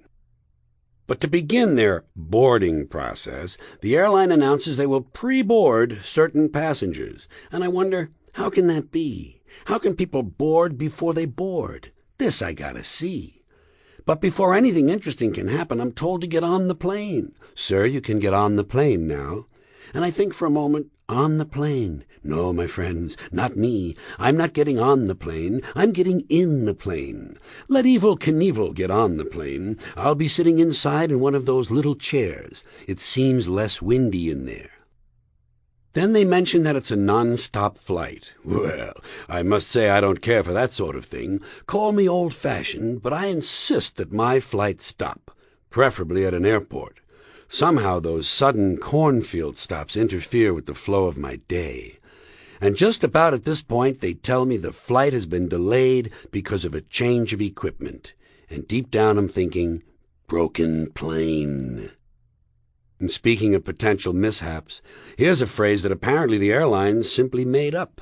Near miss. They say that if two planes almost collide, it's a near miss. Bullshit, my friend. It's a near hit. A collision is a near miss. Look, they nearly missed. Yes, but not quite. Back to the flight. As part of all the continuing folderol, I'm asked to put my seat back forward. Well, unfortunately for the others in the cabin, I don't bend that way. If I could put my seat back forward, I'd be in porno movies. There's also a mention of carry-on luggage. First time I heard this term, I thought they said carry-on, and they were going to bring a dead deer on board. And I wondered, well, what the hell would they want with that? Don't they have those little TV dinners anymore? And then I thought, carry on, of course, people are going to be carrying on. It's a party. Well, I don't much care for that. Personally, I prefer a serious attitude on the plane. Especially on the flight deck, which is the latest euphemism for cockpit. Can't imagine why they'd want to avoid a colorful word like cockpit, can you? Especially with all those lovely stewardesses going in and out of it all the time. By the way, there's a word that's changed, stewardess. First it was hostess, then stewardess. Now it's flight attendant. You know what I call her? The lady on the plane. These days, sometimes it's a man on the plane. That's good. Equality. I'm all in favor of that. The flight attendants are also sometimes referred to as uniformed crew members. Oh, good. Uniformed. As opposed to this guy next to me in the Grateful Dead t-shirt and the fuck you hat, who's currently working on his 9th little bottle of Kahlua. As soon as they close the door to the aircraft, they begin the safety lecture. I love the safety lecture. It's my favorite part of the flight. I listen very carefully, especially to the part where they teach us how to use the seatbelt. Imagine that. A plane full of grown humans, many of them partially educated, and someone is actually taking the time to describe the intricate workings of a belt buckle. Place the small metal flap into the buckle. Well, at that point I raise my hand and ask for clarification. Over here, please. Over here. Yes. Thank you very much. Did I hear you correctly? Did you say place the small metal flap into the buckle, or did you say place the buckle over and around the small metal flap? I'm a simple man. I do not possess an engineering degree, nor am I mechanically inclined. Sorry to have taken up so much of your time. Please continue with your wonderful safety lecture. Seatbelt. High-tech shit. The lecture continues. The next thing they advise me to do is to locate my nearest emergency exit. Well, I do this immediately. I locate my nearest emergency exit, and I plan my escape route. You have to plan your escape route. It's not always a straight line, is it? No. Sometimes there's a really big fat fuck sitting right in front of you. Well, I know I'll never be able to climb over him, so I look around for women and children, midgets and dwarfs, cripples, elderly widows, paralyzed veterans, and people with broken legs. Anyone who looks like they don't move too well. The emotionally disturbed come in very handy at a time like this. It's true I may have to go out of my way to find some of these people, but I'll get out of the plane a whole lot quicker, believe you me. My strategy is clear. I'll go around the fat fuck, step on the widow's head, push those children aside, knock down the paralyzed midget, and escape from the plane, in order, of course, to assist the other passengers who are still trapped inside the burning wreckage. After all, I can be of no help to anyone if I'm lying in the aisle unconscious with some big cocksucker standing on my neck. I must get out of the plane, make my way to a nearby farmhouse, have a Dr. Pepper, and call the police. The safety lecture continues. In the unlikely event... This is a very suspect phrase, especially coming as it does from an industry that is willing to lie about arrival and departure times. In the unlikely event of a sudden change in cabin pressure, roof flies off. An oxygen mask will drop down in front of you. Place the mask over your face and breathe normally. Well, no problem there. I always breathe normally when I'm in an uncontrolled 600-mile-an-hour vertical dive. I also shit normally, directly into my pants. Then they tell me to adjust my oxygen mask before helping my child with his. Well, that's one thing I didn't need to be told. In fact, I'm probably going to be too busy screaming to help my child at all. This will be a good time for him to learn self-reliance. If he can surf the fucking internet, he can goddamn jolly well learn to adjust an oxygen mask. It's a fairly simple thing, just a little elastic band in the back. Not nearly as complicated as, say, a seatbelt. The safety lecture continues. In the unlikely event of a water landing... A water landing? Am I mistaken, or does this sound somewhat similar to crashing into the ocean? Your seat cushion can be used as a flotation device. Well, imagine that. My seat cushion, just what I need, to float around the North Atlantic for several days, clinging to a pillow full of beer farts. The announcements suddenly cease. We're about to take off. Time for me to drift off to sleep, so the captain can later awaken me repeatedly with the many valuable sightseeing announcements he will be making along the way. I'm always amazed at the broad knowledge these men have of the United States. And some of them apparently have really good eyesight. A few folks seated on the left side of the plane, that's old Ben Hubbard's place down there. And what do you know, there's Ben coming out onto his porch right now. What's he doing? By God, he's picking his nose. Wow, look at that one. That is one prize booger. And look, he's throwing it into a bush. Ain't that just like old Ben? Over on the right... Suddenly I'm awake. The flight is almost over, and somehow along the way the captain has become politicized. His latest offering. Ladies and gentlemen, we have just begun our gradual descent into the Los Angeles area, similar in many ways to the gradual descent of this once great nation from a proud paragon of God-fearing virtue to a third-rate power awash in violence, sexual excess, and personal greed. I drift off again and awaken just as the end-of-flight announcements are being made. The captain has turned on the fasten seatbelt sign. Here we go again. Who gives a shit who turned on the sign? What does that have to do with anything? It's on, isn't it? And by the way, isn't it about time we found out who made this man a captain? Did I sleep through some sort of armed forces swearing-in ceremony? Captain my ass, the man is a fucking pilot, and he should be happy with that. If those sightseeing announcements are any mark of his intelligence, the man's lucky to be working at all. Having endured enough nonsense from this so-called captain, I finally raise my voice. Tell the captain Air Marshal Carlin says he should go fuck himself. The next sentence I hear is filled with language that pisses me off. Before leaving the aircraft, please check around your immediate seating area for any personal belongings you might have brought on board. Well, let's start with immediate seating area. Seat. It's a goddamn seat. For any personal belongings. Well, what other kinds of belongings do they think I have? Public belongings? Do they honestly think I brought along a fountain I stole from the park? You might have brought on board. Well, I might have brought my Shoshone arrowhead collection. I didn't, so I'm not going to look for it. Then they say we'll be landing shortly. Doesn't that sound like we're going to miss the runway? Final approach is not too promising either. Final is not a good word to be using on an airplane. Sometimes the pilot will speak up and say, "We'll be on the ground in 15 minutes. Well, that seems a little vague. On the ground could mean any number of things, most of them not very good. By this time, we're taxiing in, and the flight attendant is saying, "Welcome to Los Angeles International Airport." Well, how can someone who is just arriving herself possibly welcome me to a place she hasn't gotten to yet? Doesn't this violate some law of physics? We've been on the ground barely 4 seconds, and she's coming on like the mayor's wife. "We're the local time." Well, of course it's the local time. What did they think I was expecting, the time in Norway? "Enjoy your stay in Los Angeles, or wherever your final destination might be." Someone should really tell these airline people that all destinations are final. That's what destination means. Destiny. It's final. Think of it this way.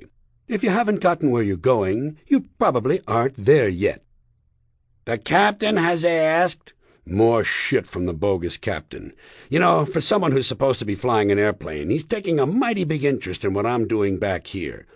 "That you remain seated until he has brought the aircraft to a complete stop." A complete stop. Not a partial stop. No, because during a partial stop, I partially get up, partially get my bags, and partially leave the plane. "Please continue to observe the no smoking sign until well inside the terminal." Folks, I've tried this. Let me tell you, it is physically impossible to observe the no-smoking sign even from just outside the airplane, much less from well inside the terminal.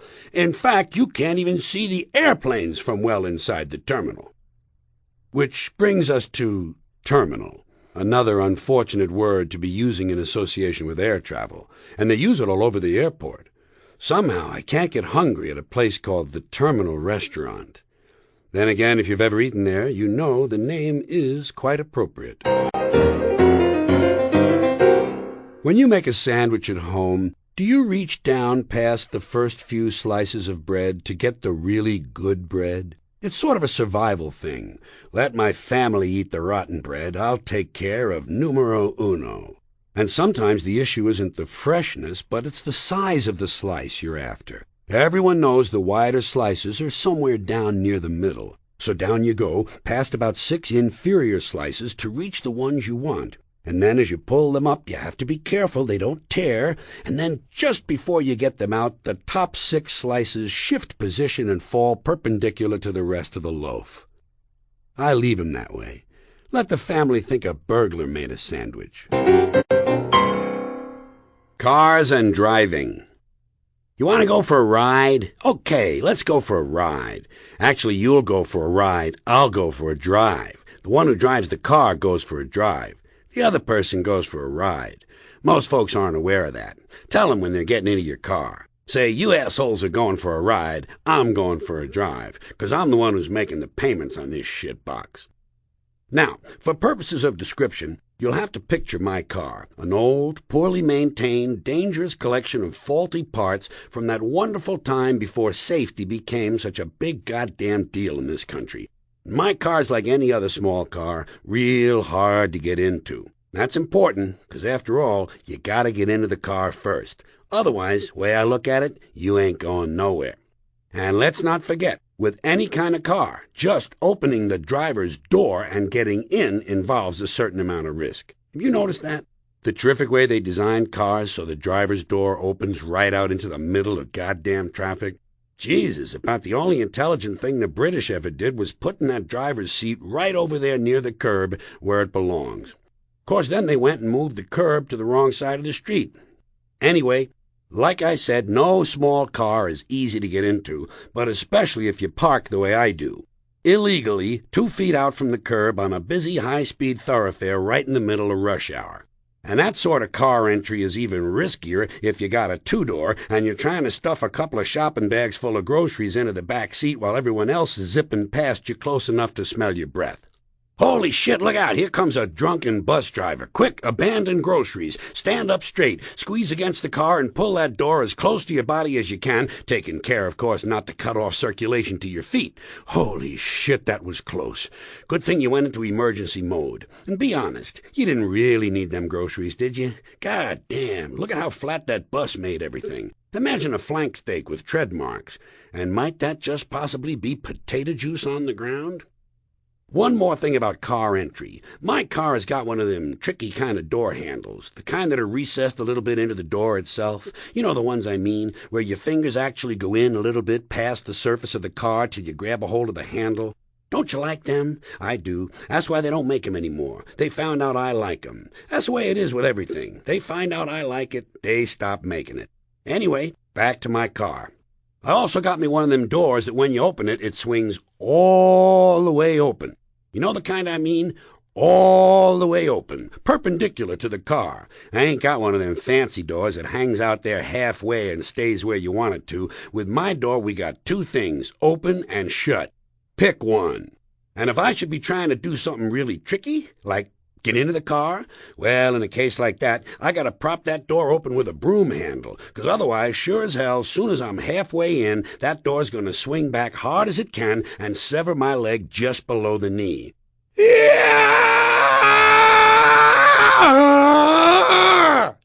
God, that shit hurts. Hurts for about a year and a half, don't it? And them huge purple blotches, seems like they never go away. Now, I want to mention one additional problem I have when I'm getting into my car. Like I told you, it's kind of old and upkeep has been minimal, so there's another thing I got to deal with. A long time ago, my driver's seat got pushed way up forward on the runners, about as far as it can go, and apparently it ain't never coming back. You see, what happened was, years ago, about 30 or 40 of them little pop-top beer can rings got wedged into the seat tracks, and now they're all fused into one solid piece of metal, and that fucking seat ain't never gonna move again. Unless, of course, there's an atomic attack, in which case it probably ain't gonna budge more than an inch or two. So, because of all this unintentional seat redesign, when I get into full driving mode, I'm pretty much hanging out right behind the radiator. In fact, if I want to check my speedo, I gotta look straight down into my crotch. But hey, at least I'm in the car. But maybe you're not. Maybe I ought to mention one more common car re-entry problem. I know that some of you faint-hearted folks like to play it safe by parking right in the mall parking lot, and of course when you park the car, you do so in such a manner that leaves you full access to the door. But while you're in the mall charging all that worthless merchandise, some asshole parks right next to you, leaves about 6 inches between cars, and now you can't get your door open more than 3 or 4 degrees at best. So, in order to gain access, you gotta try to wedge yourself through a tiny little crack while balancing 6 gift-wrap packages, all the time maintaining the integrity of a lit cigarette hanging off your lip. Besides which, your own particular lumbar spine is not the best one God ever put together, and everybody knows that even a proper back is not made for getting into a car under circumstances such as these. And by the way, as most men know, trying to squeeze into a car in that manner also creates a potential for serious ball injury from the steering wheel. Many's the family planning program that's gone out the window due to poor parking. Solution? Always park way down at the far end of the parking lot where the homeless people live. Your back and your balls will thank you, and the walk will do you good. Anyway, at this point I think we're all in the car, so now I'll just reach over here, and I'll just reach over here. Oh, shit, goddamn door is still wide open. Well, maybe if I lean way out and stretch my arm as far as it'll go, maybe without actually getting up, I can actually reach out and... fuck it. It appears, folks, that today we're going to be driving with the door wide open. What the heck, it's a lovely day, and they say an open driver's door actually helps a little bit on left-hand turns. Acts like a rudder, increasing the drag factor on the port side. Okay, now we're going to be taking our little drive in just a minute or two here, but first a philosophical question. Have you ever noticed that when you're driving, anyone going slower than you is an idiot, and anyone going faster than you is a maniac? Will you look at this idiot? Look at him, just creeping along. Whoa, holy shit, look at that maniac go. Why, I tell you folks, it's a wonder we ever get anywhere at all with all the idiots and maniacs out there, 'cause no one ever drives at my speed. Actually, I don't let people drive at my speed. If I see some guy in the next lane keeping pace with me, I slow down. I let that asshole get a little bit ahead so I can keep an eye on him. I like to know who I'm driving near. In fact, quite often at a red light, I'll ask for personal references. You can never be too careful.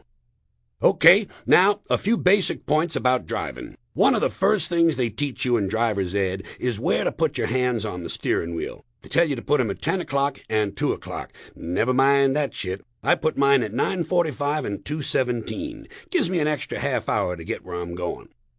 Now, most drivers know that some things that happen in the car can cause great embarrassment. I've never done any of these things myself, of course, but I'm sure you'll recognize a few of them. Here's a good example. You ever been driving someone else's car, and for some reason they're in the car too? You know what I mean? Let's say they got pushed off the balcony of a crack house and broke both their ankles, and they can't drive, so you're taking them out to buy some crack. You're driving their car, but you're used to driving your car, and their gear shift handle is mounted on the opposite side from where yours is, and suddenly you go to shift gears and break their fucking turn signal off. Just break it clean off the steering column.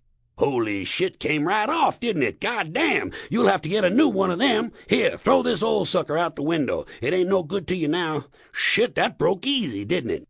Some things break easy. Just break right off. Like radio dials. The old kind. The knob kind. Damn, those things were fragile. You'd be driving along just trying to tune in something on the radio, trying to find some kind of music you could actually tolerate, and you just keep turning and turning and turning that dial until finally you got way over onto the right-hand side of the dashboard and ran clean out of radio stations, and then holy shit, came right off, didn't it? God damn, gotta throw that mother away. Give me a fresh one out of that little bag, will you? I got about 50 of those motherfuckers.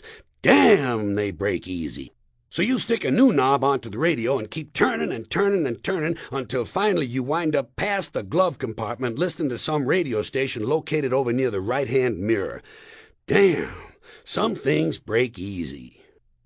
I'm a great believer in using every piece of equipment on the car, every feature, every option, even if you don't need it. Fuck it. You paid for the car. Use everything. Use the sun visor, even on a cloudy day. Flip it up, flip it down. Flip it over to the side like the French people do. Lower the passenger's visor, even if no one is sitting there. Open the ashtray, push in the lighter. Who cares if you don't smoke? Turn all the knobs, press all the buttons. Have a lot of fun. Change the mirrors all around. Press the trunk release, pop the hood open. Put your seat in a ridiculous position. Lower all the windows. Stick out your hand. Tell the other drivers to slow down. You have power. Use hand signals. Tell them to slow down, and then tell them to stop. Stop, stop. Then let one guy go. Only one. Okay, you can go. Go, go, go. No, not you. Just him. Okay, now you. Go, go, go. You have power. Use it. Fuck it. You're making the car payments. Have a little fun. Ladies and gentlemen, we're privileged to have with us a man known around the world as the Prince of Peace, Jesus Christ. How are you, Jesus? Fine, thanks, and let me say it's great to be back. Why, after all this time, have you come back? Mostly nostalgia. Could you tell us a little about the first time you were here? Well, there's not much to tell. I think everybody knows the story by now. I was born on Christmas, and actually that always bothered me, because I only got one present. You know, if I was born a couple of months earlier, I would have got 2 presents. But look, I'm not complaining. After all, it's only material goods. There's a story that there were 3 wise men. Well, there were 3 kings who showed up. I don't know how wise they were.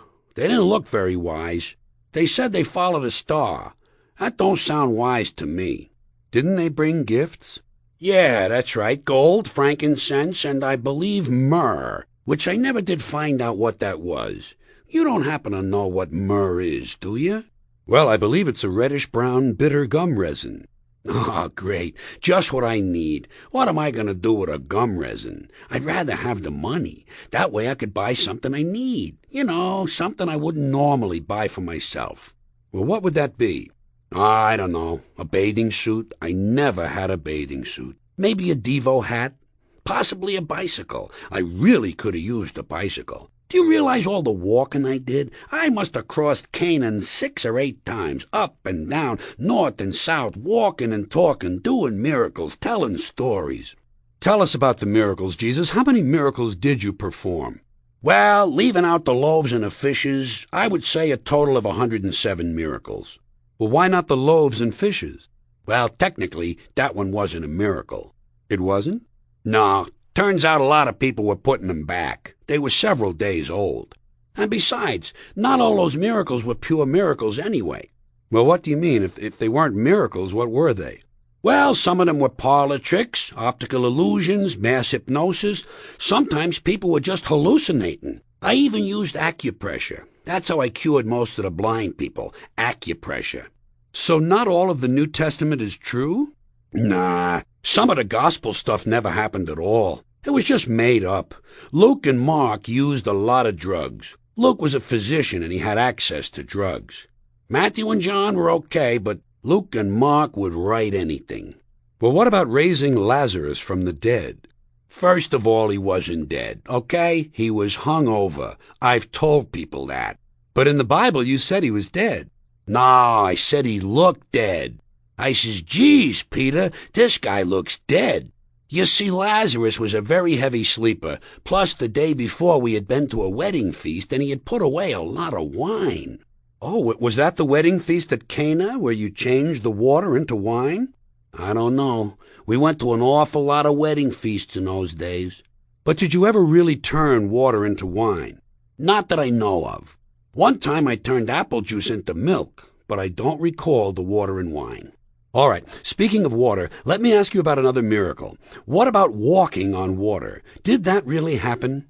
Oh, yeah, that was one that really happened. You see, the problem was I could do it and the other guys couldn't. They were jealous. Peter got so mad at me, he had these special shoes made, special big shoes that if you started out walking real fast, you could stay on top of the water for a while. Then, of course, after a few yards, bada boom, down he goes right into the water. He sinks like a rock. That's why I called him Peter. Thou art Peter, and upon this rock I shall build my church. Well, that brings up the apostles. What can you tell us about the apostles? They smelled like bait, but they were a good bunch of guys. 13 of them we had. 13? The Bible says there were only 12. Well, that was according to Luke. I told you about Luke. Actually, we had 13. We had Peter, James, John, Andrew, Philip, Bartholomew, Matthew, Thomas, James, that's a different James, Thaddeus. How many is that now? That's 10. Okay, Simon, Judas, and Red. Red? Yeah, Red the Apostle. Red the Apostle doesn't appear in the Bible. Nah, Red kept pretty much to himself. He never came to any of the wedding feasts. He was a little strange. He thought the Red Sea was named after him. And what about Judas? Don't get me started on Judas, a completely unpleasant person, okay? Well, what about the other apostles? Say, for instance, Thomas. Was he really a doubter? Believe me, this guy Thomas, you couldn't tell him nothing. He's always asking me for ID. Soon as I would see him, he would go, "You got any ID?" To this day, he doesn't believe I'm God. And are you God? Well, partly. I'm a member of the Trinity. Yes, in fact, you're writing a book about the Trinity. That's right. It's called Three's a Crowd. As I understand it, it's nothing more than a thinly veiled attack on the Holy Ghost. Listen, it's not an attack, okay? It happens I don't get along with the Holy Ghost, so I leave him alone. That's it. What he does is his business. Well, what's the reason? Well, first of all, he's a wise guy. Every time he shows up, he's something different. One day he's a dove, another day he's a tongue of fire, always fooling around. I don't bother with the guy. I don't want to know about him. I don't want to see him. I don't want to talk to him. Well, then let me change the subject. Is there really a place called hell? Oh, yeah, there's a hell, all right. There's also a heck. It's not as severe as hell, but we've got a heck and a hell. What about purgatory? No, I don't know about no purgatory. We got heaven, hell, heck, and limbo. Well, what is limbo like? I don't know. No one's allowed in there. If anybody was in there, it wouldn't be limbo. It would just be another place. Oh, I see. Well, getting back to your previous visit, what can you tell us about the Last Supper? Well, first of all, if I'd have known I was going to be crucified, I would have had a bigger meal. You never want to be crucified on an empty stomach. As it was, I had a little salad and some veal. The crucifixion must have been terrible. Ah, yeah, it was awful. Unless you went through it yourself, you could never really know how painful it was. And tiring. It was very, very tiring. But I think more than anything else, it was embarrassing. You know, in front of all those people to be crucified like that. But I guess it redeemed a lot of people. I hope so. It would be a shame to do it for no reason. Were you scared? Oh, yeah. I was afraid it was going to rain. I thought for sure I would get hit by lightning. One good thing, though, while I was up there I had a really great view. I could actually see my house. There's always a bright side. And then 3 days later you rose from the dead? Huh? On Easter Sunday you rose from the dead, didn't you? Not that I know of. I think I would remember something like that. I do remember sleeping a long time after the crucifixion. Like I said, it was very tiring. I think what might have happened was I passed out and they thought I was dead. We didn't have such good medical people in those days. It was mostly volunteers. And according to the Bible, 40 days later you ascended into heaven. Pulleys. Ropes, pulleys, and a harness. I think it was Simon who came up with this great harness thing that went under my toga. You couldn't see it at all. Since that day, I've been in heaven, and all in all, I would have to say that while I was down here, I had a really good time, except for the suffering. And what do you think about Christianity today? Well, I'm a little embarrassed by it, Geez, I wish they would take my name off of it. If I had the whole thing to do over, I would probably start one of those Eastern religions like Buddha. Buddha was smart. That's how come he's laughing. So you wouldn't want to be a Christian? Nah, I wouldn't want to be a member of any group whose symbol is a man nailed onto some wood, especially if it's me. Buddha's laughing. Meanwhile, I'm on the cross. I have a few more questions. Do you mind? Hey, be my guest. How often do I get here? Are there really angels? Well, not as many as we used to have. Years ago, we had millions of them. Today, you can't get the young people to join. It got too dangerous with all the radar and the heat-seeking missiles. Well, what about guardian angels? Are there such things? Yes, we still have guardian angels, but now, with the population explosion, it's one angel for every 6 people. Years ago, everybody had his own angel. But changing the subject, do you really answer prayers? No. First of all, what with the sunspots and radio interference, a lot of prayers don't even get through. And between you and me, we just don't have the staff to handle the workload anymore. In the old days, we took pride in answering every single prayer. But like I said, there were less people then. And in those days, people prayed for something simple, to light a fire, to catch a yak, something like that. But today, you got people praying for hockey teams, for longer fingernails, to lose weight. We just can't keep up. Well, I think we're about out of time. I certainly want to thank you for visiting with us. Hey, no sweat. Do you have any words of advice? You mean like how to remove chewing gum from a suede garment, something like that? No, I mean spiritual advice. Well, I don't know how spiritual it is, but I'd say one thing is, don't give your money to the church. They should be giving their money to you. Well, thank you, Jesus, and good night. Well, good night. Thanks for having me on here today. And by the way, in case anyone is interested, Bell Bottoms will be coming back in the year 2015. Ciao! The American Businessman's 10 Steps to Product Development. Can I cut corners in the design? Can it be shoddily built? Can I use cheap materials? Will it create hazards for my workers? Will it harm the environment? Can I evade the safety laws? Will children die from it? Can I overprice it? Can it be falsely advertised? Will it force smaller competitors out of business? Excellent. Let's get busy, men.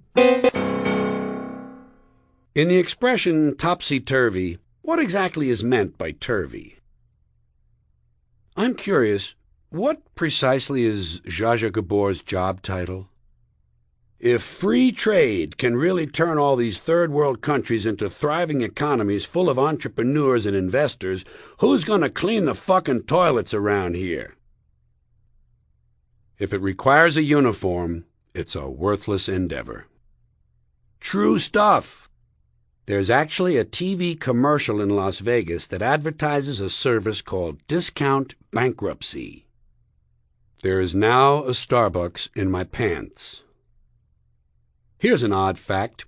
When 2 women with different colored hair walk together on the sidewalk, the one with the darker hair will always be positioned closest to the curb. Tennis tip. You get a better return of serve if you let the ball bounce twice before hitting it.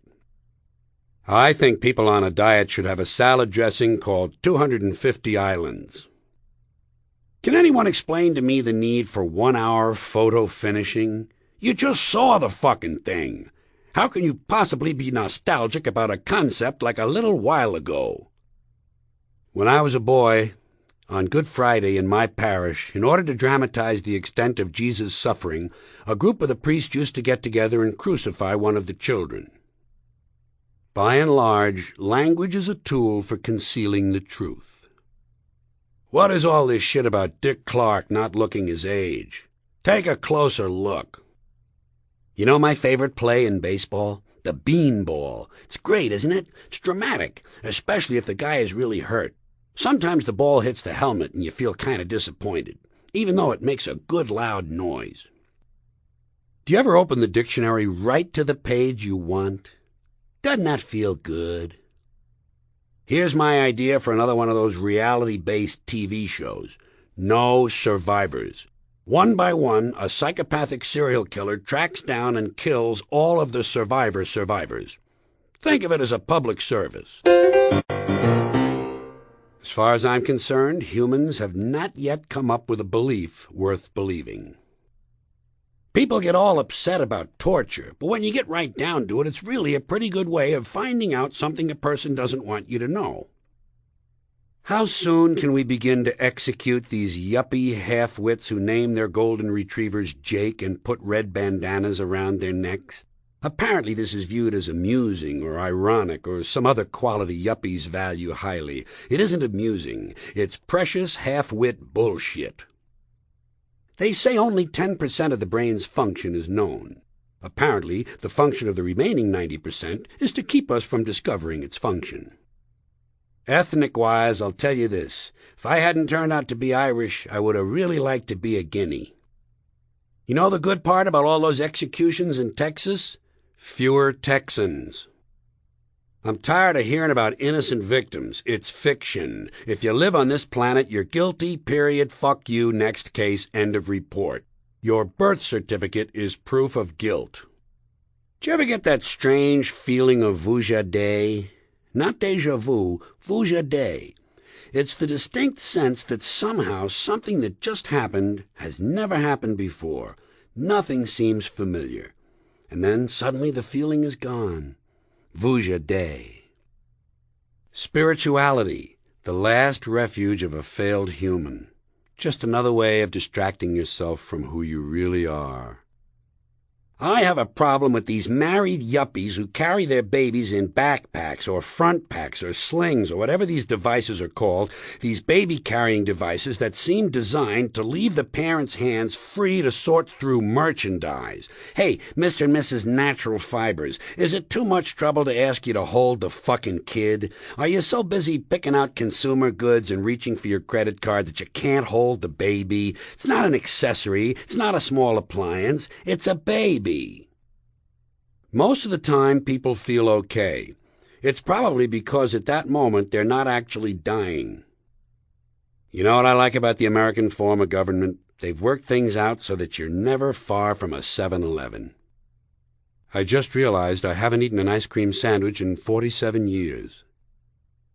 I've never been quarantined, but the more I look around, the more I think it might not be such a bad thing. Here's some fun. Run into a bakery and ask if they can bake a cake in the shape of a penis. They're never quite sure. They always have to have a meeting. Well, I don't know. Wait, just a moment. Well, while they're talking, pull out your schwanz and wave it all around. Good Lord, Helen, quick, order more flour. I don't think we should be governing ourselves. What we need is a king, and every now and then, if the king's not doing a good job, we kill him. So far, this is the oldest I've ever been. You know, I think someone could make a lot of money if they set up a little stand at the Grand Canyon and sold yo-yos with 500-foot strings. Road rage, air rage. Why should I be forced to divide my rage into separate categories? To me, it's just one big all-around everyday rage. I don't have time for fine distinctions. I'm busy screaming at people. There's something I like about the clitoris, but I can't quite put my finger on it. Driving is fun, isn't it? Did you ever run over a guy, huh? And then you panic, so you back up and run over him again? Did you ever notice the second crunch is not as loud as the first? I think it's because the guy already has tread marks on him. But there he is, lying right in front of your car. Hey, might as well run over him again. What are you going to do this time? Drive around 'em? When Ronald Reagan got Alzheimer's disease, how could they tell? Sometimes they say the winds are calm. Well, if they're calm, they're not really winds, are they? I think a good title for a travel book would be Doorway to Norway. Next time they give you all that civic bullshit about voting, keep in mind that Hitler was elected in a full, free democratic election. Murder investigators say that in most cases, husbands kill wives, wives kill husbands, children kill parents, and parents kill children. Thank God for a little sanity in the world. Regarding the Boy Scouts, I'm very suspicious of any organization that has a handbook. If there really are multiple universes, what do they call the thing they're all a part of? Instead of warning pregnant women not to drink, I think female alcoholics ought to be told not to fuck. When I was a kid, I was a fussy eater. That's what they called it at our house. He's a fussy eater. Fussy eater is a euphemism for big pain in the ass. They'd trot out some food and I'd say, I don't like that. Why? I don't know. I know I don't like it. And I know that if I ate it, I would like it even less. Well, I like it. Yum, yum. Hey, Ma, you like it? You eat it. Sometimes they would try to corner me with logic. Well, how do you know you don't like it if you've never even tried it? It came to me in a dream. Big pain in the ass. Some things I didn't like because of the way they sounded. Don't sound right to me, Ma. Say that again? Asparagus. Nah, I don't like that. Imagine, I got away with that shit for 8 or 9 years. To this day, there are still some things I won't eat because of how they sound. Yogurt sounds disgusting. Yogurt. I can't eat anything that has both a Y and a G in it. Squash is also badly named. You want some squash? Sounds like someone sat on dinner. How would you like a nice tongue sandwich? It's made from slices of a cow's tongue. Hey, Ma, are you fucking trying to make me sick? There are also some foods that sound too funny to eat, like guacamole. Sounds like something you yell when you're on fire. Holy guacamole, my ass is burning. Or when you can't remember the name of something. Ed, where's that little guacamole that plugs into the lamp? Another food too funny to eat, garbanzo beans. Sounds like acrobats. Ladies and gentlemen, from Corsica, the fabulous garbanzos. On the other hand, there were some foods I didn't like because of how they looked. That seems a bit more rational. I don't like that. Don't look right to me. Did you make that, Ma? Is there a picture of it in the cookbook? I'll bet it don't look like that. Of course, some people will eat anything, no matter how it looks. I saw guys like that on the chow line in the Army. Hi, boys, what do you got? I'll eat anything. What's that called? Never mind, give me a whole bunch of it. That's rat's asshole, Don. Well, it sure makes a hell of a fondue. Not me. I don't eat anything I don't recognize immediately. If I have to ask questions, I pass. I'm not at dinner to make inquiries. Give me something I can recognize, like a carrot. I know I can trust a carrot. Now, there are some foods that even though I know what they are, I still don't like their looks. Tomatoes, for instance. My main problem with tomatoes is that they don't look as though they're fully developed. They look like they're still in the larval stage. Thousands of tiny seeds and a whole lot of jelly-looking slime. Get it off my plate! It's slimy! It's like that stuff at the end of an egg. Of course, I know it's not the end of an egg. It's the beginning of a chicken. It's hen cum! Ah! Get it off my plate! Oh, I'm fun in the coffee shop. Lobsters and crabs don't look like food to me either.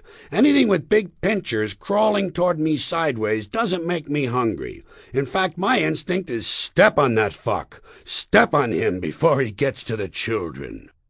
And I definitely cannot eat oysters. Not for the usual reason, their similarity to snot, but because when I look at the whole oyster, I think, hey, that's a little house. Somebody lives in there. I'm not going to break in on a guy just to have a meal. He might be making a pearl. Maybe he just brought home a do-it-yourself pearl kit and cleared off the dining room table. Who am I to interfere with the plans of an oyster? What wine goes with Captain Crunch? I have trouble selecting a wine in the morning. Sometimes I give up, smoke a bong full of Fruit Loops, and just go back to bed. Try that sometime. Smoke a bong full of Fruit Loops, go back to bed, and watch the mid-morning movie. Call your boss. Tell him you smoked some Fruit Loops, you're watching a movie, and you'll be in around 2:30. That is, if you feel like it. That's the way you handle a boss, you know. You can't take shit from someone just 'cause you work for him. Let him know who the real boss is. Tell him it's your job and you'll do it your way. That's what bosses like, people with spunk. Act the same way when you go in for a job interview. Let 'em know what kind of a person you are. Have a beer opener and some swizzle sticks sticking out of your breast pocket. Put a little confetti in your hair. Tell 'em your primary career is partying and work is kind of a sideline. Tell the interviewer you'll need an office near the front door so you can leave in a hurry at 5 o'clock. I ain't sticking around this fucking place after hours, I'll tell you that right now. Let 'em know what's happening. Tell 'em you hope it's not one of those chicken shit places where they dock your pay just for taking off Mondays and Fridays. Then, if you still don't have the job, point to the picture on his desk and say, "Who's the cunt?" That'll clinch it. You'll probably have a nice long career with that firm, once all your medical procedures have been completed. The butter warmer in the refrigerator is a strange invention. Originally, humans were cold, so they built a warm enclosure, a house. Cold outside, warm inside the house. Everything was fine until they realized that inside the warm enclosure, the meat tended to spoil. So they built a cold enclosure, a refrigerator, inside the warm enclosure. Warm in the house, cold in the refrigerator. Everything was fine until they realized that inside the cold enclosure, the butter got too hard to spread. So they built an even smaller warm enclosure, a butter warmer, inside the cold enclosure, which was already inside the larger warm enclosure. Strange. Have you ever been in one of those serious social situations when you suddenly realize you have to pull the underwear out of the crack in your ass? Do you, Enrique, take this woman, Blanca, to be your lawful wedded wife? Huh? Hold on, Rev. I got it. Jesus, that was in deep. Yes, I do, of course. Excuse me, Rev. Sometimes my shorts get sucked up way inside my asshole. Ain't love grand? Have you ever been at a really loud party where the music is deafening, and in order to be heard, you have to scream at the top of your lungs, even if you're talking to the person right next to you? But then often the music stops suddenly, and everyone quiets down at the same time, and only your voice can be heard ringing across the room. "Charlie, I'm going to have my testicles laminated." And everyone turns to look at Charlie's interesting friend. Have you ever been talking to a bunch of guys and you laugh through your nose and blow a snot on your shirt? And then you have to just kind of keep talking and hope they think it's part of the design? Works all right if you're wearing a Hawaiian shirt, but otherwise they're going to notice. "Hey, Ed, check it out. Dave's got a big snot on his shirt. Howie, look, Phil, come here. Dave just blew a big snot all over himself." Guys are such fun. Do you ever meet a guy, and as you're shaking his hand, you realize he doesn't have a complete hand? It feels like something's missing, and you're standing there holding a handful of deformed, knob-like flesh. It's unnerving, isn't it? But you can't react. You can't even look down at his hand. You have to make believe it feels great. You can't go, "Ew, how creepy, where's your other fingers?" You can't say that. It's not even an option. You have to hang in, smile big, and say, "Hey, swell hand, give me 3, okay, a high 3, yo, okay." Have you ever been talking to yourself when someone suddenly comes in the room and you have to make believe you were actually singing, and you hope to God the other person really believes there's a song called "Fuck Her"? Most vitamin pills don't have names or trademarks on them. They're just plain-looking unmarked pills. And if you're traveling with a lot of vitamins, and in order to save space you've put them all in one big jar, you have no way of proving what they are. If, for instance, the police should search your suitcase, all they're going to know is that you have a big jar of unmarked pills. And should they be in the mood to break your balls, they can hold you for 24 hours while they send these little things down to the lab and see what we've got here. And you wind up in jail overnight for no reason at all. That's why I always travel with Flintstone vitamins. Not only do Flintstone vitamins contain all the vital nutrients kids need each day, they also keep grown-ups out of jail. Honest, officer, they're Flintstone vitamins. Look, there's Wilma and Barney. By God, Ben, he's right. Look at this. It's Dino. It's a little purple Dino. Suddenly you're a free man, and a healthy one, too. Concerning the news coverage at the National Zoo, do you care if the pandas fuck? I don't. Why don't they stop telling us the pandas didn't fuck again this year? I'm not concerned. I have no emotional stake in panda fucking. If they want to, they will. If not, they'll watch The Price is Right. Probably the only reason the pandas aren't fucking on schedule is because some environmental jack-off has moved into the cage with them. Could you get a hard-on if some loser in a green T-shirt was taking your girlfriend's rectal temperature? Leave these creatures alone. And please, God, save the planet from environmentalists. Here's something else I'm getting tired of in this country. All this ignorant bullshit you have to listen to about children. It's all you hear anymore. Children, help the children, save the children, protect the children. You know what I say? Fuck the children. Fuck 'em. Fuck kids. They're getting entirely too much attention.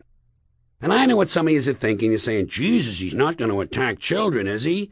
Yes, he is. He's going to attack children. And remember, this is Mr. Conductor talking. I know what I'm talking about.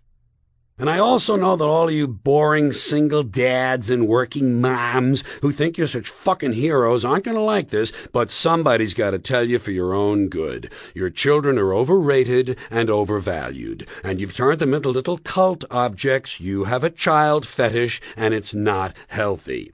And I don't want to hear all that weak shit. Well, I love my children. Fuck you. Everybody loves their children. Doesn't make you special. John Wayne Gacy loved his children. Yes, he did. Kept them all right out in the yard near the garage. That's not what I'm talking about. What I'm talking about is this constant mindless yammering in the media, this neurotic fixation, because that's all it is, that suggests somehow everything has to revolve around the lives of children. It's completely out of balance. Listen, there are a couple of things about kids you have to remember. Fine. First of all, they're not all cute. Okay? In fact, if you look at them real close, most of them are rather unpleasant looking. And a lot of them don't smell too good either. Have you noticed the little ones in particular seem to have a kind of a sour milk and urine combination? I don't care for that at all. Stay with me on this, folks. The sooner you face it, the better off you're going to be. Second premise, not all children are smart and clever. Got that? Kids are like any other group of people. A few winners, a whole lot of losers. This country is filled with loser kids who simply aren't going anywhere. And there's nothing you can do about it. Nothing. You can't save them all. You can't do it, folks. You got to let them go. You got to cut them loose. You got to stop overprotecting them because you're making them too soft. Today's kids are way too soft. For one thing, there's too much emphasis on safety and safety equipment, child-proof medicine bottles and fireproof pajamas and child restraints and car seats and helmets, bicycle, baseball, skateboard helmets. Kids have to wear helmets now for everything but jerking off. Grown-ups have taken all the fun out of being a kid just to save a few thousand lives. It's pathetic. It's fucking pathetic. What's happened is, these baby boomers, these soft, fruity baby boomers, have raised an entire generation of soft, fruity kids who aren't even allowed to have hazardous toys, for Christ's sakes. Hazardous toys, shit. Whatever happened to natural selection? Survival of the fittest. The kid who swallows too many marbles doesn't grow up to have kids of his own. Simple stuff. Nature knows best. We're saving entirely too many lives in this country, of all ages. Nature should be permitted to do its job of weeding out and killing off the weak and sickly and ignorant people without interference from airbags and batting helmets. You're lowering the human gene pool. Just think of these ideas as passive eugenics. And here's another example of overprotection for these kids, and you've seen this on the news. Do you ever notice every time some guy with an AK-47 wanders into the schoolyard and kills 3 or 4 of these fucking kids and a couple of teachers, the next day the school is overrun with psychologists and psychiatrists and grief counselors and trauma therapists trying to help the children cope? Shit, when I was a kid, some guy came into our school and killed 3 or 4 of us. We went right on with our arithmetic. 35 classmates minus 4 equals 31. We were tough. I say if a kid can handle the violence at home, he ought to be able to handle the violence at school. Here's another bunch of ignorant bullshit about your children. School uniforms. Bad theory. The idea that if kids wear uniforms to school, it helps keep order. Hey, don't these schools do enough damage making all these children think alike? Now they're going to get them to look alike, too? And it's not even a new idea. I first saw it in old newsreels from the 1930s, but it was hard to understand because the narration was in German. But the uniforms looked beautiful, and the children did everything they were told in Germany, and they never questioned authority. Gee, I wonder why someone would want to put our children in uniforms. Can't imagine. And one more item about children, and that is this superstitious nonsense that blames tobacco companies for kids who smoke. Listen, kids don't smoke because a camel in sunglasses tells them to. They smoke for the same reasons you do, because it's an enjoyable activity that relieves anxiety and depression. And you'd be anxious and depressed, too, if you had to put up with these pathetic, insecure, striving, anal, yuppie parents who enroll you in college before you're old enough to know which side of the playpen smells the worst, and then they fill you full of Ritalin, fill you full of drugs to get you in a mood they approve of, and drag you all over town in search of empty, meaningless structure. Little League, Cub Scouts, swimming, soccer, karate, piano, bagpipes, dildo practice, I don't know what they're doing.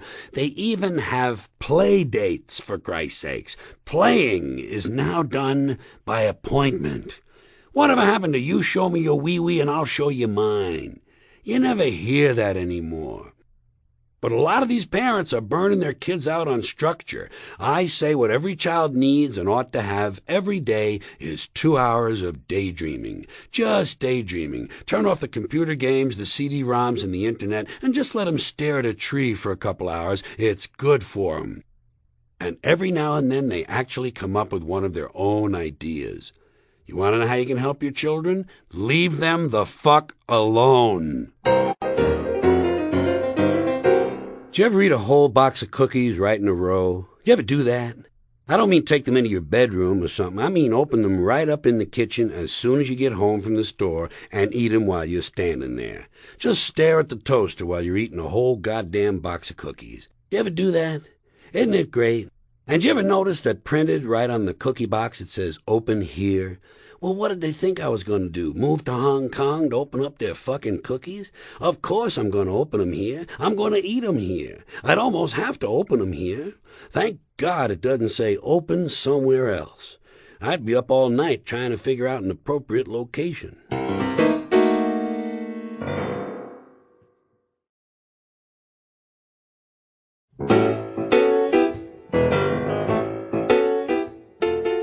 Here's an embarrassing driving situation, the kind of thing that can haunt you for several hundred miles. One of those incidents you can't just shake off. Like the time you almost got killed by the big tractor trailer and had to pull off the road for about 20 minutes and listen to your heart slamming up against your rib cage. Bam, bam, bam, bam, bam. Well, this next thing is just like that, but this is one you do all by yourself.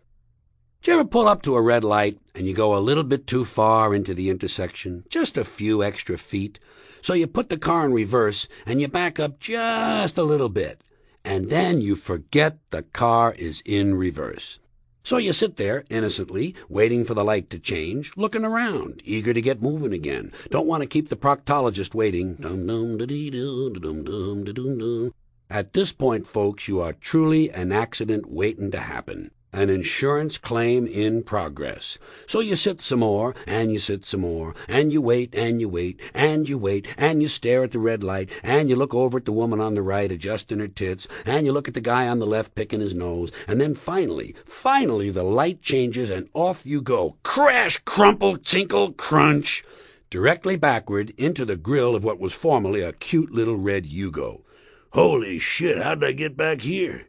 This is where I was a couple of minutes ago. Apparently you have to pay attention even at the red lights. I thought surely they were for resting. You know, drive a little, rest a little, drive a little, rest a little. Seemed that way to me. Guess not.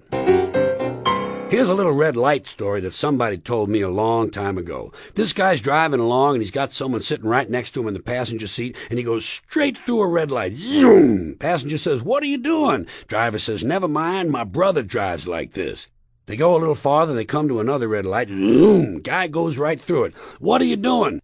"Will you stop? I told you my brother drives like this." Keeps on going, and now he comes to a green light and he slams on the brakes. "What are you doing?" "Well, you never know. My brother might be coming the other way." Now, a couple of things to remember when you're out in traffic. First of all, never get behind anybody weird. You ever get behind a guy whose turn signal has been on for about 80 miles, and you're thinking to yourself, well, maybe he's just a really cautious man. I'm not going to pass him now. He may turn at any moment. And later you discover he was driving around the world to the left. Another pain in the ass you don't want to get behind is anyone who's driving real slow. Boy, that's good for your arteries, isn't it? Someone who's really, really slow. There are two classes of driver in this category. The first is any 4-foot woman in a Cadillac whose head you cannot see. This is certain death. At first you think, well, maybe it's a remote-controlled experimental robot car. No, I can see tiny knuckles on the wheel and a small patch of blue hair. At this point, folks, I take no chances. I pull over immediately and take public transportation. I'm not about to fuck with a ghost car. Let someone else flag down the Flying Dutchman. It's not my job. Another driver you don't want to get behind is any man over 70 wearing a flannel cap with ear laps in August. Keep your distance, because, folks, you know how pissed you can get. Even though you think you're a mighty cool customer, you do get mighty pissed out there. Don't you occasionally wish that instead of having headlights, you had a couple of .50 caliber machine guns on the front of your car, so you could send several hundred rounds of burning lead into that slow-moving gas guzzler up ahead, just incinerate the motherfucker and get his ass off the road permanently? But don't you wish you were driving a rental car so you could bash the asshole in the rear end, pay the deductible, and be done with the whole goddamn thing? Bam! Bam! Bam! Don't mind me, folks. I'm just trying to ease him up into second gear. Bam! God, it would do my heart good. Or if the offender is directly behind you, wouldn't it be nice to have an electronic message board that would rise up out of the trunk of your car and let you type in any message you like? Attention, asshole. You drive like old people fuck. Slow and sloppy. Speaking of behind you, don't you just love it when there's one of those guys on your tail whose brights are on? Isn't that a treat? Some shitstain who just had his headlights aimed and wants you to see what a wonderful job his mechanic did. You know how you handle a guy like that? Slam on your brakes and let him plow right into you. Might cost you a little money, but it sure puts them fucking lights out in a hurry. Let him find his way home in the dark. Does this ever happen to you? You're driving through heavy downtown traffic, block to block, street to street, busy area, people hurrying home at 5 o'clock. Maybe it's winter and it's already dark, raining a little bit. You got the window open and you can hear the rain and the traffic noise, people honking at each other, got the radio on, got the windshield wipers going. Everything's happening at once. Radio, rain, wipers, horns, traffic, lots of noise. And you're just trying to get across town to run an errand. And then, after all kinds of hassles, you get over there and you park the car, turn off the key, go inside and take care of business. And then when you come back out to the car and you turn on the key, the goddamn radio is this loud! And you sit there stunned, thinking to yourself, could I possibly have been listening to that? Here's one of those things you have to do every time you drive, especially if you're in a hurry. It happens as you approach a red light and find several lanes of cars ahead of you. As you roll up to the pack, you have to decide which lane to get into. You have to guess which car looks like a good bet to take off quickly so you can move out fast when the light turns green. With a half a block to go, you have to decide who's the really fast asshole in this group up ahead. Forget the Volvo. She's listening to public radio and drives the way she lives, with fear and caution. You'll also want to avoid that Toyota with the fish symbol. Christians drive as though Jesus himself was a traffic cop. And by all means, ignore the Lexus with the heavily made-up, bejeweled pig woman. She has the reflexes of an aging panda. Ah, here's the correct machine to get behind. A Camaro with 4 different shades of primer paint and a bumper sticker that says, "I date my sister." This guy's a real risk-taker, full of crank and on his way to an AC/DC concert. You'll be home before you know it. Now, one last reminder before I tow this trusty little shitbox of mine into the shop for its bi-monthly overhaul, and this should go without saying. That's why I'm going to say it. Drinking and driving don't mix. Do your drinking early in the morning and get it out of the way, then go out driving while the visibility is still good. Here's some fun. Stand on line at the bank for a really long time. Then when you finally get up to the window, just ask for change of a nickel. It's fun. They actually call other tellers over to look at you. Regarding Pokemon and Beanie Babies and Cabbage Patch dolls and such, something is really wrong when a major news story concerns how hard it is to buy a toy. I don't know about you, but I'm getting pretty sick of these church people. You know what they ought to do with churches? Tax them. Tax them! If holy people are so interested in politics, government, and public policy, let them pay the price of admission like everybody else. The Catholic Church alone could wipe out the national debt if all you did was tax their real estate. Whenever I see a large crowd of people, I always wonder how many of them will eventually require autopsies. Laptop. How can this be? A lap has no top. It has only 2 dimensions, length and width. It's not like a desk. A desk has a bottom, a top, and sides. You place your desktop on the top of your desk. A lap has only 1 plane. When you stand up, your lap disappears, and your computer becomes a floor top. Everything beeps now. I think there ought to be a feminine hygiene spray called Sprunt. Think of how strange we'd look if all the cuts, burns, scrapes, bruises, scratches, bumps, gashes, and scabs we've ever had suddenly reappeared on our bodies at the same time. Regarding jam sessions, jazz musicians are the only workers I can think of who are willing to put in a full shift for pay and then go somewhere else and continue working for free. When someone asks you what time it is, glance at your watch and say, "Well, it's either 6:15 or Mickey has a hard-on." Guaranteed they'll ask someone else. Griddle cakes, pancakes, hot cakes, flapjacks. Why are there 4 names for grilled batter and only 1 word for love? I noticed that unlike on other holidays, the police don't seem to make a big deal about drunk driving on Good Friday. Why is that? You know what I never liked? The high five. I consider it lame white boy shit. When a guy raises his arm to give me a high five, you know what I do? Stab him in the arm. I'm tired of that shit. Sometimes I watch an old sports film on ESPN Classic and I see a whole game without a single high five. It's great. When you think about it, 12:15 p.m. is actually 11:75 a.m. At one time there existed a race of people whose knowledge consisted entirely of gossip. A crazy person doesn't really lose his mind. It just becomes something more entertaining. Instead of having truck scales on the highway, I think they ought to get one of those guys from the carnival and let him guess the weights. An art thief is a man who takes pictures. You know a phrase I never understood? King size. It's used to denote something larger, but most of the kings you see are short. You ever notice that? Usually a king is a short little fat guy. You never see a tall king. When's the last gangly king you can remember? Everywhere you look, there are families with too many vehicles. You see them on the highways in their RVs, but apparently the RVs aren't enough, because behind them they're towing motorboats, go-karts, dune buggies, dirt bikes, jet skis, snowmobiles, parasails, hang gliders, hot air balloons, and small two-man deep-sea diving bells. The only thing these people lack is lunar excursion modules. Doesn't anybody take a fucking walk anymore? The older a person gets, the less they care what they wear. Old people come up with some of the strangest clothing combinations you'll ever see. I think of it as cancer of the clothing. We're not supposed to mention fucking in mixed company, but that's exactly where it takes place.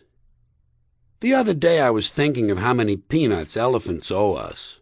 Personally, I'm down about 23 or 24 bags. If it's true that our species is alone in the universe, then I'd have to say the universe aimed rather low and settled for very little. I'm getting tired of all this security at the airport. There's too much of it.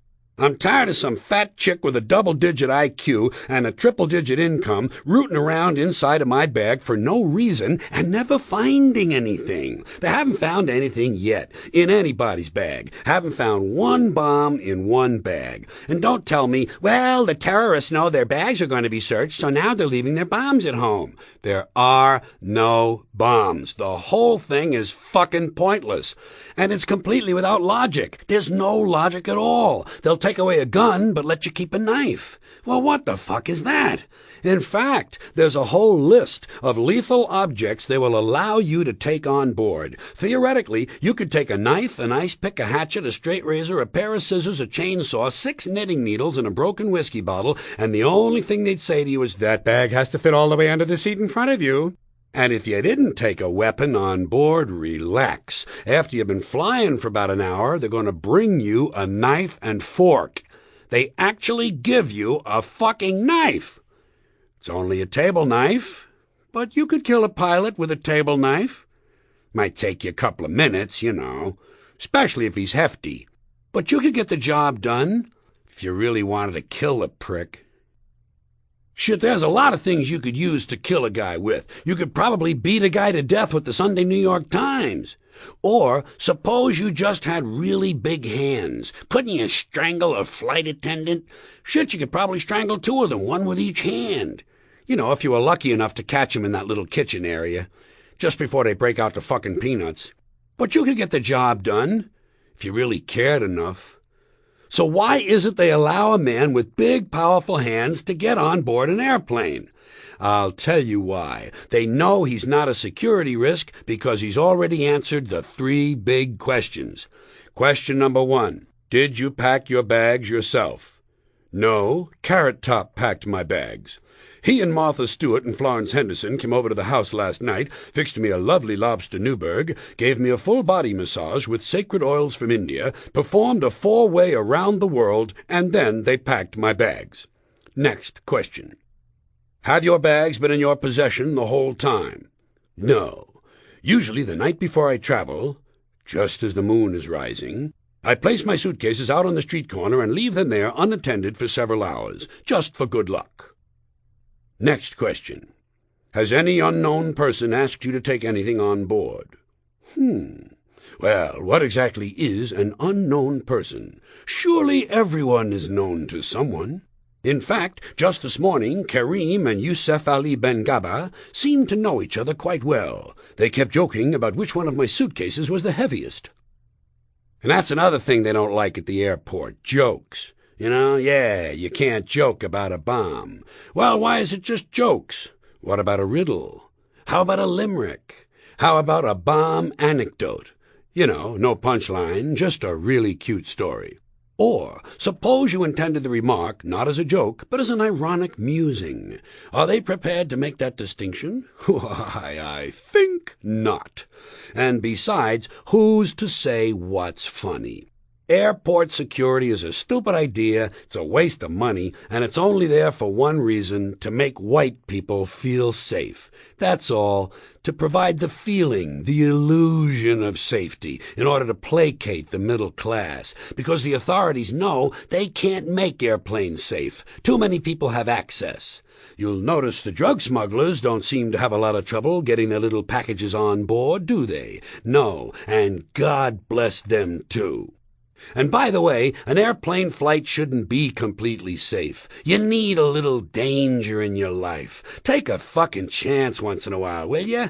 What are you gonna do, play with your prick for another 30 years? Huh? What are you gonna read People magazine and eat at Wendy's till the end of time? Take a fucking chance.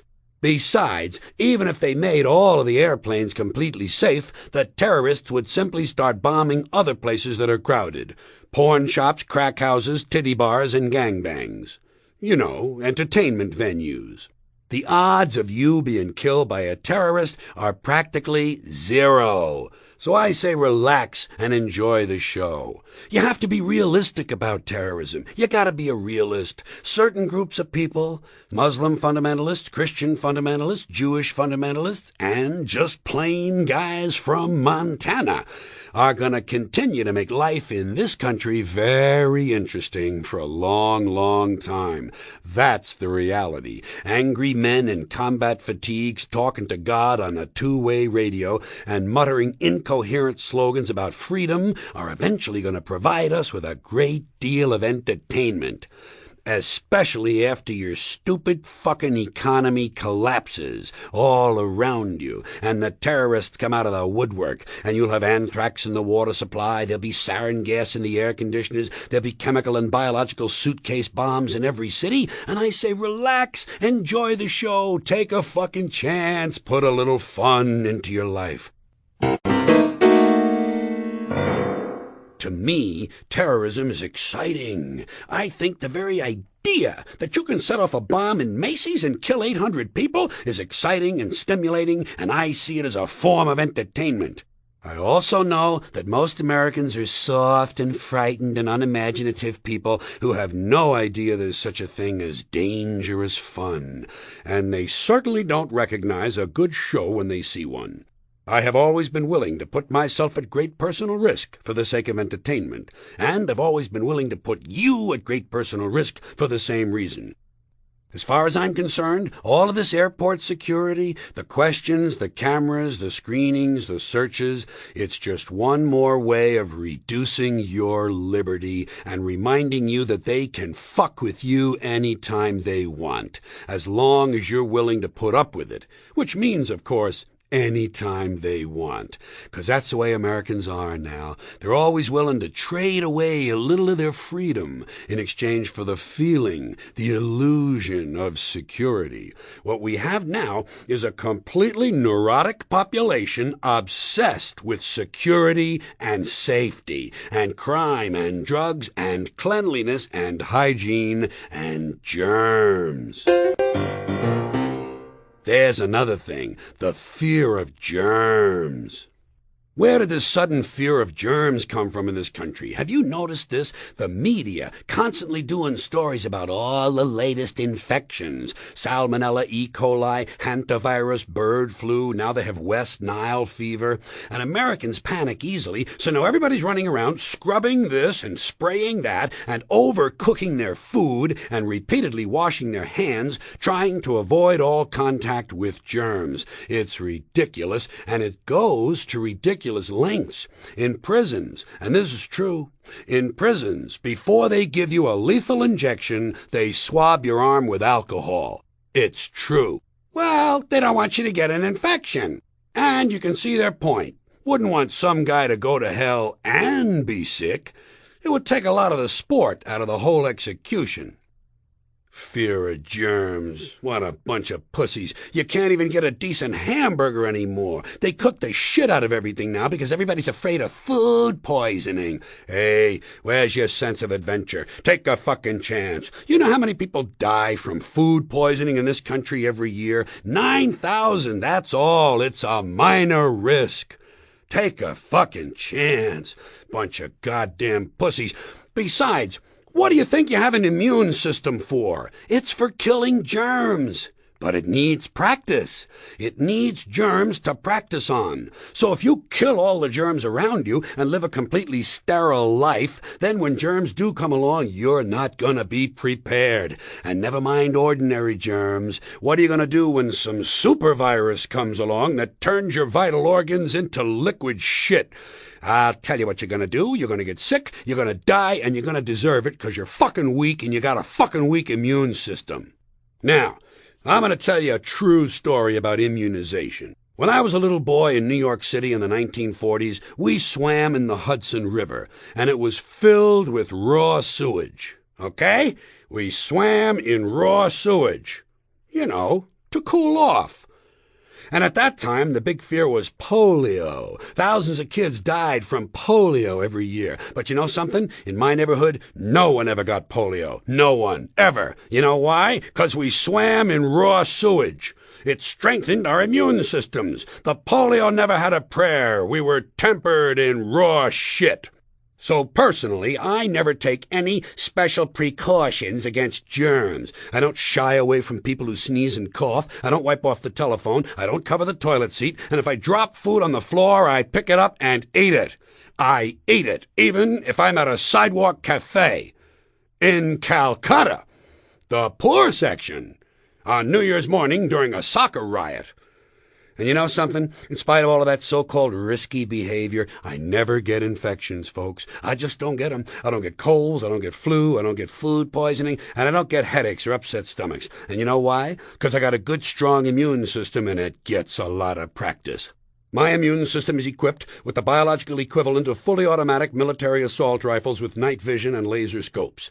And we have recently acquired phosphorus grenades, cluster bombs, and anti-personnel fragmentation mines. So, when my white blood cells are on patrol, reconnoitering my bloodstream, seeking out strangers and other undesirables, if they see any suspicious-looking germs of any kind, they don't fuck around. They whip out the weapons, wax the motherfucker, and deposit the unlucky fellow directly into my colon. Directly into my colon. There's no nonsense. There's no Miranda warning. There's none of that 3 strikes and you're out shit. First offense, bam, into the colon you go. And speaking of my colon, I want you to know I don't automatically wash my hands every time I go to the bathroom. Can you deal with that? Sometimes I do. Sometimes I don't.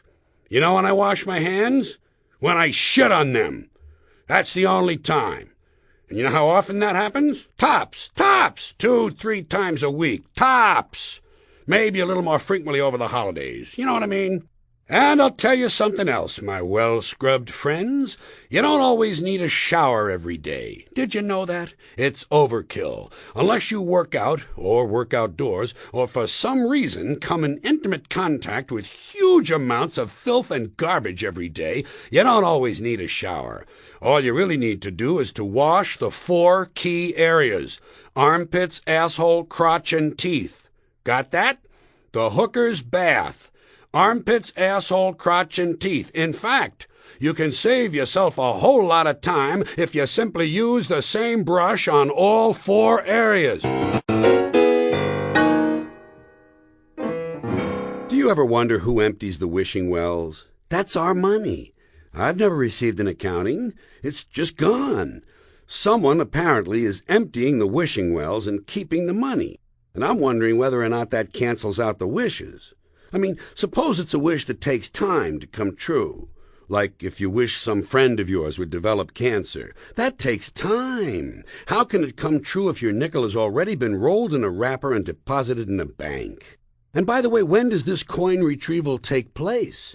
I'm sure they don't do it on Sunday afternoon, as some little girl is tossing in a penny wishing for her daddy to come back from heaven.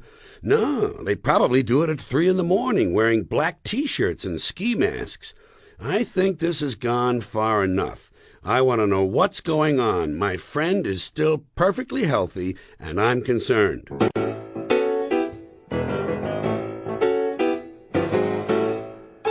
You know, they use sex to sell things on TV commercials. Why can't they use violence and bad language, too? Not all families are as functional as the ones they show you on TV. Eat your fucking cornflakes, you cocksucker! Fuck you, Ma! Why, you little creep! Slam, smack, pow! Here, son, try this. It's new from Kellogg's. Holy shit, Dad! Raisins! Hey, asshole! What are you trying to do? Spoil the kid? Listen, cunt, I'm tired of your meddling. Blam, pow, crack! Hey, Dad, when you get finished punching Mom, give me some more of that shit with the raisins in it, would ya? Dogs have no priorities or schedules. You rarely see a dog with a wristwatch. Most things they do they will do anywhere at any time, except for the things you teach them not to do.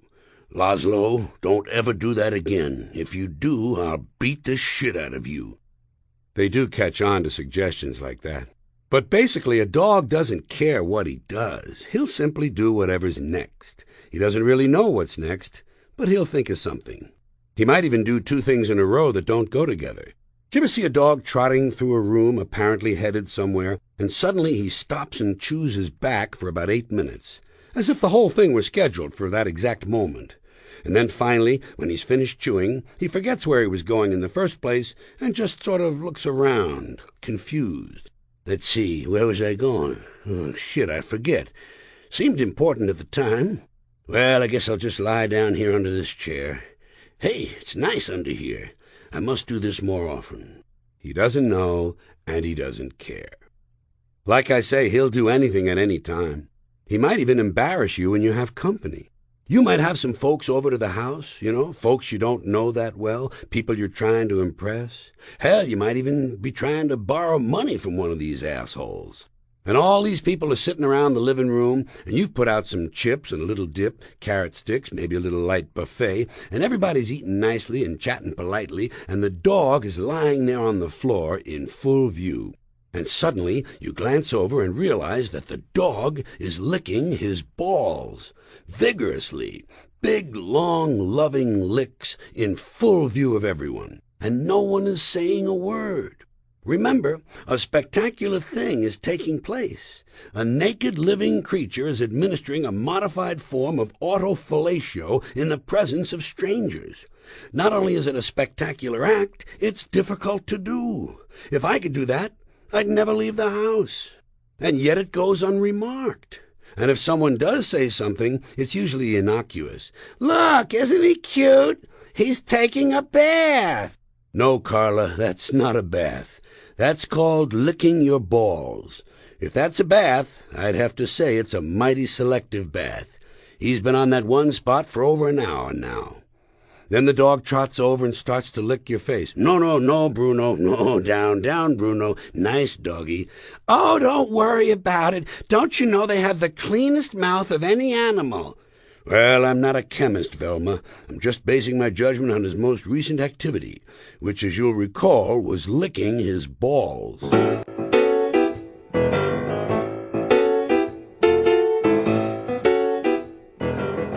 Here are some things you can do just for fun. When writing a letter of reference for a friend, give him a glowing recommendation, but just for fun, conclude by saying, "Don't let Dave's legal history trouble you. There's reason to believe the little girl was lying." Just for fun, knock on the door of any stall in a public restroom and say, "Sir, please, try to control the smell in there. Don't force us to bring in the hoses." Call one of those How Am I Driving 800 numbers and just for fun complain about a particular driver. Tell them he was driving on the sidewalk, vomiting, giving the finger to old women, and dangling a baby out the window. Next time you're at a baseball game, sing the national anthem in a loud voice, but just for fun, alternate each line between English and complete gibberish. Oh, say, can you see Floggy Bloom Skeldo Prunk? What so proudly we hailed Clogger Drunk Slern Clam Dung Blench. See if that doesn't get the fans talking among themselves. While strolling past a sidewalk cafe, just for fun, squeeze off several truly repulsive farts, silent or noisy. If silent, stand to one side and watch the results. If noisy, tip your hat and say, Bon appetito. Walk through a crowded amusement park carrying a small tape recorder that plays the sound of a little girl's voice screaming, Help, Mommy! The man is touching me like Daddy does at home! You know, just for fun. Camcorders are a good example of technology gone berserk. Everywhere you go now, you see some goofy fuck with a camcorder. Everyone's taping everything. Doesn't anybody stop and look at things anymore? Take them in? Maybe even remember them? Is that such a strange idea? Does experience really have to be documented, brought home, and saved on a shelf? And do people really watch this shit? Are people's lives so bankrupt they sit at home watching things they already did? And these guys are so intense. And by the way, it's always guys. They won't let women touch the cameras. It's a highly technical skill. Look through a hole, push on a button, big fucking skill. And they all think they're Federico Fellini. Did you ever see them at the soccer games with the low angles and the zooms and the pans? And it's the same three ugly children in every shot. Same kids. Believe me, all the George Lucas magic in Hollywood is not going to change the unfortunate genetic configurations on the faces of these children. Do the world a favor. Keep these unfortunate youngsters indoors, out of public view. To my way of thinking, there are really only three sports: baseball, basketball, and football. Everything else is either a game or an activity. Hockey comes to mind. People think hockey is a sport. It's not. Hockey is three activities taking place at the same time: ice skating, fooling around with a puck, and beating the shit out of somebody. If these guys had more brains than teeth, they'd do these things one at a time. First you go ice skating, then you fool around with a puck, then you go to the bar and beat the shit out of somebody. The day would last longer, and these guys would have a whole lot more fun. Another reason hockey is not a sport is that it's not played with a ball. Anything not played with a ball can't be a sport. These are my rules. I make 'em up. Soccer's not a sport because you can't use your arms. Anything where you can't use your arms can't be a sport. Tap dancing isn't a sport. I rest my case. Running. People think running is a sport. Running isn't a sport because anybody can do it. Anything we can all do can't be a sport. I can run. You could run. For Christ's sakes, my mother can run. You don't see her on the cover of Sports Illustrated, do you? And swimming isn't a sport. Swimming is a way to keep from drowning. That's just common sense. Sailing isn't a sport. Sailing is a way to get somewhere. Riding the bus isn't a sport. Why the fuck should sailing be a sport? And boxing is not a sport either. Boxing is a way to beat the shit out of somebody. In that respect, boxing is actually a more sophisticated form of hockey. In spite of what the police tell you, beating the shit out of somebody is not a sport. When police brutality becomes an Olympic event, fine, then boxing can be a sport. Bowling isn't a sport because you have to rent the shoes. Don't forget, these are my rules. I make 'em up. Billiards. Some people think billiards is a sport, but it can't be because there's no chance for serious injury. Unless, of course, you welch on a bet in a tough neighborhood. Then, if you wind up with a pool cue sticking out of your ass, you know you just might be the victim of a sports-related injury. But that ain't billiards, that's pool, and that starts with a P, and that rhymes with D, and that brings me to darts.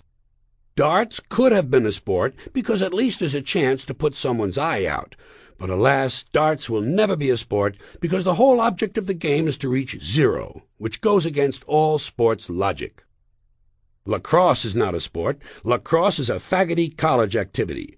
I don't care how rough it is, any time you're running around a field waving a stick with a little net on the end of it, you're engaged in a faggoty college activity. Period. Same thing for field hockey and fencing. Faggoty college shit. Also, these activities aren't sports because you can't gamble on them. Anything you can't gamble on can't be a sport. When was the last time you made a fucking fencing bet? And gymnastics is not a sport because Romanians are good at it. It took me a long time to come up with that rule, but goddammit, I did it. Polo isn't a sport. Polo is golf on horseback, without the holes. It's a great concept, but it's not a sport. And as far as water polo is concerned, I hesitate to even mention it because it's extremely cruel to the horses. Which brings me to hunting. You think hunting is a sport? Ask the deer. The only good thing about hunting is the many fatal accidents on the weekends. And of course the permanently disfigured hunters who survive such accidents. Then you have tennis. Tennis is very trendy and very fruity, but it's not a sport. It's just a way to meet other trendy fruits. Technically, tennis is an advanced form of ping pong. In fact, tennis is ping pong played while standing on the table. Great concept, not a sport. In fact, all racket games are nothing more than derivatives of ping pong. Even volleyball is technically racketless team ping pong played with an inflated ball and a raised net while standing on the table. And finally we come to golf. For my full take on golf, I refer you elsewhere in this recording. But let it just be said, golf is a game that might possibly be fun if it could be played alone. But it's the vacuous, striving, superficial, male-bonding joiners one has to associate with that makes it such a repulsive pastime. And it is decidedly not a sport. Period. Here's a word you don't see anymore. Foodstuffs. I wish it would make a comeback. I like that. Foodstuffs. Let's give credit where credit is due and admit that Scotch tape was a really great idea. You live 80 years, and at best, you get about 6 minutes of pure magic. True fact. There are 11 teams in the Big Ten. You know, sometimes when you're burying a guy alive, for a moment or two you start feeling sorry for him, and then it passes and you keep on shoveling. I think everyone should treat one another in a Christian manner. I will not, however, be responsible for the consequences. I wonder if an Elvis impersonator could ever get famous enough so that someone who looked like him could become a celebrity look-alike. Do you think there's room in this culture for an Elvis impersonator look-alike? Probably. One objection to cloning human beings is that there's a chance for abnormal offspring. Yeah? So, you ever take a look at some of those families in the South? Why do they bother saying raw sewage? Do some people actually cook that stuff? You rarely run into a damsel anymore. Whenever I hear someone referred to as a spiritual leader, I wonder why the spirit world needs leaders.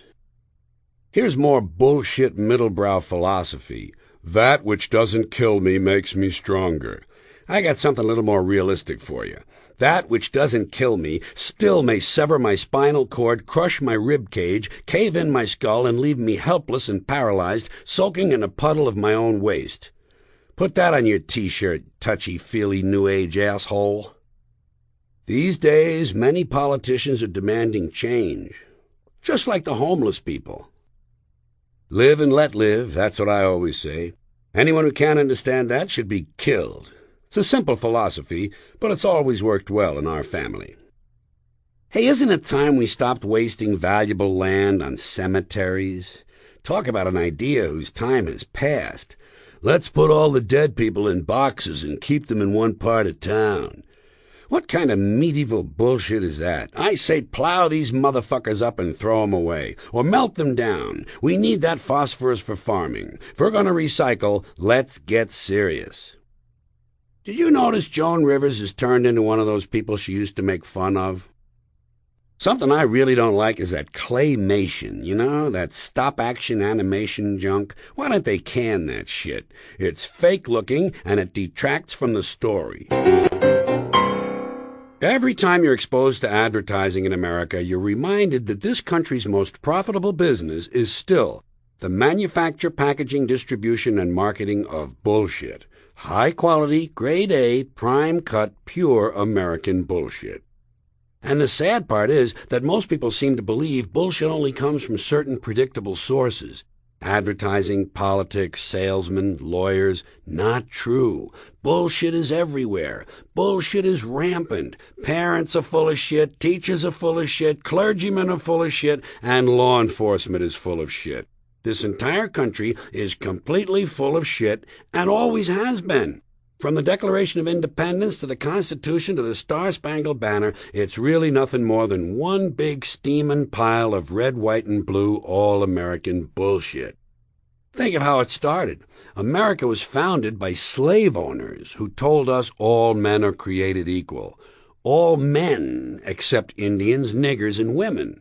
Remember, the founders were a small group of unelected white male landholding slave owners who also, by the way, suggested their class be the only one allowed to vote.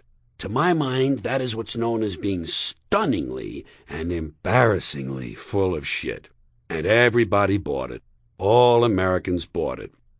And those same Americans continue to show their ignorance with all this nonsense about wanting their politicians to be honest. What are these cretins thinking? Do they realize what they're wishing for? If honesty were suddenly introduced into American life, everything would collapse. It would destroy this country because our system is based on an intricate and delicately balanced system of lies. And I think that somehow, deep down, Americans understand this. That's why they elected and re-elected Bill Clinton. Because given a choice, Americans prefer their bullshit right out front where they can get a good, strong whiff of it. Clinton may have been full of shit, but at least he let you know it. And people like that. In '96, Dole tried to hide his bullshit, and he lost. He kept saying, "I'm a plain and honest man." People don't believe that. What did Clinton say? He said, "Hi, folks, I'm completely full of shit, and how do you like that?"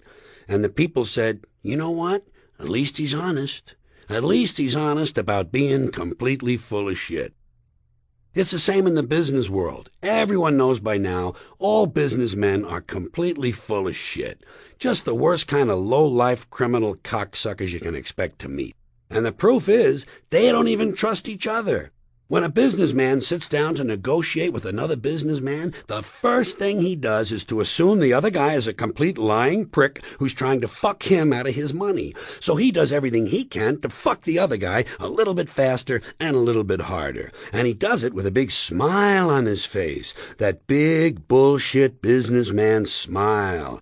And if you're a customer, that's when you get the really big smile. Customer always gets that really big smile as the businessman carefully positions himself directly behind the customer, unzips his pants, and proceeds to service the account. "I'm servicing this account." Now you know what they mean when they say, "We specialize in customer service." Whoever first said, "Let the buyer beware," was probably bleeding from the asshole. But that's business, and business is okay. But folks, I have to tell you, in the bullshit department, a businessman can't hold a candle to a clergyman. Because when it comes to bullshit, big-time, major-league bullshit, you have to stand in awe of the all-time champion of false promises and exaggerated claims, religion. No contest. Religion easily has the greatest bullshit story ever told. Think about it. Religion has actually convinced people, many of them adults, that there's an invisible man who lives in the sky and watches everything they do every minute of every day, and has a special list of 10 things he does not want you to do. And if you do any of these 10 things, he has a special place, full of fire and smoke and burning and torture and anguish, where he will send you to remain and suffer and burn and choke and scream and cry forever and ever till the end of time.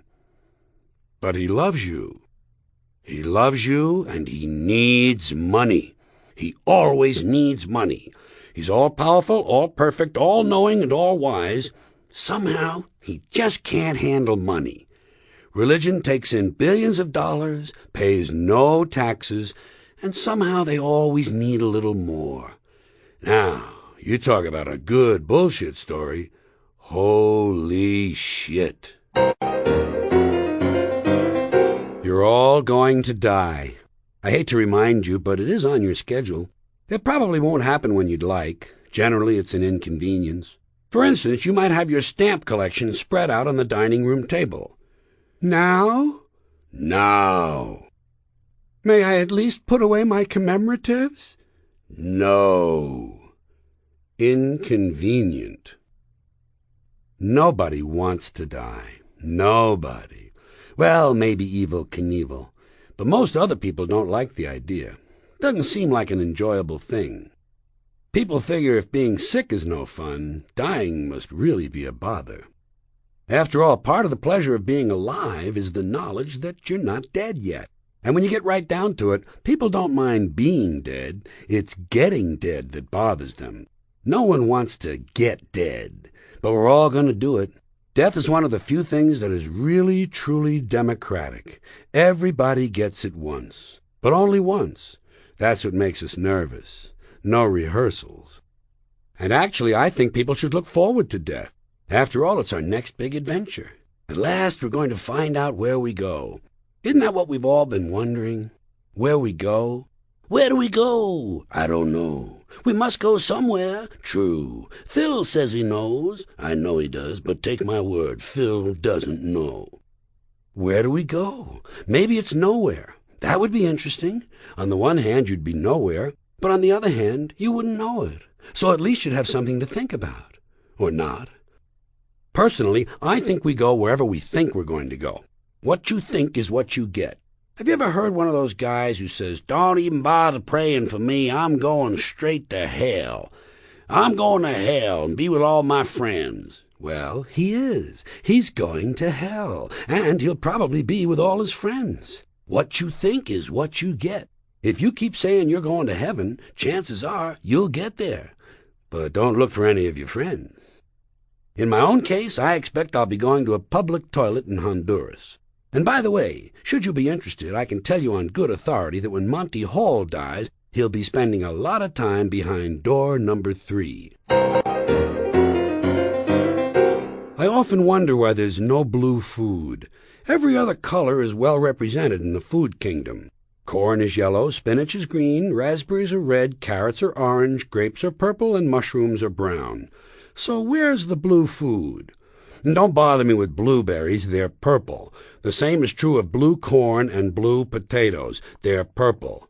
Blue cheese? Nice try. It's actually white cheese with blue mold. Occasionally you might run across some blue Jell-O in a cafeteria.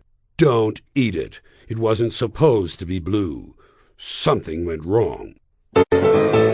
When the United States is not invading some sovereign nation or setting it on fire from the air, which is more fun for our simple-minded pilots, we're usually busy declaring war on something here at home. Anything we don't like about ourselves, we declare war on it. We don't do anything about it. We just declare war. Declaring war is our only public metaphor for problem solving. We have a war on crime, a war on poverty, a war on hate, a war on litter, a war on cancer, a war on violence, and Ronald Reagan's ultimate joke, the war on drugs. More accurately, the war on the Constitution.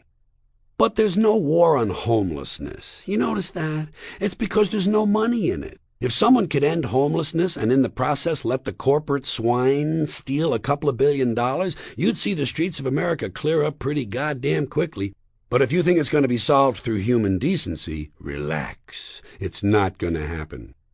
You know what I think they ought to do about homelessness? Change the name. It's not homelessness, it's houselessness. It's houses these people need. Home is an abstract idea. It's a setting, a state of mind. These people need houses, physical, tangible structures. They need low-cost housing. But there's no place to put it. People don't want low-cost housing built anywhere near them. We have a thing in this country called NIMBY, not in my backyard. People don't want social assistance of any kind located anywhere near them. Just try to open a halfway house, a rehab center, a shelter for the homeless, or a home for retarded people who want to work their way into the community. Forget it. People won't allow it. Not in my backyard. People don't want anything near them, especially if there's a chance it might help somebody. It's part of that great, generous American spirit we hear so much about.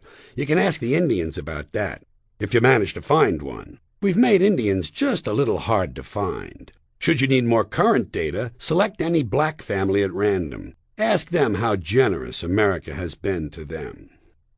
People don't want anything near them, even if it's something they think society needs, like prisons. Everybody says, build more prisons, but don't build them here. Well, why not? What's wrong with having a prison in your neighborhood? Seems to me it would make for a fairly crime-free area. You think a lot of crackheads and thieves and hookers are going to be hanging around in front of a fucking prison? Bullshit, they ain't going anywhere near it. What could be safer than a prison? All of the criminals are locked inside, and if a couple of them do manage to escape, what do you think they're going to do? Hang around?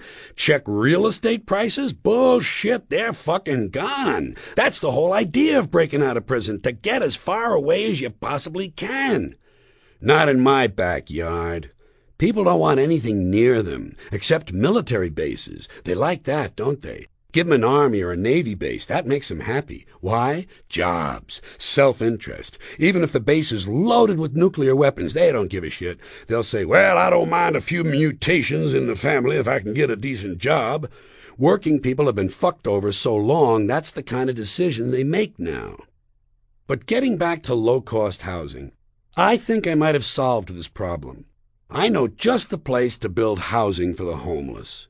Golf courses. It's perfect. Plenty of good land in nice neighborhoods, land that is currently being squandered on a mindless activity engaged in by white, well-to-do business criminals who use the game to get together so they can make deals to carve this country up a little finer among themselves. It's time for real people to reclaim the golf courses from the wealthy and turn them over to the homeless. Golf is an arrogant, elitist game that takes up entirely too much space in this country. The arrogant nature of golf is evident in the design and scale of the game. Think of how big a golf course is. It's huge. You can't see one end of it from the other. But the ball is only 1.5 inches in diameter. So will someone please explain to me what these pin-headed pricks need with all that land? America has over 17,000 golf courses. They average over 150 acres apiece. That's 3 million plus acres, 4,820 square miles. You could build 2 Rhode Islands and a Delaware's worth of housing for the homeless on the land currently wasted on this meaningless, mindless, arrogant, racist game. And that's another thing, race. The only blacks you'll find in country clubs are carrying trays. And don't give me that Tiger Woods bullshit. Fuck Tiger Woods. He ain't black. He acts, talks, and lives like a white boy. Skin alone doesn't make you black. And let's not forget how boring golf is. Have you ever watched it on television? It's like watching flies fuck. A completely mindless game. I should think it takes a fairly low intellect to draw pleasure from the following activity: hitting a ball with a crooked stick, and then walking after it, and then hitting it again. I say pick it up, asshole. You're lucky you found the fucking thing in the first place. Put it in your pocket and go the fuck home. But no, Dorco in the plaid knickers is going to hit the ball again, and then he's going to walk some more. I say let these rich cocksuckers play miniature golf. Let them fuck with a windmill for 1.5 hours. I want to see if there's any real skill among these people. And yeah, I know there are plenty of golfers who don't consider themselves rich. People who play on badly maintained public courses. Fuck 'em. Fuck 'em and shame on them. Shame for engaging in an arrogant, elitist, racist activity. Here's a great idea. I think Texas should save up 500 condemned people and execute them all at once in electric chairs. 500 electric chairs in a big gymnasium. Wouldn't that be fun? I realize Texas prefers lethal injection, but maybe they could make an exception just this once.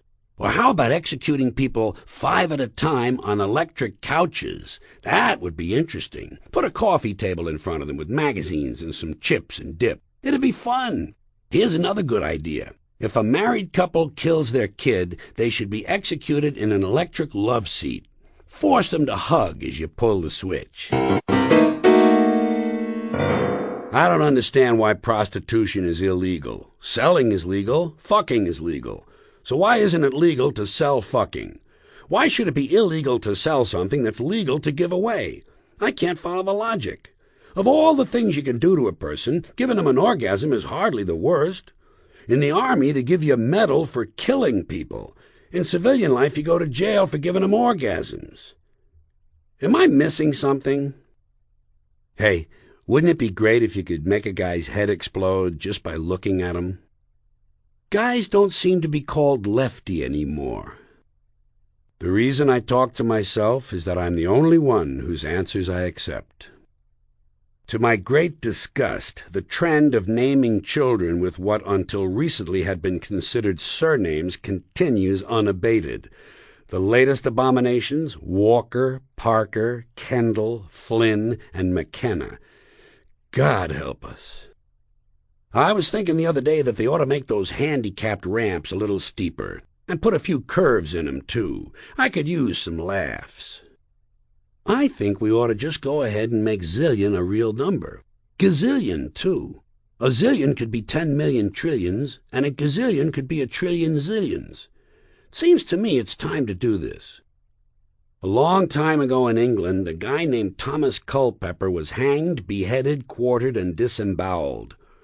Why do I have the impression women were not involved in these activities? I read somewhere that in Mexico City, 300 tons of fecal matter are deposited in the air every day. So I guess you could say that not only does shit happen, it also falls on your head. In Maine, in order to save energy, there are several lighthouses that are closed at night. Sometime when you're watching a street musician, walk over in the middle of a song and whisper to him that you don't like his music. Then take $1 out of his cup and walk away. If a group of people stand around in a circle long enough, eventually they will begin to dance. Jesus doesn't really love you, but he does think you have a great personality. Have some fun. Walk into a gift shop and tell them you came in to get your gift. How can it be a spy satellite if they announce on television that it's a spy satellite? Why is it every time some celebrity gets cancer, the National Enquirer says he's vowed to lick this thing? Just once I'd like to hear a guy say, "I've got cancer, and this is it. I'll be dead in a few months." Why don't they have a light bulb that only shines on things worth looking at? Even though men are complete assholes, you know what makes me sad about feminism? Somewhere along the way we lost, "Hey, toots." Have you ever selected an item in the supermarket and put it in someone else's cart? Then you realize what you're doing, and you get sort of an alien feeling. Wait, this is not my cart. Look at this, brown flour and sheep entrails. God, I almost put my capers in this cart. Where's mine? Oh, there it is, the one with the tapioca cupcakes and the mango popsicles. Thank God. Or have you ever started to walk off with someone else's cart? Hey, that's my stuff. You have to think fast. Not yet, it isn't. It's not paid for. Technically, these things still belong to all of us, and if I feel like shopping out of your cart, that's what I'll do. Let's see, any organic scallions in there? What's this? Elk milk? That'll be just fine. You may leave now. I've found the best way to shop for food is to work up a really big appetite. Fast for several days, smoke a couple of joints, take $700, and go to the supermarket. It's great. You buy everything. Wow, canned bread, just what I need. And all the good things, the things you really love and can't do without, well, you got to buy 2 of them because you know you're going to eat one of them on the way home at a red light. Shopping hungry is great. You just keep loading things into your cart. But then, after several aisles, you realize you may have overdone it. You find yourself pushing a motorcade of 3 carts, all tied together with long loops of string cheese. Once again, you've lost control. And so, as you realize you don't have enough money to pay for everything, you begin to put back some of the more expensive items, like meat. $27, bullshit. I'll put back these steaks and grab a few more pound cakes. The kids shouldn't be eating meat anyway.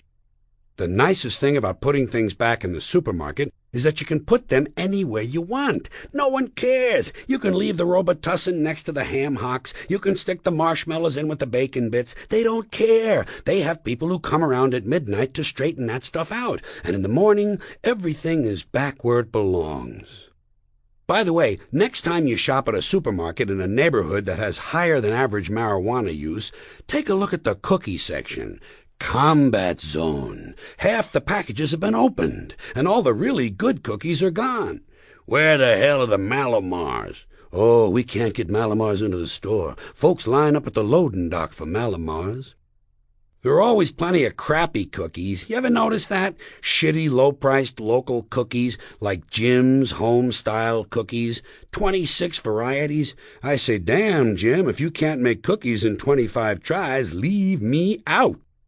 Time to head home, folks. So let's get on the checkout line here and read People magazine.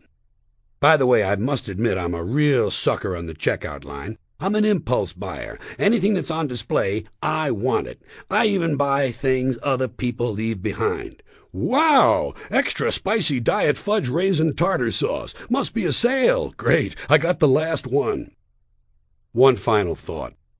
Have you ever been on the express line and tried to convince the tough-looking Hispanic girl with the tattoos that 27 packages of hot dogs are really just one item?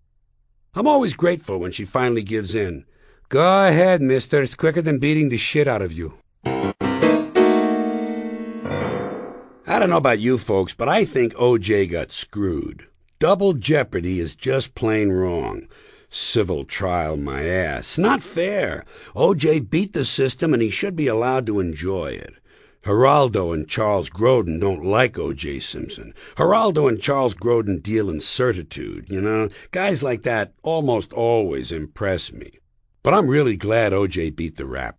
Personally, I'd like to see him on TV again doing commercials. Must be something he could do. Roach Motel. They checks in, but they don't checks out. It'd be fun. We need more fun. People get upset with all the wrong things. Like these guys Jeffrey Dahmer and Timothy McVeigh. Right away everybody wants to kill them. Let me tell you something. You don't kill guys like that. That's exactly what they want. You know what you do? You let them off with a warning. Just like a speeding ticket. Sometimes all a guy like that needs is a good talking to. You sit him down and you say, listen, Jeff, nobody thinks you're funny, okay? No one is amused. So calm down and knock off the shit. Stop trying to draw attention to yourself. You eat one more person and you're in big trouble. A lot of these guys never hear that sort of thing. I think it would make them think twice before they cooked another person's head and ate it. Don't you? Now, as to Timothy McVeigh, you've got a slightly different situation here. After all, the guy's a veteran, so you have to show him a little consideration. And don't forget, it's his first offense. So I say let him off with a warning. Throw a good scare into him. Tim, one more trick like that and it's going to mean a hefty fine. A dog doesn't understand time. Like a young child, he doesn't know the difference between 8 o'clock and a week ago Tuesday. The only period of time a dog understands is forever. And that's how long he thinks everything's going to last. You ever scratch your dog behind the ears? They really love that, don't they? Oh boy, oh boy, oh boy, oh boy, oh boy. Daddy's scratching me behind the ears. My favorite thing. Oh boy, oh boy, oh boy. This is great. And you're scratching, and he's loving it and looking up at you adoringly, his eyes rolling back in his head, and then suddenly you stop. And he looks at you like you're some kind of diseased criminal pervert. He's disappointed. He thought the scratching was going to last forever. He can't help it. He just doesn't know what time it is. It's especially bad when you go out and leave him alone. He thinks you're never coming back. Never. That must be what he thinks, or else why would he act the way he does when you finally get home? All hyper and excited and revved up, like you just ate 1.5 pounds of methamphetamine. Oh boy, oh boy, oh boy, oh boy. I thought you were never going to come home. I thought you were never going to come home. I thought you were never going to come home. I thought you were never going to come home. I was so scared. I was lonely, scared and lonely. I didn't know what to do. I was all alone. I thought I would never eat again. I don't know how to prepare food. I'm a dog. I can't cook. I can't do anything. I don't even know how to operate a can opener. How do you do that? What do? Push down the little handle? Couldn't figure it out. Give me some food. Give me a kiss. Shake hands. Here's my paw. You want me to roll over? I'll do it. Just don't leave me. Don't go. Don't go. I swear I'll never pee in the house again. I'll never pee anywhere again. Just don't leave me alone.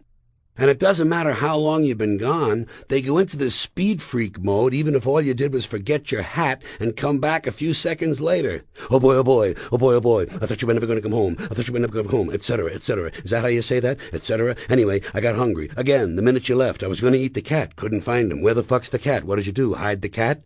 Lester, will you stop it? Calm down. I was just here a few seconds ago. They really miss you. And they have no idea what time it is.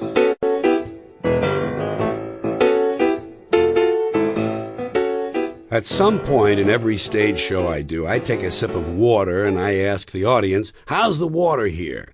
I haven't gotten a positive response yet. Not one. Last year, I was in about 100 different cities. Not one audience was able to give me a positive answer. Nobody trusts their water supply. Nobody. And that amuses me, because it means the system is beginning to collapse, beginning to break down. I enjoy chaos and disorder, not just because they help me professionally, but they're also my hobby. I'm an entropy buff. In high school, when I first heard of entropy, I was attracted to it immediately. They said that in nature, all systems are breaking down. And I thought, what a wonderful thing. Perhaps I can make some small contribution to this process myself. And of course, it's not just true of nature, it's true of society as well. If you look carefully, you can see that the social structure is just beginning to break down, just beginning to come apart at the seams. And what I like about that is that it makes the news on television more exciting. I watch the news for only one thing, entertainment. That's all I want. You know my favorite thing on television? Bad news. Accidents, disasters, catastrophes, explosions, fires. I want to see shit being destroyed and bodies flying around. I'm not interested in the budget. I don't care about tax negotiations. I don't want to know what country the Pope is in. But show me a burning hospital with people on crutches jumping off the roof and I'm a happy guy. I want to see a paint factory blowing up, an oil refinery explode, and a tornado hit a church on Sunday. I want to be told there's a guy running through the Kmart shooting at customers with an automatic weapon. I want to see thousands of people in the street killing policemen, hear about a nuclear meltdown in a big city, find out the stock market dropped 4,000 points in one day. I want to see people under pressure. Sirens, flames, smoke, bodies, graves being filled, parents weeping. My kind of TV. Exciting shit. I just want to see some entertainment. That's the kind of guy I am. You know what I like most? Big chunks of steel, concrete, and fiery wood falling out of the sky, and people running around trying to get out of the way. Exciting shit. And at least I admit it, folks, you know? Most people won't admit these feelings. Most people see something like that, they say, "Oh, isn't that awful?" Bullshit, lying asshole. You love it and you know it. Explosions are fun, and the closer the explosion is to your house, the more fun it is. Have you ever noticed that? Sometimes an announcer comes on television and says, 6,000 people were killed in an explosion today. And you say, where? He says, in Pakistan. You say, fuck Pakistan. Too far away to be fun. But if he says it happened in your hometown, you say, whoa, hot shit, Dave. Come on, let's go down and look at the bodies. I love bad news. Doesn't bother me. The more bad news there is, the faster this system collapses. I'm glad the water sucks. You know what I do about it? I drink it. I fucking drink it. You see, I'm not one of those people who worries about everything. Do you have people around you like that? The country's full of them now. People walking around all day worried about everything. Worried about the air, the water, the soil, pesticides, food additives, carcinogens, radon, asbestos. Worried about saving endangered species.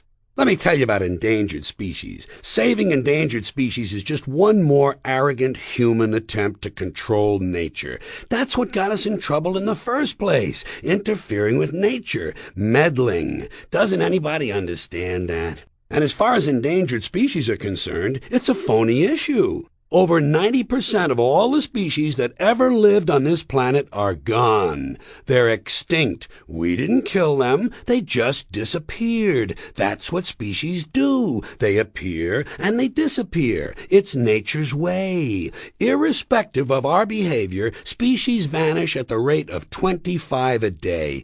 Let them go gracefully. Stop interfering. Leave nature alone. Haven't we done enough damage? We're so self-important, so arrogant. Everybody's going to save something now. Save the trees, save the bees, save the whales, save the snails. And the supreme arrogance, save the planet. Are these people kidding? Save the planet? We don't even know how to take care of ourselves. We haven't learned how to care for one another. We're going to save the fucking planet? I'm getting tired of that shit. I'm tired of fucking Earth Day. And I'm tired of these self-righteous environmentalist white bourgeois liberals who think the only thing wrong with this country is that there aren't enough bike paths, trying to make the world safe for their repulsive Volvos. Besides, environmentalists don't give a shit about the planet anyway. Not really. Not in the abstract. You know what they're interested in? A clean place to live. Their own habitat. That's all. They're worried that sometime in the future they might be personally inconvenienced. Narrow, unenlightened self-interest doesn't impress me. And by the way, there's nothing wrong with the planet in the first place. The planet is fine. The people are fucked. Compared with the people, the planet is doing great. It's been here over 4 billion years. Did you ever think about that? The planet has been here 4.5 billion years. And we've been here for what, 100,000? And we've only been engaged in heavy industry for a little over 200 years.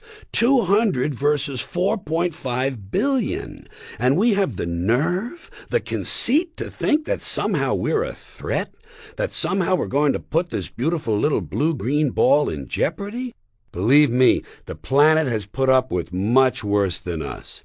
It's been through earthquakes, volcanoes, plate tectonics, solar flares, sunspots, magnetic storms, pole reversals, planetary floods, worldwide fires, tidal waves, wind and water erosion, cosmic rays, ice ages, and hundreds of thousands of years of bombardment by comets, asteroids, and meteors.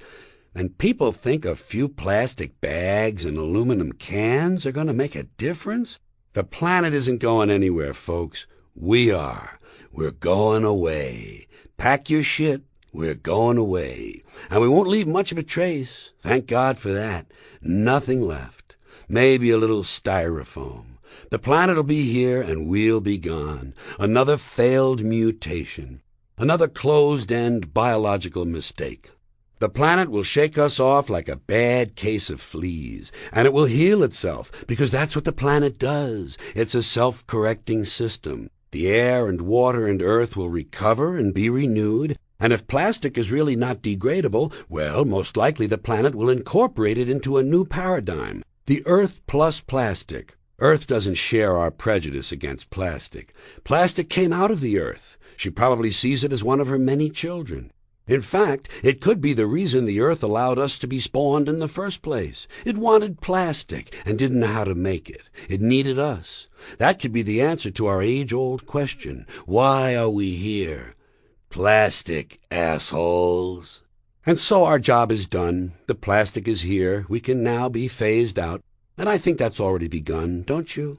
I mean, to be fair, the planet probably sees us as a mild threat, something to be dealt with. And I'm sure it can defend itself in the manner of a large organism, the way a beehive or an ant colony would muster a defense. I'm sure the planet will think of something. What would you be thinking if you were the planet, trying to defend yourself against this pesky, troublesome species? Let's see, what might I try? Viruses might be good. These humans seem vulnerable to viruses, and viruses are tricky, always mutating and developing new strains when new medicines or vaccines are introduced. And perhaps the first virus I try could be one that compromises their immune systems, a human immunodeficiency virus that makes them vulnerable to other infections that come along. And perhaps this virus could be spread sexually, making them reluctant to engage in the act of reproduction, further reducing their numbers. Well, I guess it's a poetic notion, but it's a start, and I can dream, can't I?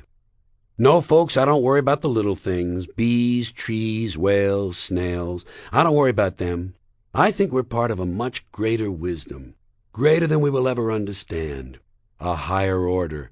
Call it what you like. I call it the big electron. The big electron. It doesn't punish, it doesn't reward, and it doesn't judge. It just is. And so are we, for a little while. See ya. Well, that's it, ladies and gentlemen. It's been a pleasure to be your content provider for the last few hours.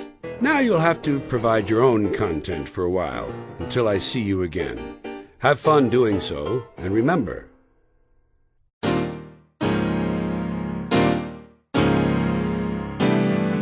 Hi, folks. I've been told that Volume 1 of this recording, done some time ago, was well received, but considered insufficient. So I'm here to rectify that. Rectify is an interesting word, isn't it? Sounds vaguely anal.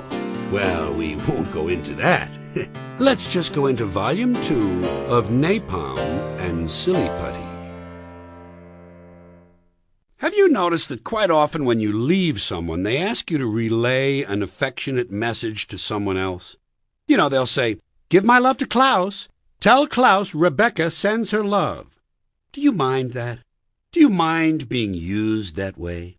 The awesome responsibility of carrying Rebecca's love to Klaus? Suppose you don't see Klaus. What do you do with Rebecca's love? Carry it around? Give it to someone else? "Wilhelm, I can't find Klaus. Here's some of Rebecca's love." Suppose Wilhelm doesn't know Rebecca. Can he legally accept her love? Especially when it was originally intended for Klaus. Or suppose you give Wilhelm Rebecca's love for Klaus, and then you run into Klaus. What do you give him? All you had was Rebecca's love, and you've already gone and given that to Wilhelm. Can you reasonably ask Wilhelm to give back Rebecca's love? Maybe he's gotten used to it by now. Can Klaus sue Wilhelm? Can Wilhelm be arrested? Can you be arrested for transporting love across a state line? All right, back to reality. Just for the sake of argument, let's leave Wilhelm out of this altogether. Suppose Rebecca gives you her love to give to Klaus, and you do see Klaus. What form should the love take? Can you risk giving Klaus a tongue kiss?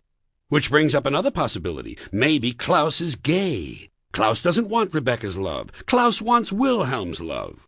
If Klaus tells you to give his love to Wilhelm, just tell him, "Bullshit, Klaus. You give your own love to Wilhelm. I'm going to find Rebecca."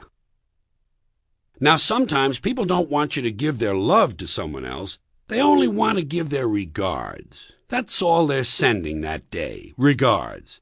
That's not as important as love, is it? No. By the way, do you always relay the type of affection the sender intends? I don't. Generally, I wait till the last minute and then decide what the other person deserves. For instance, Susan might say to me, "Give my love to Dave." Well, I might not feel Dave is deserving of Susan's love. Dave might be one of those people who piss me off. I'll probably just give him a few regards. Keep him in his place. I feel it's my decision. After all, I'm the one who's doing all the work. And if I really don't like the recipient, I might reduce the level of affection by an even greater degree. Susan might say, "Give all my love to Dave and tell him I can't wait to see him again so I can hold him in my arms, kiss his sweet soft lips, and make love to him all night." And I'll say, "Dave, Susan said hello." Screw Dave. That's what he gets for pissing me off. Then there are the recipients who try to anticipate what degree of affection they're going to receive. "Did Susan send her love?" "No, Dave, she only sent her regards." "That's funny. Usually she sends her love." "Well, not this time. In fact, she specifically told me, 'Don't give Dave any of my love.' It seems she's running short of love and has to be careful whom she gives it to. However, she did say she's overstocked with regards and wants you to have a whole bunch of them. So be satisfied, Dave. Take your regards and get the fuck out of my life." Well, he should damn well be satisfied with regards. It's a lot better than simply being sent someone's best. There are some people who just send you their best. "Give my best to Dave." Your best what, Susan? If this is your best, perhaps you'd better keep it to yourself. And yet, receiving someone's best is better than simply being remembered to someone. That's the lowest of all. It's hardly even worth telling the poor person. "Remember me to Dave." Okay. "Dave, you remember Susan?" "Yes." "Well, she remembers you too." That's it. My job is done. I'm off now to find Tex, so I can tell him Billy Bob said howdy. One final thing. There are times when someone wants you to convey more than simply love. They want you to give someone a big hug and kiss. Now they've got you trafficking in sex.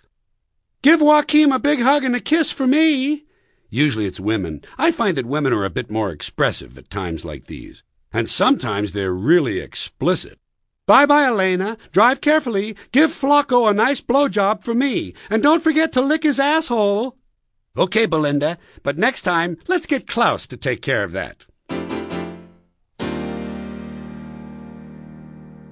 You know what bothers me? People who want to know the time. The ones who come up and say to me, "What time is it?"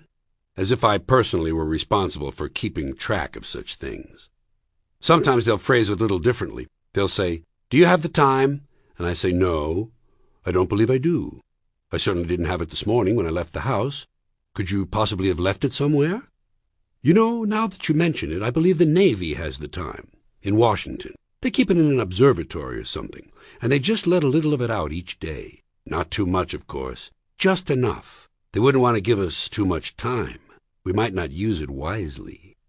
Sometimes in a playful mood, when asked if I have the time, I'll say yes, and simply walk away. I do that because I hate to disappoint people. You see, there is no time. There's just no time. I don't mean we're late, there's no time. I mean there is no time. After all, when is it? Do you know? No one really knows when it is. We made the whole thing up. It's a human invention. There are no numbers in the sky. Believe me, I've looked. They're not there. We made the whole thing up. So when are we? Sometimes we think we know where we are, but we really don't know when we are. For all we know, it could be the middle of last week. And the time zones are no help. They're all different. In fact, in parts of India, the time zones actually operate on the half hour instead of the hour. What is that all about? Does anyone really know what time it is? And never mind a piddly little half-hour difference in India. How about thousands of years? The major calendars disagree by thousands of years. To the Chinese, this is, 4699. The Hebrews think it's 5762. The Muslims swear it's 1422. No telling what the Mayans and Aztecs would say if they were still around. I guess their time ran out. Remember, folks, these are calendars we're talking about. Instruments specifically designed to keep track of time. And they're all different. And they're not just off by a couple of weeks. This is thousands of goddamn years we're talking about. How did that happen? Our current Gregorian calendar is such an amateur show that every 4 years we have to cram in an extra day just to make the whole thing work. We call it February 29th. Personally, I don't believe it. Deep down, I know it's really March 1st. I mean, it just feels like March 1st, doesn't it? But even that simple quadrennial adjustment doesn't fix things, so every 100 years we suspend that rule and dispense with the extra day. Unless, of course, the year is divisible by 400, in which case we suspend the suspension and add the extra day. But that's still not quite enough, so every 4,000 years we suspend that rule too, and back comes February 29th. Here's how we got to this sorry state. The Julian calendar was introduced in 46 BC, the Roman year 709, but it was off by 11 minutes a year. So by 1582 there was an accumulated error of 10 days. Accordingly, that year, Pope Gregory XIII decided that the day following October 4th would be called October 15th. They just skipped 10 days, threw them out. Officially, in 1582, no one was born in France, Italy, Spain, or Portugal during the period October 5th through October 14th. Weird, eh? But even weirder, Britain didn't adopt the Gregorian calendar till 1752 when they dropped 11 days out of September. Since this also applied to the American colonies, officially no one was born here from September 3rd through September 13th, 1752, except Indians. By the way, that was the same year New Year's Day was moved from March 25th to January 1st. The way it had been handled before, for example, was that March 24th, 1750, would be followed by March 25th, 1751. Pretty fucked up, huh? And you thought that big millennium party you went to was being held right on time. We try hard to keep track of time, but it's futile. You can't pin it down. For example, there's a moment coming. It's not here yet. It's still in the future. It's on the way. It hasn't arrived. It's getting closer. Here it is. Shit, it's gone. We use words like now, but it's a useless word because every time you say it, it means something different. Can you tell me the time? Well, which time did you want, now? Or the time you asked me? Or how about now? Is this the time you want? Speak up, this stuff isn't standing still. And think of the phrase, just now. Did you hear that? What? Just now. You mean just then? Yes, just then. Wait, there it is again. When? Just now. Everything we think of as now is either the very recent past or the very near future. There's no present. Welcome to the present. Shoom. Gone again. It's all so imprecise that people sometimes don't bother with minutes and hours at all. They keep things purposely vague. What time you got? I got just after. Just after? Geez, my watch is slow. I got going on. It's amazing how something as precisely calibrated as time can be described so loosely, especially where short periods of time are concerned. We say at once, immediately, right away, just like that, no time at all, nothing flat, at a moment's notice. And one that I never understood, before you can say Jack Robinson. You don't hear that much anymore, do you? Maybe Jack ran out of time. Maybe he was an Aztec. And let's not forget a jiffy or a flash. Do you know which is quicker? Well, I looked it up. In fact, there are 2 jiffies in a flash, and there are 6 flashes in the twinkling of an eye. No one seems to know how many twinklings of an eye there are in 2 shakes of a lamb's tail. And by the way, why is it 2 shakes of a lamb's tail? Wouldn't the basic unit of measurement be 1 shake of a lamb's tail? Another vague word is soon. For me, soon has an emotional quality. It has great potential for sadness. Is Daddy ever coming to visit us again? Yes, dear. When?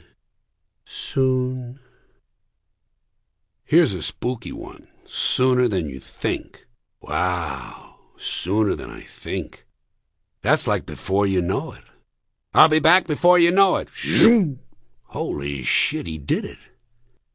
Sooner or later, one of these days, any day now, from time to time, every now and then, a little while. A little while is nice. So gentle. I'll be home in a little while. That wouldn't bother you, would it? I think anyone could wait a little while. It doesn't sound too threatening. Your father is sick, but he still has a little while. That's different from a short time, isn't it? A short time sounds terminal. Your father has only a short time. If I were about to be executed, I'd much rather have a little while than a short time.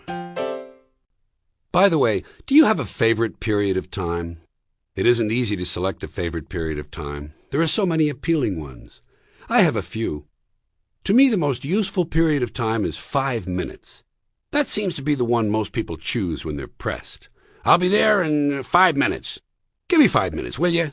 What, are you kidding? I could fix that thing in 5 minutes. That's all most people want. 5 minutes. A good, solid, respectable period of time. And it goes by fast. I think I could do just about anything for 5 minutes, even the most distasteful task. Let's go talk to George Bush. Are you kidding? He's an asshole. Look, just 5 minutes, okay? Okay, 5 minutes. But no more. After that, I'm gonna puke. 15 minutes is a popular period of time, but it has an institutional ring to it, a regulatory quality. Sounds like it's associated with something either compulsory or forbidden. The exchange window will only be open for 15 minutes. You have 15 minutes to fill out the forms. In 15 minutes we will be coming around, and I like 20 minutes better. 20 minutes sounds kind of free and sporty. I'll be back to pick up those test papers in 15 minutes. Then you'll have a 20-minute break. Hey, guys, cover me with the boss, will you? I'll be back in 20 minutes. 20 minutes. Just enough time to get laid. Have a good time.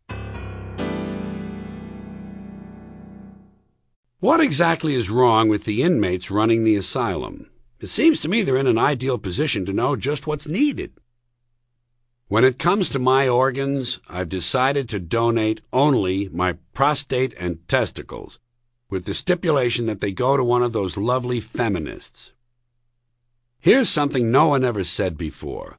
Big bats down to 1-5, 5 over cross up the thingo, nose, baseball, hieroglyphics, hopscotch, pouch. Inevitably, 2, 4, 8, 4, 8, 4, 8, 4, 8. I with the 2, 2, 2, 3, 4, 5. Down here, mother, we're all home now. So long, Jill. Beep, beep. Hungry, hungry. Are you? I couldn't stand it. Not in my house. Up yours too, Don. He's packing them in. We'll all try it. 50-50? Okay, but not me. No one ever said that before. No one ever wrote that. Not even Shakespeare. I'm proud of that.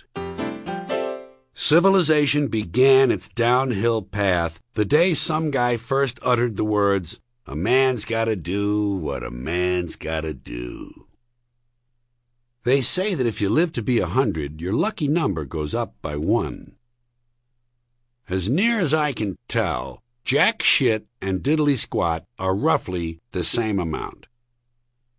What do you think about some guy who hears a voice in his head that tells him to kill his entire family, and he does it? Is that the only thing these voices ever tell paranoid guys to do, kill people? Doesn't a voice ever say, "Go take a shit on the salad bar at Wendy's"? Doesn't a voice tell a guy to take out his dick on the merry-go-round? Actually, some guys do take out their dicks on the merry-go-round, but usually it's their own idea. In the old days, white people used to put black grease paint on their faces and perform minstrel shows. Boy, that must have been really interesting. When I first heard the song "Don't Worry, Be Happy," I realized it was exactly the kind of mindless philosophy that Americans would respond to. It would make a great national motto, right along with "Me First." Here's a little-known fact. When the stock exchange closes, the guy who comes out on the balcony with that big hammer slams it on the head of the person who lost the most money that day. America has too many fake Irish pubs. Giving your bar an Irish name doesn't make it a pub. The word pub is earned the hard way. Tons and tons of puke and thousands of shattered cheekbones. McDonald's breakfast for under $1 is actually more expensive than that. You have to factor in the cost of bypass surgery. May I make it clear once and for all that I don't care what country the Pope is in? I'm really not interested. All the Pope ever does is go around to places where people make $6 a year and tell them to have more children. Isn't that bright and responsible and compassionate? Such a bright, responsible, compassionate man. If the Pope wants to travel around flaunting his wealth and encouraging poor people to have children, let him do it privately. And for God's sakes, keep it off television. The Pope is not news. No one who has had taps played for them has ever been able to hear it. Although it's true blondes have more fun, it's important to remember they also have more VD. If you watch a sitcom carefully, you can see that it's really nothing more than a series of doors opening and closing with a series of jack-offs entering and exiting. They have a new roach spray. Doesn't kill the roaches, but it fills them with self-doubt as to whether or not they're in the right house. I'm sure looters don't call it looting. They probably think of it as extreme shopping. One good reason for maintaining only a small circle of friends is that 3 out of 4 murders are committed by people who knew the victim. If you live on the wrong side of the tracks, but get up on the right side of the bed, do those things cancel each other out? Probably not. Professional soldiers are people who die for a living. Here's some fun you can have. Go into a photography shop and ask the man if you can buy the pictures of the other people in the window. Say, "How much for that heavyset couple?" I guarantee they'll stare at you a long time. In fact, they might even back up several feet. Whenever they say someone got hit by a stray bullet, I wonder about the choice of words. It seems to me that the bullet isn't stray at all. It's doing exactly what physics predicts, traveling in a straight line. What's so stray about that? Everyone knows by now sports is big business, but the major sports have grown kind of boring and predictable, and the public has become jaded. So I'm suggesting a few changes that would add excitement to the games and increase their entertainment value. Baseball has one major problem: not enough serious injuries. A lot of baseball's so-called injuries are just a strained this or a sore whatchamacallit. In today's culture, that's not good enough. Fans are crying out for someone to really be hurt badly. So, to raise the injury level, what I would do is place 30 to 40 landmines in the outfield. The kind of mines that spray thousands of tiny nails when they explode. Not only would this add excitement, it would also provide a refreshing element of surprise. There's a high, lazy fly ball to right field. O'Neill drifts over, pats his glove. Bam! Holy fucking shit! Oh, good Lord! Oh, precious, precious Lord! Baseball is also accused of being too slow. Here's something would not only speed up the game, but also provide a welcome opportunity for serious injuries. Like most good ideas, it's uncomplicated. If the pitcher hits the batter with a ball, the batter is out. That's it. A simple idea, but it could make quite a difference. And maybe if the ball hits the batter in the head, it could be a double play. I don't know, I'm not an expert on rules, but it's certainly worth a try. And just think, a good control pitcher could have a perfect game just by hitting 27 guys in a row. In fact, if you had 2 quality pitchers out there, the fans could be out of that ballpark in half an hour, on their way home to watch football on TV, where they could see some serious goddamn injuries. Now, football. For many of you fans, football is already a perfect game. Its particular combination of speed, strategy, and brute force seems just right for the American psyche. But even a well-thought-out game like football can use a little help from a fun-loving guy like me. I would start by improving the coin toss, by making it a full contact event. While the coin is in the air, the team captains should be allowed to kick the officials. It would get things going on a positive note. Remember, this is a sport that owes its origin to the practice of English soldiers playfully kicking around the head of a Dane during the lulls in combat. Now, to the game itself. I think football should limit itself to only one rule. Each down begins in an orderly manner. That's it. After that, the players should be allowed to do whatever they want. If there's a fight, you move it off to one side of the field. Let it run its course, no restrictions. If several 300-pound linemen are crippling a place kicker, fine. Let them continue. We shouldn't be trying to suppress the natural exuberance of athletes. Keep in mind, these men are physical freaks, full of drugs and anger, and they're here to entertain us. They enjoy being injured. Let them go about their business. So much for upgrading the violence. Here's my suggestion for adding excitement. Currently, each team is allowed 45 players on the squad, but most of them stand around watching the game from the sidelines. If I were in charge, this would not be happening. Instead, I would have all 90 men out on the field at all times. Offense, defense, special teams, everyone. What football really needs is 90 steroid monstrosities geeked on amphetamines racing around the field trying to hurt one another. Here's another way to spice up the game. Leave the injured players on the field. Let them lie there. These men are supposed to be tough. You can't coddle them just because they break something. Let the other guys play around them. If they get stepped on, tough titty. These macho pinheads are always talking about how it's a big war going on out there. Fine. Let the Red Cross come around and pick them up. And regarding this taunting behavior that so many people find offensive, I don't see the problem. In fact, I don't think taunting goes nearly far enough. In my opinion, and I'm certainly no professional athlete, after a good hard tackle, the defensive player should be allowed to pull down his pants and masturbate on the man he tackled. It seems like a simple thing, but it would change the whole tempo of the game. And if he can't ejaculate because 60,000 people are watching, you hit him with a 15-yard penalty for delay of game. I end my suggestions for improving football by taking a look at one of those game-end rituals, the pouring of Gatorade on the winning coach. To my mind, this is far too fruity for football. It's barely appropriate for a 6th-grade dodgeball team. What ought to happen is the winning team should be allowed to come across the field and spike the losing coach. Just spike him. 4 linebackers turn him upside down and pile drive him head first into the ground. Give him an incentive to work a little harder on next week's game plan. And now the evening news. Police in Maine announced today they have broken up a ring of amphetamine users. 6 of the speed freaks were arrested on the spot. Another 4 got away by running completely across Canada. It has been disclosed that several years ago, when Mother Teresa won the Nobel Peace Prize, she returned the money, claiming it had germs on it.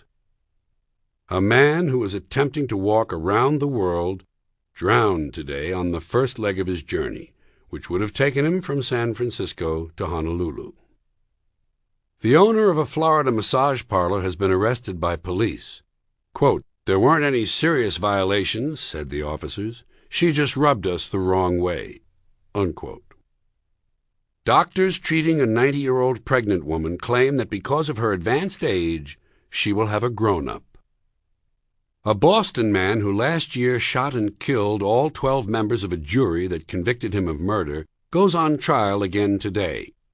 Courtroom insiders say jury selection is expected to take quite some time. Silent film star Mark Dunbar died today in Hollywood. He had no last words. However, he did wiggle his eyebrows and make several exaggerated gestures with his arms.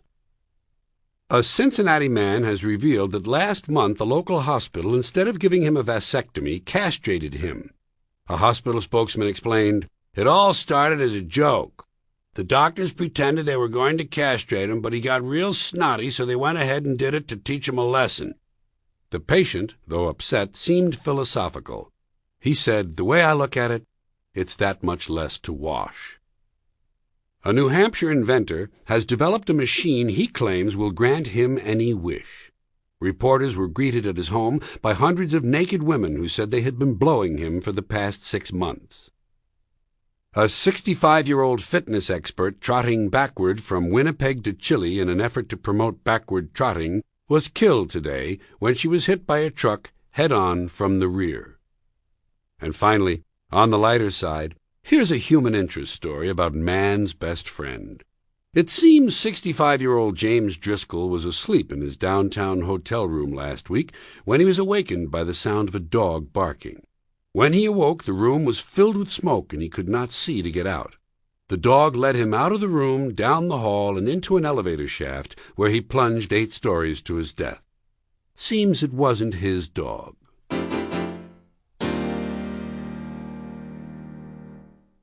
Around our house, I'm known as Icebox Man. One of my duties is to keep people from standing too long with the door of the icebox open while they decide what to eat. You know, someone smokes 3 joints and decides to inventory the refrigerator. Drives me crazy. Close the fucking door, will you? You're letting out all the cold. Look, here's $20. Go down to Burger King, why don't you? I'll save that much on electricity. Close the goddamn door. If you can't decide what you want, take a Polaroid picture. Go figure it out, come back later. You kids are lucky. We didn't have Polaroids. We had to make an oil painting. I try not to let them get me down, though, 'cause Icebox Man has an even bigger job. Picking through the refrigerator periodically, deciding which items to throw away. Most people won't take that responsibility. You know, they grab what they want and they leave the rest. They figure someone is saving that. Sooner or later it'll be eaten. Meanwhile, the thing, whatever it is growing smaller and denser and has become permanently fused to the refrigerator shelf. Well, folks, Icebox Man is willing to make the tough decisions. And I never act alone. I always include the family. I noticed some egg salad here that's been in the icebox for a while. Are we engaged in medical research I haven't been told about? May I assume from the color of this meatloaf that it's being saved for St. Patrick's Day? Someone call a museum and have this onion dip carbon dated. And how about this multicolored Jell-O from Christmas? It's July now. If no one wants this, I'm going to throw it away. Did your mother ever pull that stuff on you? Offer you some food that if you didn't eat it, she was going to just throw it away? Well, doesn't that make you feel dandy? Here's something to eat, Petey. Hurry up, it's spoiling. Bobby, eat this quickly. The green part is spreading. If you don't eat it, I'm going to give it to the dog. It's so nice to be ahead of the dog in the food chain. Icebox Man has had some interesting experiences. Have you ever been looking through the refrigerator and you come across a completely empty plate? Nothing on it but a couple of food stains? It's unnerving, isn't it? I think to myself, could something have eaten something else? Maybe the Spam ate the olives. Maybe that half-eaten chicken isn't really dead. He's living on our food. Sometimes I picture a little mouse in a parka, hiding behind the mustard, waiting for the refrigerator light to go off, so he can resume his cold-weather foraging. Probably the worst experience is reaching into the refrigerator and finding something you simply cannot identify at all. You literally do not know what it is. It could be meat. It could be cake. At times like these, I try to bluff. Honey, is this good? What is it? I don't know. I've never seen anything like it. It looks like meat cake. Smell it. It has no smell whatsoever. It's good. Put it back. Someone is saving it for something. That's what frightens me, that someone will consider it a challenge and use it in soup, simply because it's there. It's a leftover. What a sad word, leftover. But think about this. Leftovers make you feel good twice. First, when you put them away, you feel thrifty and intelligent. I'm saving food. Then a month later, when blue hair is growing out of the ham and you throw it away, you feel really intelligent. I'm saving my life. There are many expressions that we just take for granted. We use them all the time, yet we never examine them carefully. We just say them as if they really made sense. Like, legally drunk. Well, if it's legal, what's the fucking problem? Leave me alone, officer. I'm legally drunk. You know where you can stick it.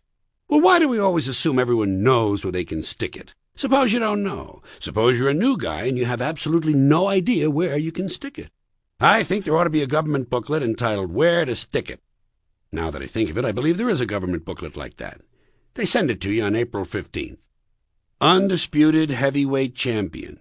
Well, if it's undisputed, what's all the fighting about?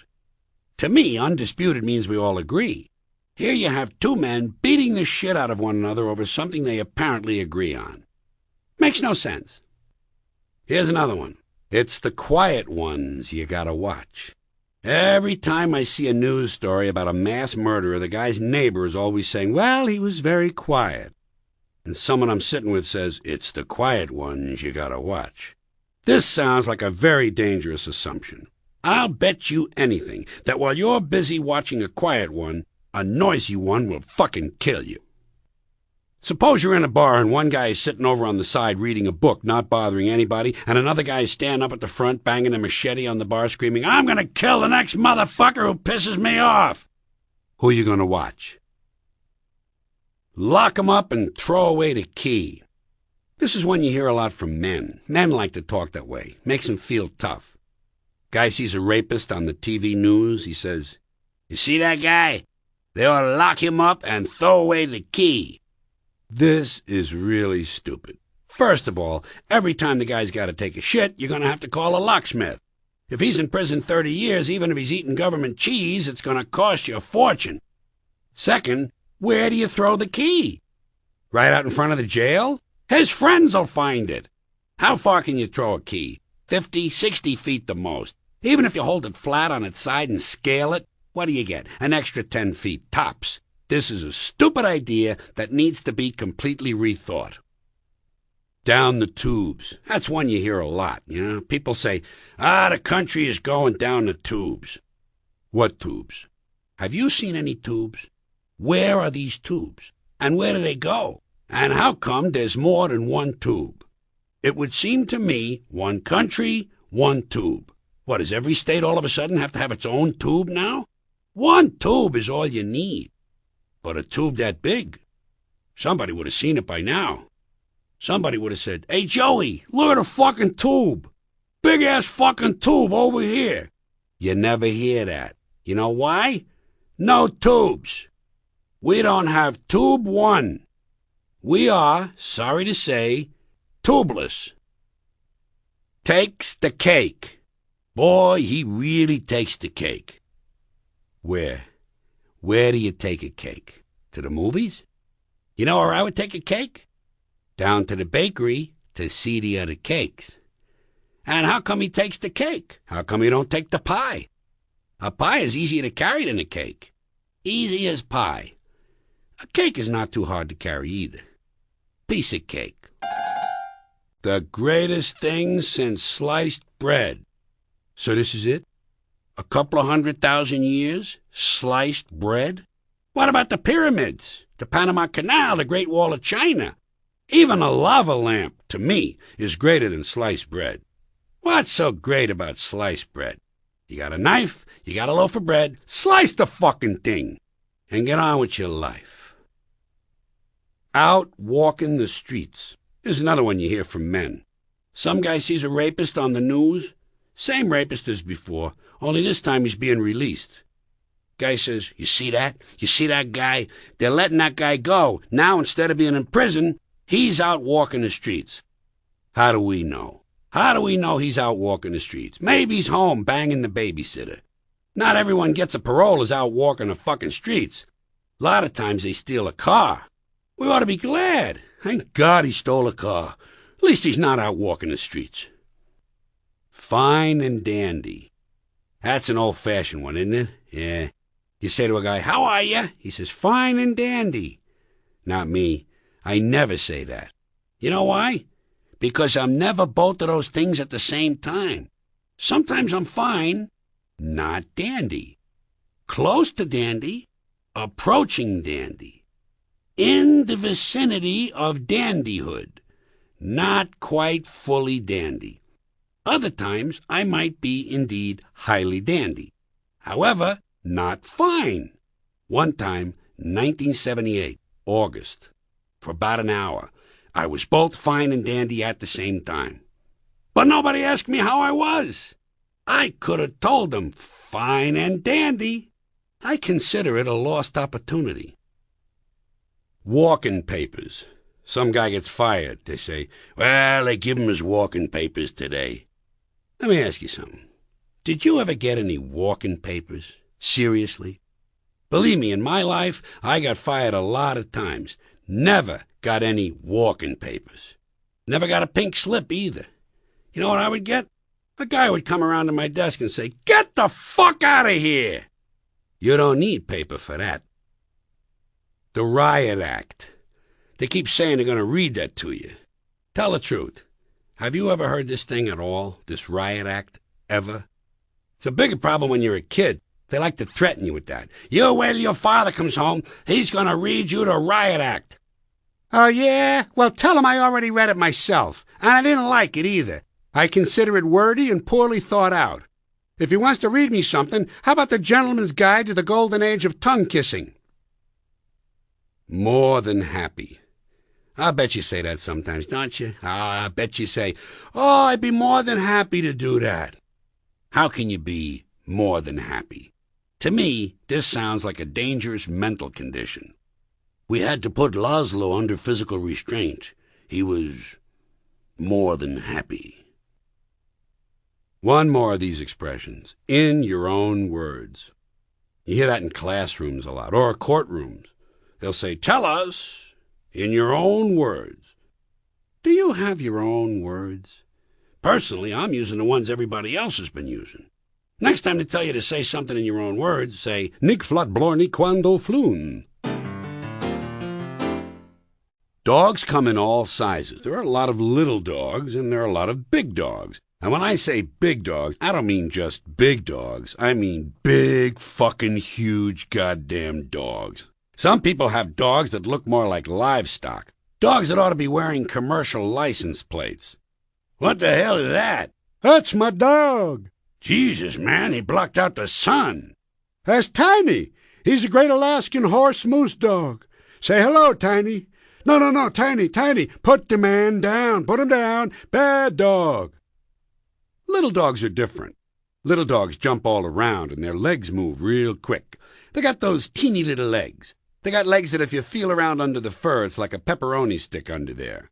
Sometimes they jump up high. Some of them can jump clear up onto a real high bed. Boom! Holy shit, what a jump. Let me see you do that again. And then I put him back on the floor. Boing! God, I can't believe it. Come on, one more time. Back onto the floor. Boing! And I make him keep doing it, and doing it, and doing it over and over until he gets all tired out and can't quite reach the bed anymore. Then I let him fall short a few times and crash back onto the floor. Then, and only then, if I decide I want him on the bed, I put him up there myself. It's my decision. I buy the dog food. Besides, if you do allow him on the bed, sooner or later he'll create an incident. Before the evening is over, he will force one of the humans to turn to the other and say, Honey, did you fart? Not me. I thought you farted.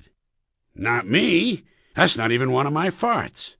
I told you I've got 4 farts. My Heineken's fart, my broccoli fart, my rice pudding fart, and my non-dairy creamer fart. And the fart I'm smelling right now is definitely not one of mine. Wait a minute, I know. The dog farted. Fleeky farted. Fleeky, why did you fart? Look at him. Look how guilty he looks. He knows he farted. I seen his asshole open up. I seen it. Huh? Well, I just happened to be looking at his asshole by chance, that's all. What kind of a question is that?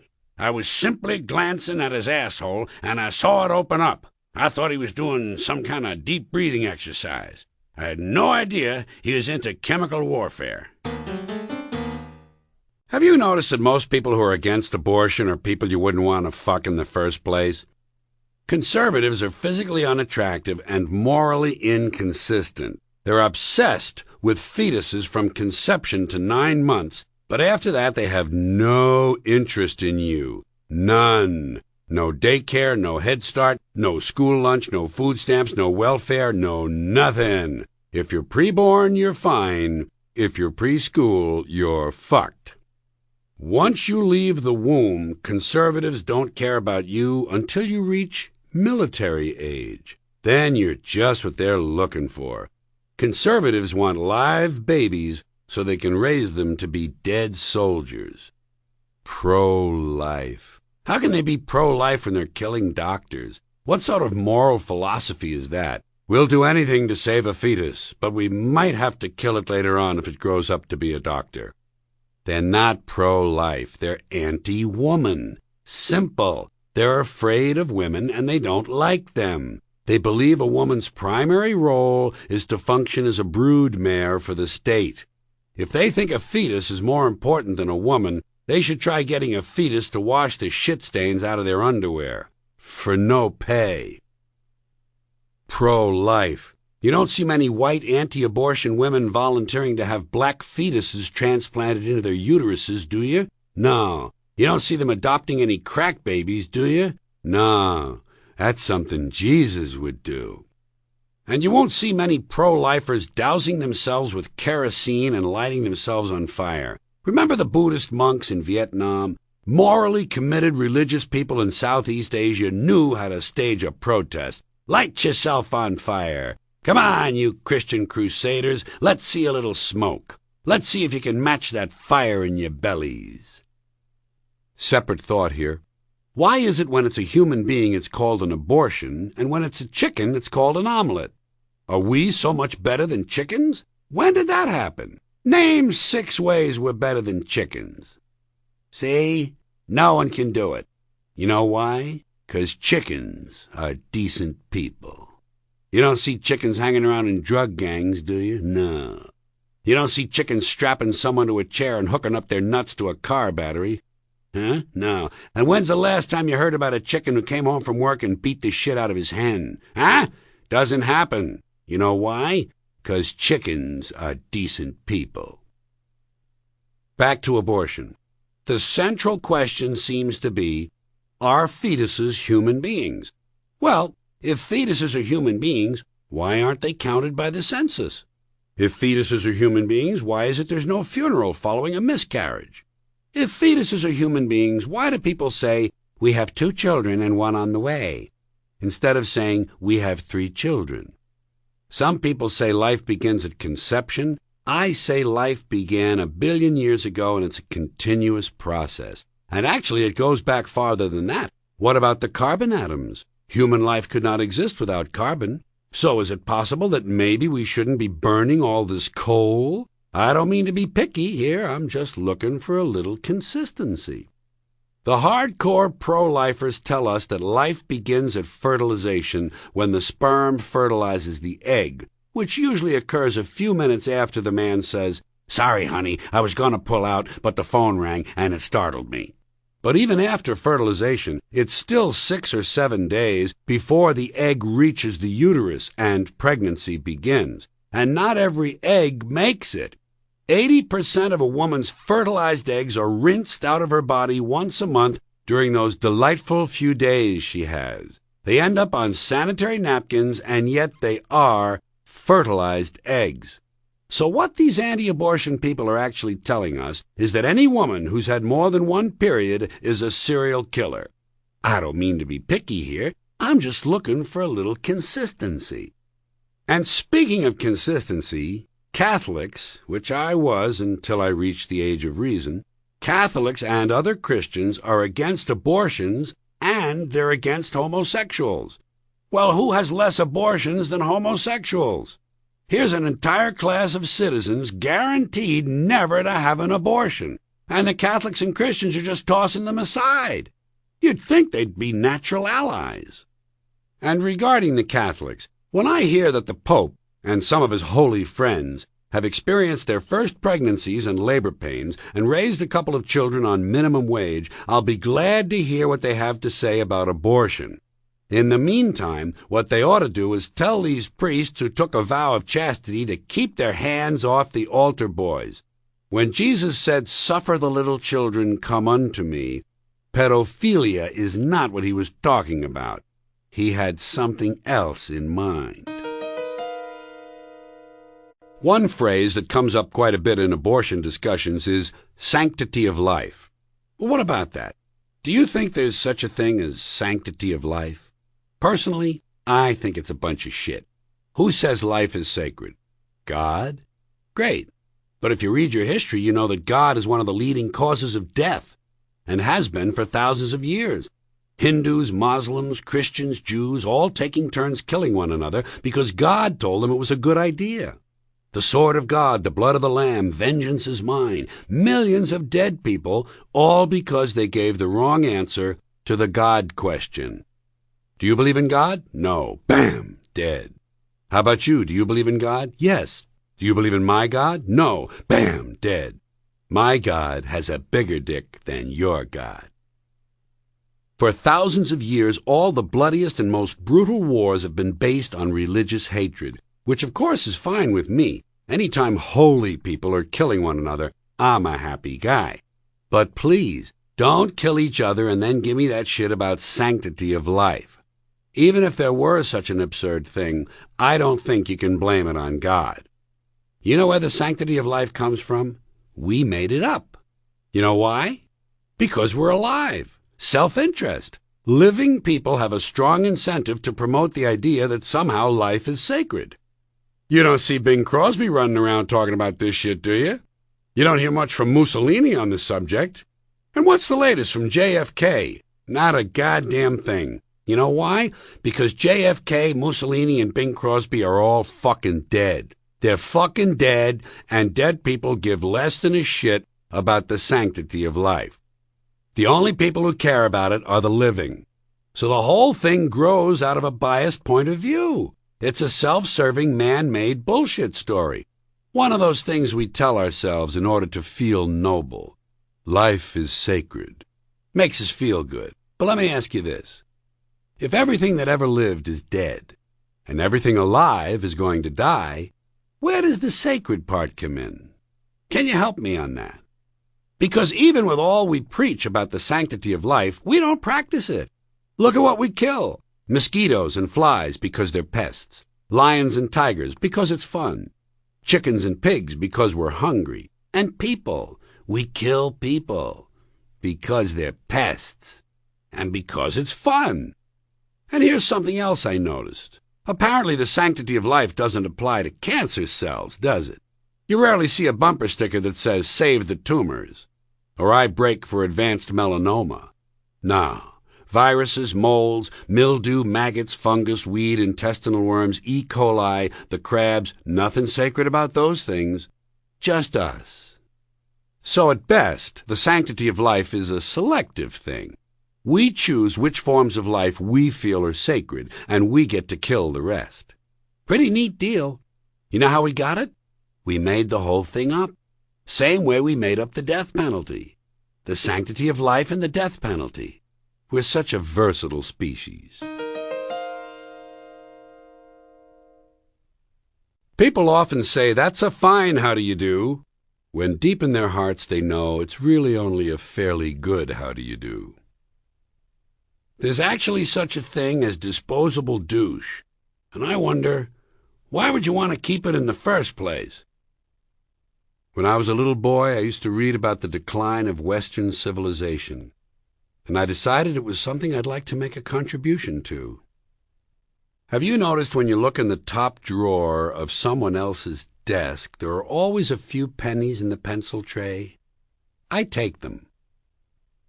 In a package of bacon, underneath the neat horizontal strips, there's always one oddly folded piece that seems to have been thrown in at the last minute.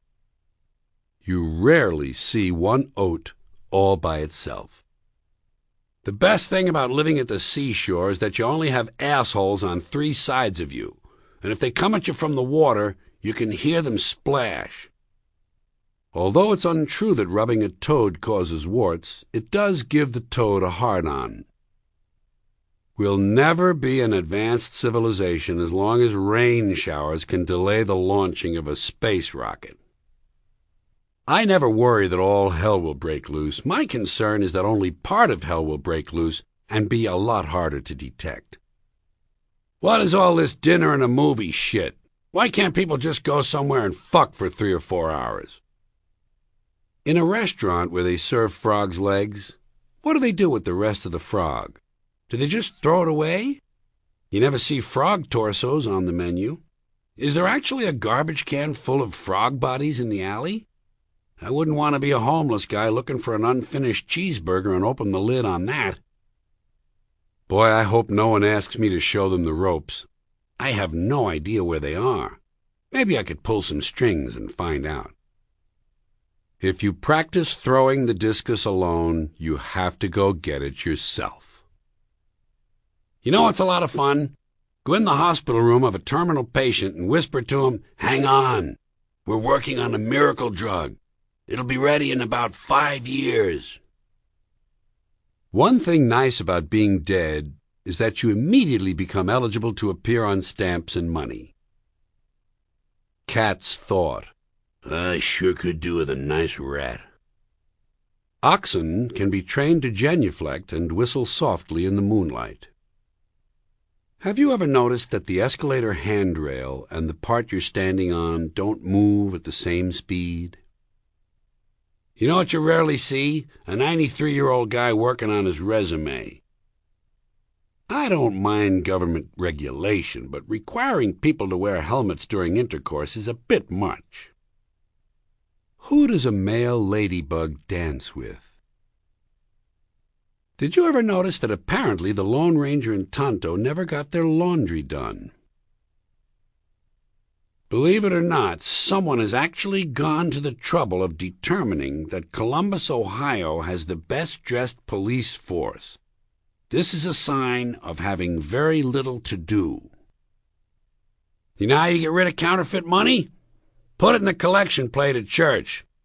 They don't care. They give it to blind people. I don't understand the problem some people have with paroling Charles Manson. I say let him loose and let him get on with his work. I have a long list of celebrities I'd be glad to share with him. When people say clean as a whistle, they forget that a whistle is full of spit. Airlines disappoint me.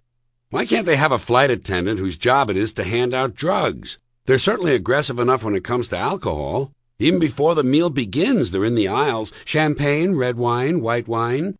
Can't they spare one person to wander around muttering coke, smoke, chance to get high, crank, acid, smack? You're high in the plane, now get high on the plane. For me, on a long flight, it used to be that getting high was half the fun. Hell, even a short flight, locking myself in the bathroom, firing up a joint. That's what flying was all about.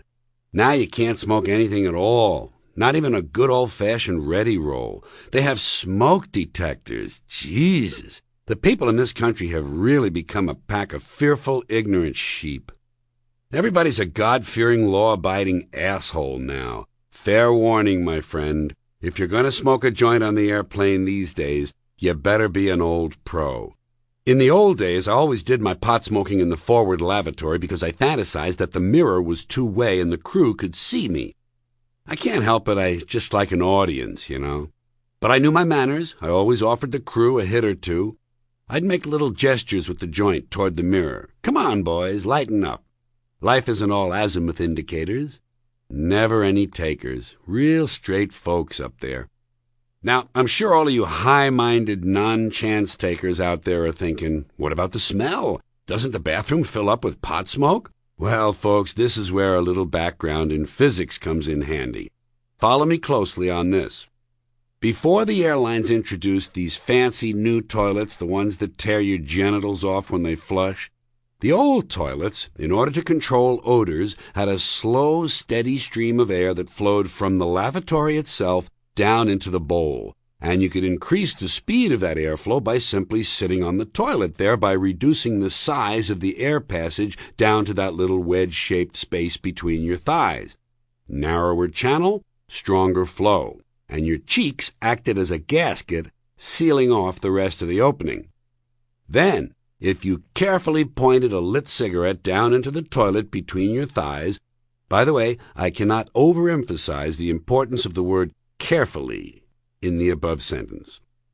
Of course, not all planes had equally strong airflow, so a system test was always in order. A good physicist never proceeds without checking conditions. In this case, we use a common match. A lit match, quickly extinguished, produces a small visible wisp of smoke. If the match is held deep in the bowl, one can observe whether that smoke is sucked straight downward or rises gently back into the lavatory. In the former case, all systems are go. In the latter case, the no smoking sign is wisely observed. Unless, of course, we decide to go to plan B. One must always have a backup. And so we turn our attention to the sink. The sink is a magnificent device. It fills with water, holds it a while, and then when the drain is released, it empties. And on an airplane, when it empties, it is helped along by what? Why, it's helped along by our old friend, Mr. Air Pressure. And what do you know, just by pressing down on the drain release plunger, we can produce an even stronger flow of air than we can with the toilet because the sink drain is so much smaller. A quick test with a lit match confirms this. But remember, the drain release lever is spring-loaded, and therefore if the airflow is to remain constant, the plunger must remain depressed and open during the entire period the joint is lit. And that means we have to prop the drain cap open by wedging some object underneath it. A matchbook cover, or perhaps one of those little bars of soap the airlines used to leave near the sink. Isn't science fun? All right, gang, we're almost ready to light up and get wasted, but there is still one further consideration. If you're going to smoke a joint while seated on the toilet, as opposed to standing up leaning down into the sink, at some point you have to decide whether or not you should pretend to be taking a shit. In other words, whether or not to pull your pants down. If you really have to take a shit at the time, that's great. You're all set. But if you don't, you have a decision to make. Because although ethically there's nothing wrong with taking a fake shit, in a practical sense, if the crew thinks you've been in there too long and they decide to break down the door, you want to be sure that when they arrive you appear to be taking a genuine shit. Don't forget, they're going to check. And nobody wants to be arrested for shitting with his pants on. Am I right? Although personally I can tell you I don't care what the charge is as long as I get rid of the joint. Besides, shitting with your pants on is only a misdemeanor, and in my case, it would be a first offense. Which brings us back to my own personal airline bathroom experience. One problem I always had was that after I got high, I would wind up staying in the bathroom way too long. Pot brought out the super-organizer in me, so once I'd had a few good deep hits and was securely locked in, I tended to go to work. First thing I did was open up all those little compartments under the sink and rearrange the supplies stored inside. I'd restack all the sanitary napkins according to strength, regular, super, jumbo, teeny bopper. I'd remove the outer wrappers from the spare toilet paper, making it readily available in the event some nasty bacterium found its way into the first-class entrees. And then I'd refill the paper towel dispenser, being careful to pack it so tightly that the towels would not come out without shredding. And, again, the old days, I'd make sure there were plenty of those little bars of soap lying out for people to steal.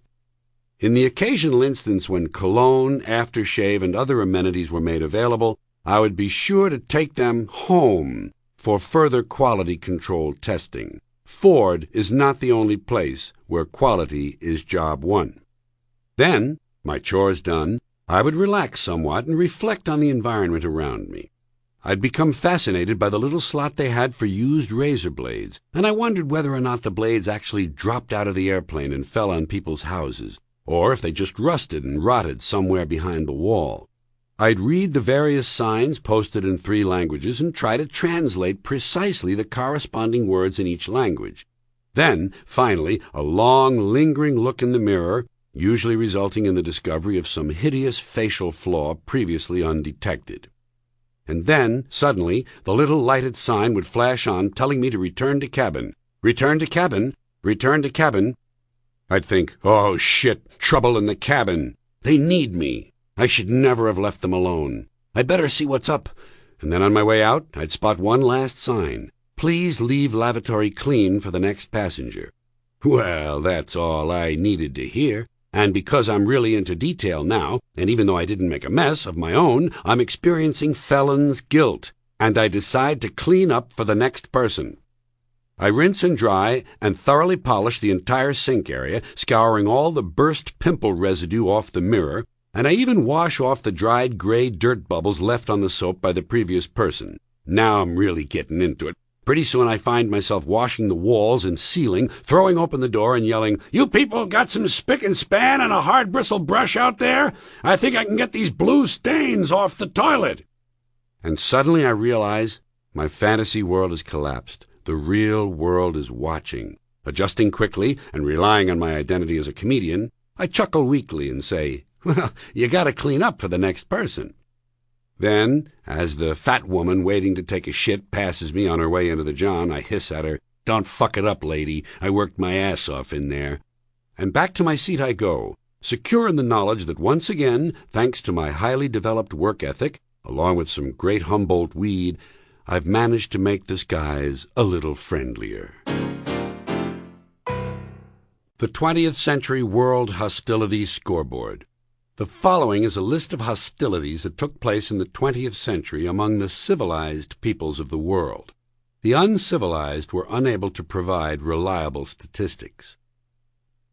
2 world wars, 250 civil wars, 311 holy wars, 1 Cold War, 516 wars of liberation, 331 wars of containment, 691 wars of honor, 296 declared wars, 856 undeclared wars, 4 brushfire wars, 2 vest pocket wars, 413 limited wars, 1,987 acts of war, 7,756 warlike acts, 88 police actions, 2 nuclear attacks, 6,578 government massacres, 4 holocausts, 943 jihads, 693 pogroms, 614 long-term persecutions, 12,111 acts of treachery, 575 betrayals of the masses, 958 grabs for power, 400 putsches, 50 total enslavements, 837 partial enslavements, 4 total genocides, 461 partial genocides, 13,658 ceasefire violations,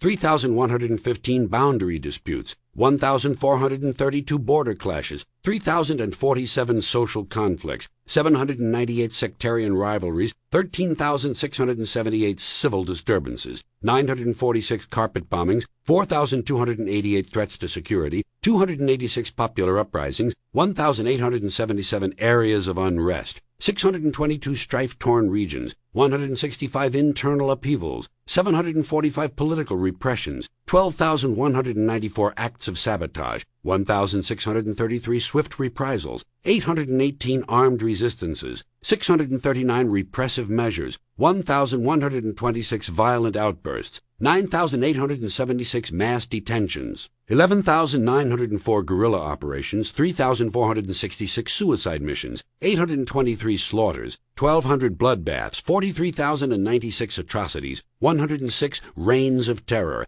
715 rebellions, 28 revolutions, 21 counter-revolutions, 746 coups, 745 counter-coups, 457 insurgencies, 458 counterinsurgencies, 4,622 covert operations, 3,422 direct interventions, 617 enemy incursions, 13 measured responses, 295 commando strikes, 694 retaliatory raids, 844 surprise attacks, 236 protective reactions, 2,155 frontal assaults, 213 responses in kind, 17,876 hostile incidents, 4,756 belligerent moves, 938 naked aggressions, 849 foreign adventures, 601 overseas entanglements, 307 arms races, 98 international powder kegs, 515 regional tinderboxes, 818 military flashpoints, 2,415 heated exchanges, 911 shows of force, 668 heightenings of tension, 735 deliberate provocations, 921 military confrontations, 639 dangerous escalations, 3,721 terrorist bombings, 438 preemptive strikes, 630 outside aggressions, 8,571 violent disturbances, 646 surgical strikes, 4,392 diplomatic deadlocks, 82,879 ultimatums, 788,969,747 heated arguments, 823,275,571 shoving matches, 917,704,296 fistfights, 942,759,050 snotty phone calls. That's how we did, folks.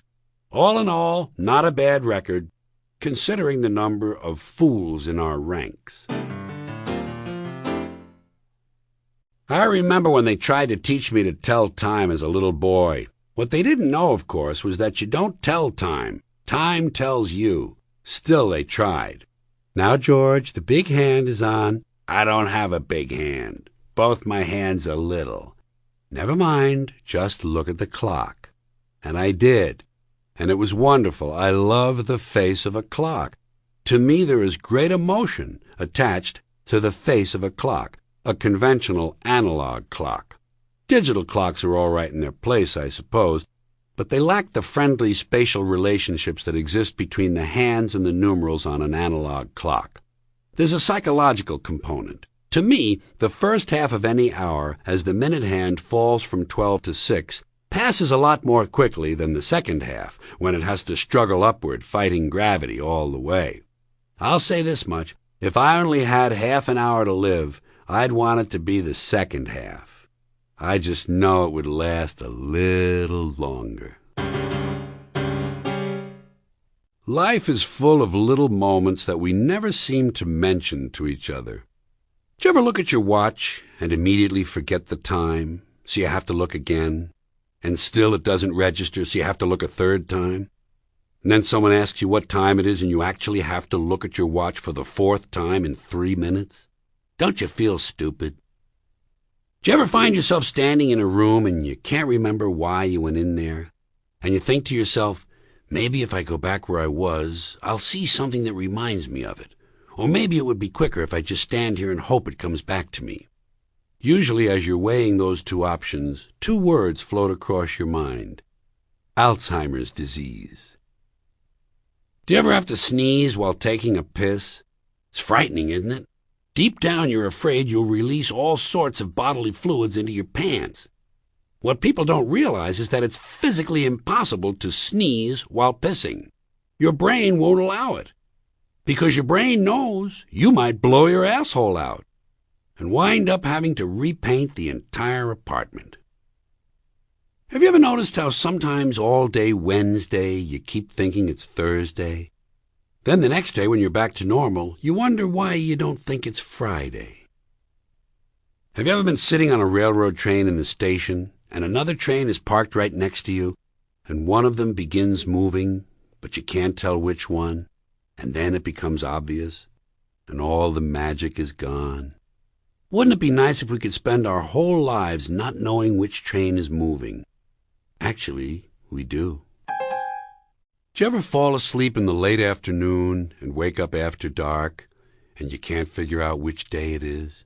You actually find yourself thinking, could this be yesterday? You ever try to tell someone they have a little bit of dirt on their face? They never rub the right spot, do they? They always assume the mirror image and they rub the wrong side. Don't you just want to slap the bastard? Have you noticed that when your head is on the pillow, if you close one eye, the pillow is in one position, but when you switch eyes, the pillow seems to move? Sometimes I lie awake for hours doing that. Do you ever reach the top of a staircase and you think there's one more step? So you take one of those big awkward steps that doesn't accomplish anything, and then you have to do it a few more times so people will think it's something you do all the time? I do this all the time, folks. It's the third stage of syphilis. When they show a dog on TV, do you try to get your dog to look at him? Don't you want your dog to see the dog on TV? I do. Look at the doggy. Look at the dog. Over there, on TV. Look. They don't look. They won't look. Even if you try to twist their head around and point it toward the TV, he ain't gonna look. Over there. Turn your head. Look, on TV. Look at the dog. God damn it, you asshole. Look at the fucking dog. They never look where you want. If you point at something, they just stare at your hand. You try to show them something interesting, they think you're showing them your hand. There he goes again, showing me his hand. Why does he do that? I guess he's really proud of it. Uh-oh, now he's twisting my head around. Oh, Jesus, what did I do now? Well, for one thing, you completely missed the dog on TV. I don't have nice days anymore. I don't bother with that. I'm beyond the nice day. I feel I've outgrown the whole idea. Besides, I've already had my share of nice days. Why should I be hogging them all? Let someone else have a few. Naturally, everyone still wants me to have one. Every person I meet wants me to have a nice day. Especially clerks. Have a nice day. Yeah. You want to give me my fucking change, please? I'm triple parked. Some of them are really insistent. I said have a nice day. Do it. All right. I'll give it a shot. That's the trouble with have a nice day. It puts all the pressure on you. Now you have to go out and somehow arrange to have a positive experience, all because of some loose-lipped clerk. Have a nice day indeed. Maybe I don't feel like having a nice day. Maybe, just maybe, I've had 27 nice days in a row and I'm ready for a crappy day. You never hear that, do you? Have a crappy day. Why, thank you. Right back at you, and to your wonderful family as well. Crappy day. That would be easy, wouldn't it? No trouble at all. No planning involved. Just get out of bed and start moving around. I think what bothers me the most about the whole nice day thing is that word nice. It's a weak word. Doesn't have a lot of character. Nice. Isn't he nice? He is so nice. And she's nice, too. Isn't that nice? How nice they are.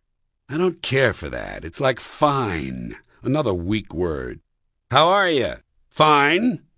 Bullshit. Nobody's fine. Hair is fine. How's your hair? Fine. That makes more sense to me. Some guys are great. You ever meet those guys? This is great. Isn't this great? God damn, this is great. Look, they're going to kill that guy. Isn't that great? Not me. I'm not nice, I'm not fine, I'm not great. People ask me how I am. I don't give them any superlatives, nothing to gossip about. I tell them I'm fairly decent, or relatively okay. I might say I'm moderately neato. And if I'm in a particularly jaunty mood, I'll tell them, I'm not unwell, thank you.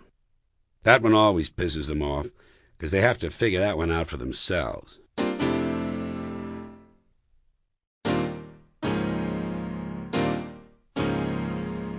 When I think of the rain dance the American Indians used to do, I often wonder if they had to practice first. Wouldn't you want to have rain dance practice just to go over things again? To make sure everyone was doing the correct steps in the correct order? Maybe there were some new guys. Maybe the dance master had some new things he wanted to try out. There are all sorts of reasons why the Indians might want to play it safe and practice first. My question is, if they did hold practice and the rain didn't come, how would they know they had done it right? If the dance is done correctly, shouldn't it rain? Or did the Indians figure the rain god knew it was only practice and he was waiting for the real thing? Then again, if it did rain right after practice, why not just cancel the dance and figure the next time you need rain, all you have to do is practice? These are the kind of thoughts that made it necessary to separate me from the other kids in school. You don't hear much of that elevator music anymore, do you? What's going on? I'll bet there were a lot of singers with great voices who never got famous because they were too ugly to stand up and be seen in public. Why do women wear evening gowns to nightclubs? Why don't they wear nightgowns? I think many years ago an advanced civilization intervened with us genetically and gave us just enough intelligence to develop dangerous technology, but not enough intelligence to use it wisely. Then they sat back to watch the fun, kind of like a human zoo. And you know what? They're getting their money's worth. After you die, your stuff becomes your personal effects. I think people should be allowed to do anything they want. We haven't tried this for a while. Maybe this time it'll work. People ask me if I have an email address, and I say www.fuckyou.com at blowme/up-your-ass. And they seem to understand. Capitalism tries for a delicate balance. It attempts to work things out so that everyone gets just enough stuff to keep them from getting violent and trying to take other people's stuff. Baseball bats are now the preferred weapon for many drug gangs and others who have a business need to administer behavioral reminders. They're cheap, they're lethal, legal, untraceable, and hey, it's the national pastime. Dying must have survival value, or else it wouldn't be part of the biological process. Why is it that when making reference to something in the past, people often think they have to say, I hope I'm not dating myself? Listen, if you're so embarrassed by your age, there's a simple solution. Open a vein. I don't have hobbies. I have interests. Hobbies cost money. Interests are free. With all the presidential administrations we've had, I'm sure that by now, there must have been at least one secretary of something or other who, besides being in the cabinet, was also in the closet. I don't like it when I'm in an audience and the MC tells us to give someone a welcome specific to that city. Let's all get together and give this little lady a nice Toledo welcome. I've often thought if I were from Toledo, it would be fun now and then to give someone a nice Baltimore welcome, just to break the MC's balls. Or maybe slip in an exotic Budapest welcome when no one's expecting it. One thing I would never do is give someone a Dallas welcome. That's what JFK got. Dallas welcomes don't last that long. You rarely see an elderly midget. Apparently, their lifespans are shorter, too. You keep hearing that society's greatest tasks are educating people and getting them jobs. That's great. Two things people hate to do: go to school and go to work. You know, we busy ourselves with these meaningless gestures such as Take Our Daughters to Work Day, which applies primarily to white middle-class daughters. More help for the wrong people. Some people seem to think that if there's a problem in the country that makes them unhappy, all they have to do is stage a big march and everything will change. When are they going to learn? I don't know about you, but I really have no problem with atrocities. What's the big deal? Lighten up. Can placebos cause side effects? And if so, are the side effects real? When hundreds of people are killed in an airplane crash, I always wonder if maybe there wasn't one guy who was a little behind schedule that day, and he had to run down the last few hundred yards of the airport concourse to make the plane on time. And when he finally sat down in his seat, all out of breath, he was really glad he made it. And then an hour later, the plane goes down. What goes through his mind? Do you think maybe in those last few moments as he plunges to the earth he wishes he'd had a heart attack running through the airport? Why do they bother with a suicide watch when someone is on death row? Keep an eye on this guy. We're going to kill him, and we don't want him to hurt himself first. I notice at Jewish weddings they break a glass. You ever been to an Irish wedding? Glasses, bottles, mirrors, tables, chairs, arms, legs, the band instruments, and the groom's neck. We don't fuck around. Mazel tov. I recently attended an avant-garde play. It was called An Anteater, a Tire Iron, and a Blue Hat by Zal Fenchley. Here's what it said in the program. Act 1, Scene 1. Laura's living room several weeks later. Scene 2. Easter, aboard a Turkish woman's thigh. Scene 3. Deep within the colon of a woolly mammoth, 16,376 B.C. Scene 4. Inside a sailor's shorts during the attack on Pearl Harbor. Act 2, Scene 1. On a French sidewalk, 6 feet from some escargot vomit. Scene 2. Inside a condom in Haifa, Jewish New Year. Scene 3. At your aunt's house. Soon. Act 3, Scene 1. In a Shriner's hat band, following oral sex. Scene 2. Down where Arturo used to live, not that long ago. Act 4, Scene 1. John Lennon sings 2 songs. Not tonight.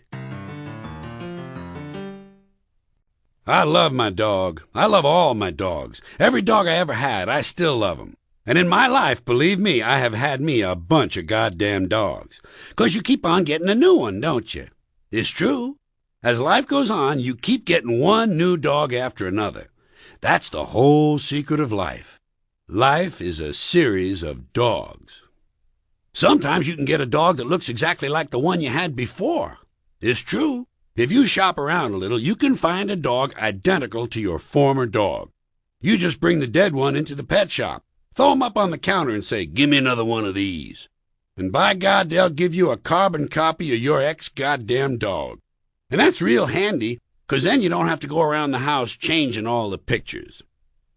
That's the nice thing about dogs. They don't live too long, and you can go and get a new one.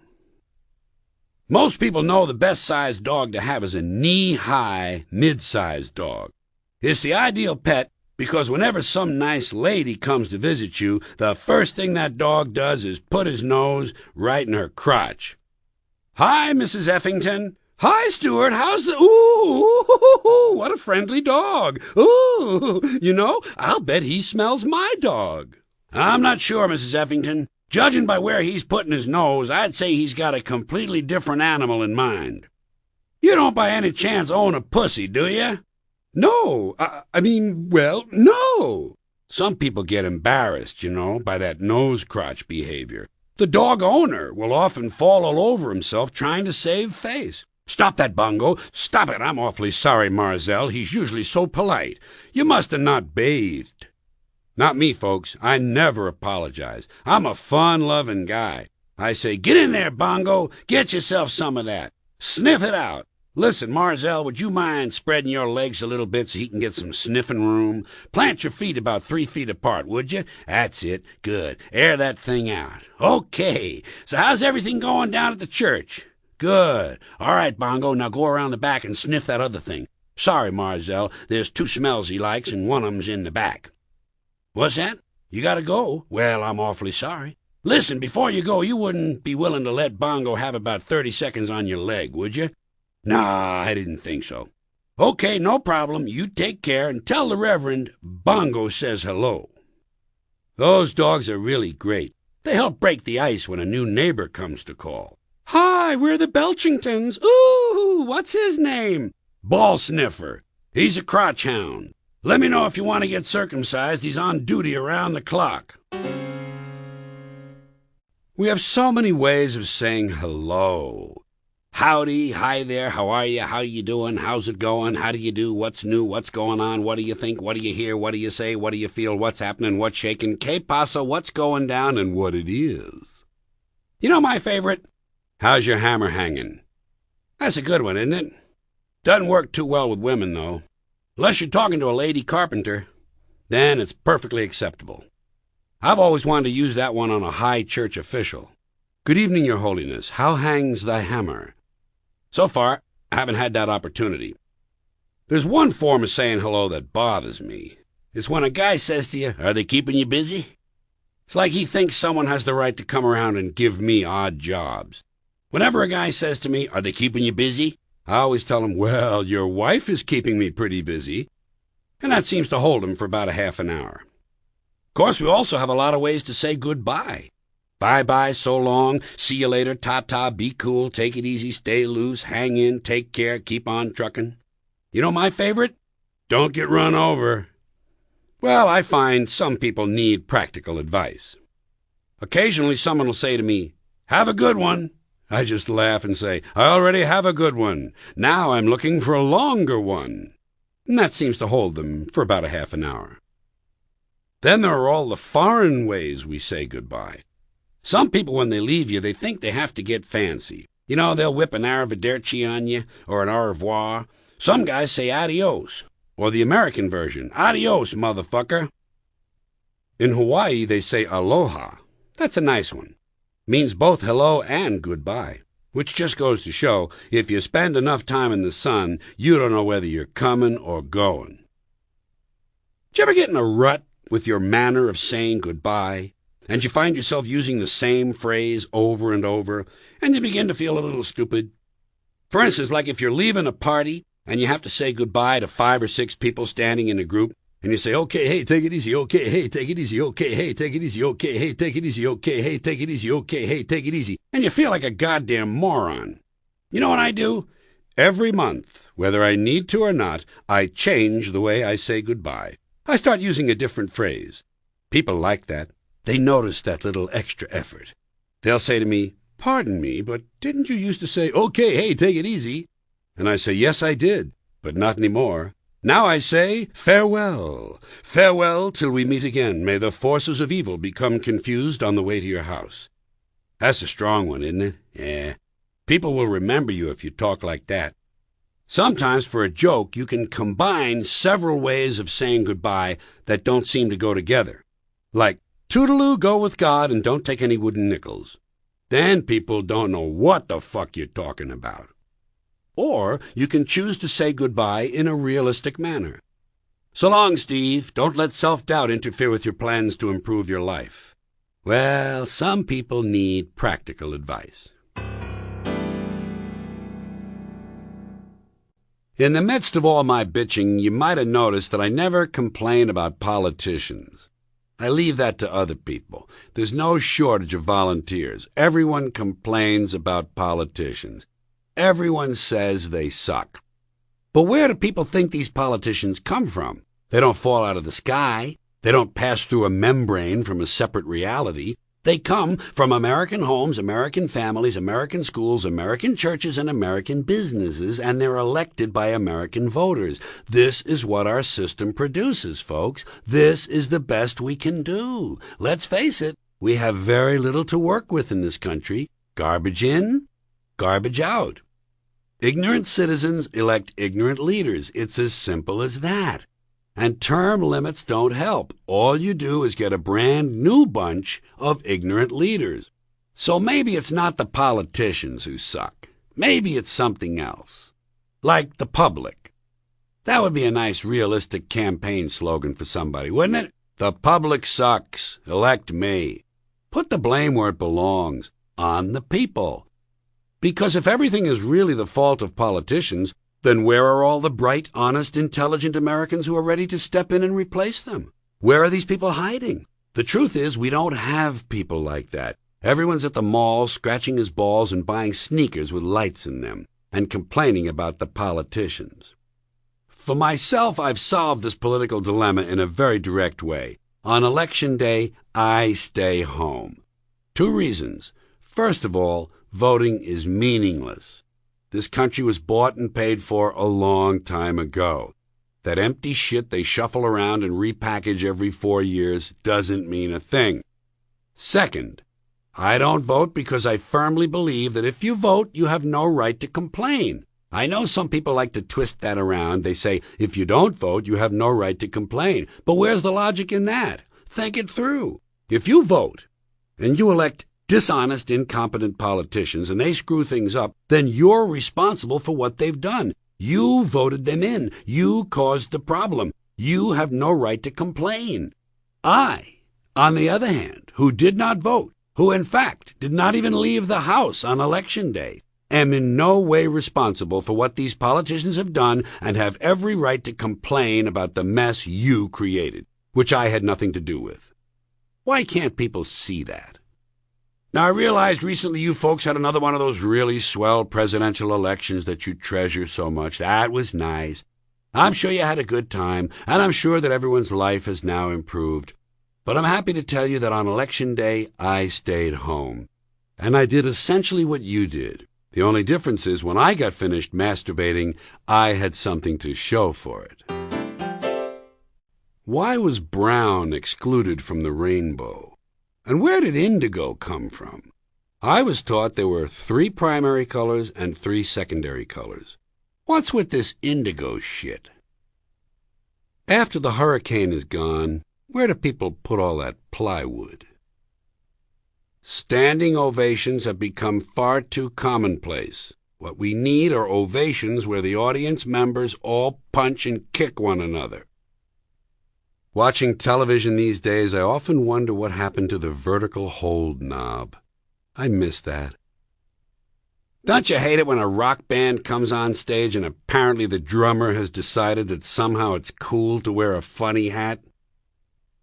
There's a store near my house with a sign that says unfinished furniture. I gotta go in there, 'cause I'm looking for a nice 3-legged table.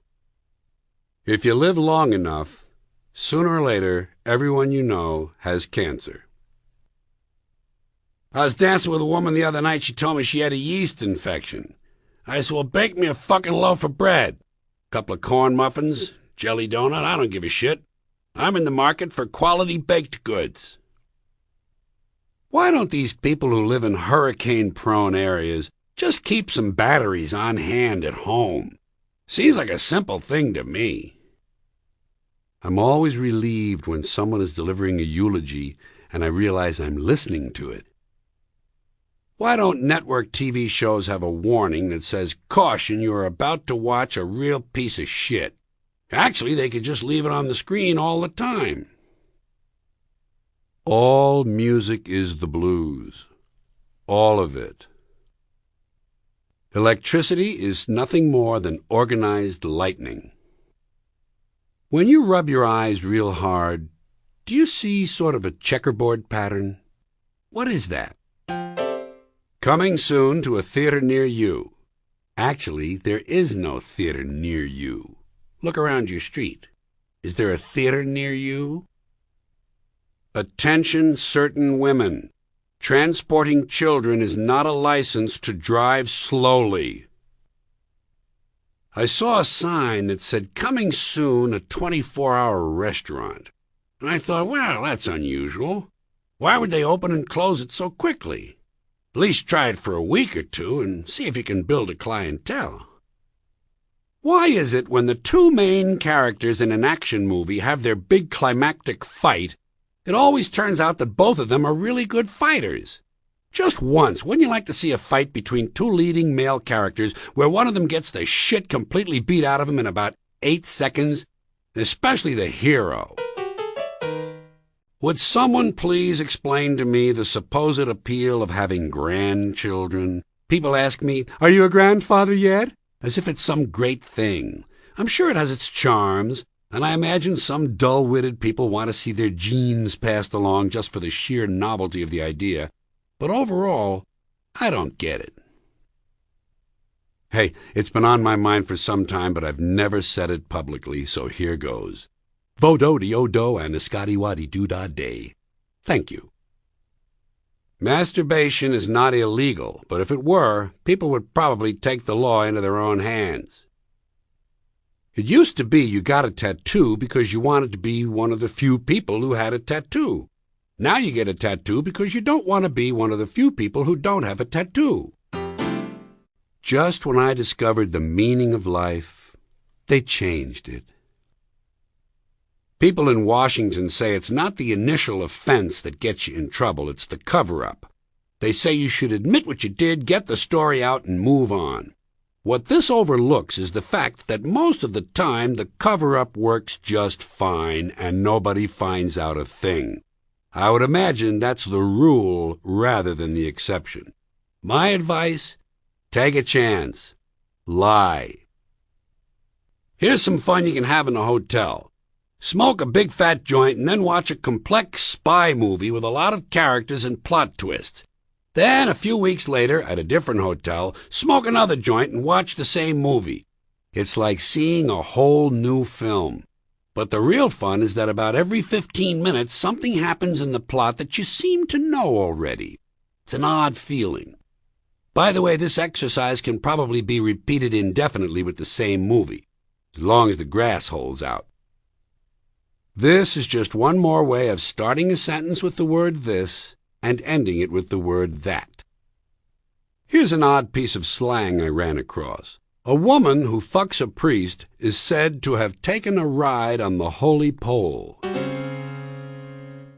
I make fun of people who are religious because I think they're fundamentally weak.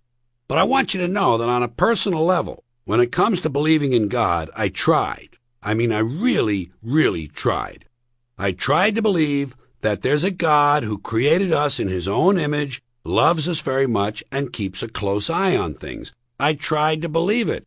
But I gotta tell you, the longer you live, and the more you look around, the more you realize something is fucked up.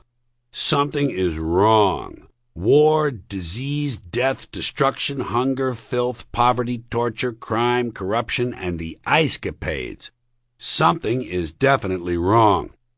If this is the best God can do, I am not impressed. Results like these do not belong on the resume of a supreme being. This is the kind of stuff you'd expect from an office temp with a bad attitude. In any well-managed universe, this guy would have been out on his all-powerful ass a long time ago.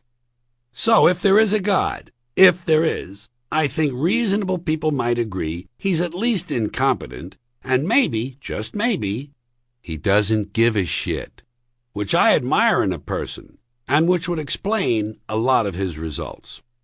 So rather than becoming just another mindless religious robot, blindly believing that everything is in the hands of some spooky, incompetent father figure who doesn't give a shit, I decided to look around for something else to worship, something I could really count on, and immediately I thought of the sun.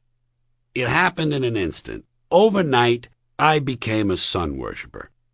Well, not overnight. You can't see the sun in the dark. But first thing the next morning, I became a sun worshiper. For several reasons. First of all, I can see the sun, okay? Unlike some other gods I could mention, I can actually see the sun. I'm big on that. If I can see something, I don't know, it kind of helps the credibility. Every day I can see the sun as it gives me everything I need. Heat, light, food, flowers in the park, reflections on the lake, an occasional skin cancer, but hey, at least there are no crucifixions. And we sun worshippers don't go around killing other people simply because they don't agree with us. Sun worship is fairly simple. There's no mystery, no miracles, no pageantry, no one asks for money, there are no songs to learn, and we don't have a special building where we all gather once a week to compare clothing. And the best thing about the sun, it never tells me I'm unworthy. It doesn't tell me I'm a bad person who needs to be saved. Hasn't said an unkind word. Treats me fine. So, I worship the sun. But I don't pray to the sun. You know why? Because I wouldn't presume on our friendship. It's not polite. I've often thought people treat God rather rudely. Trillions and trillions of prayers every day, asking and pleading and begging for favors. Do this, give me that, I need this, I want that. And most of this praying takes place on Sunday, his day off. It's not nice, and it's no way to treat a friend. But still people do pray, and they pray for many different things. And that's okay with me. I say pray for anything you want. Pray for anything. But What about the divine plan? Remember that, the divine plan? A long time ago, God came up with a divine plan. He gave it a lot of thought. He decided it was a good plan, and he put it into practice. And for billions and billions of years, the divine plan has been doing just fine. Now you come along and pray for something. Well, suppose the thing you're praying for isn't in God's divine plan. What do you want him to do? Change his plan? Just for you? Isn't that sort of arrogant? It's a divine plan. What good is being God if every rundown schmuck with a $2 prayer book can come along and fuck with your plan? And here's another problem you might encounter. Suppose your prayers aren't answered. What do you do then? What do you say? Well, it's God's will. Thy will be done. Fine. But if it's God's will, and he's going to do what he wants to anyway, why bother praying in the first place? Doesn't it seem like a big waste of time? Couldn't you just skip the praying part and go straight to his will? It's all very confusing to me. So to get around all this, I decided to worship the sun. But as I said, I don't pray to the sun. You know who I pray to? Joe Pesci. 2 reasons. First of all, I think he's a pretty good actor. To me, that counts. Second, he looks like a guy who can get things done. Joe doesn't fuck around. In fact, he came through on a couple of things that God was having trouble with.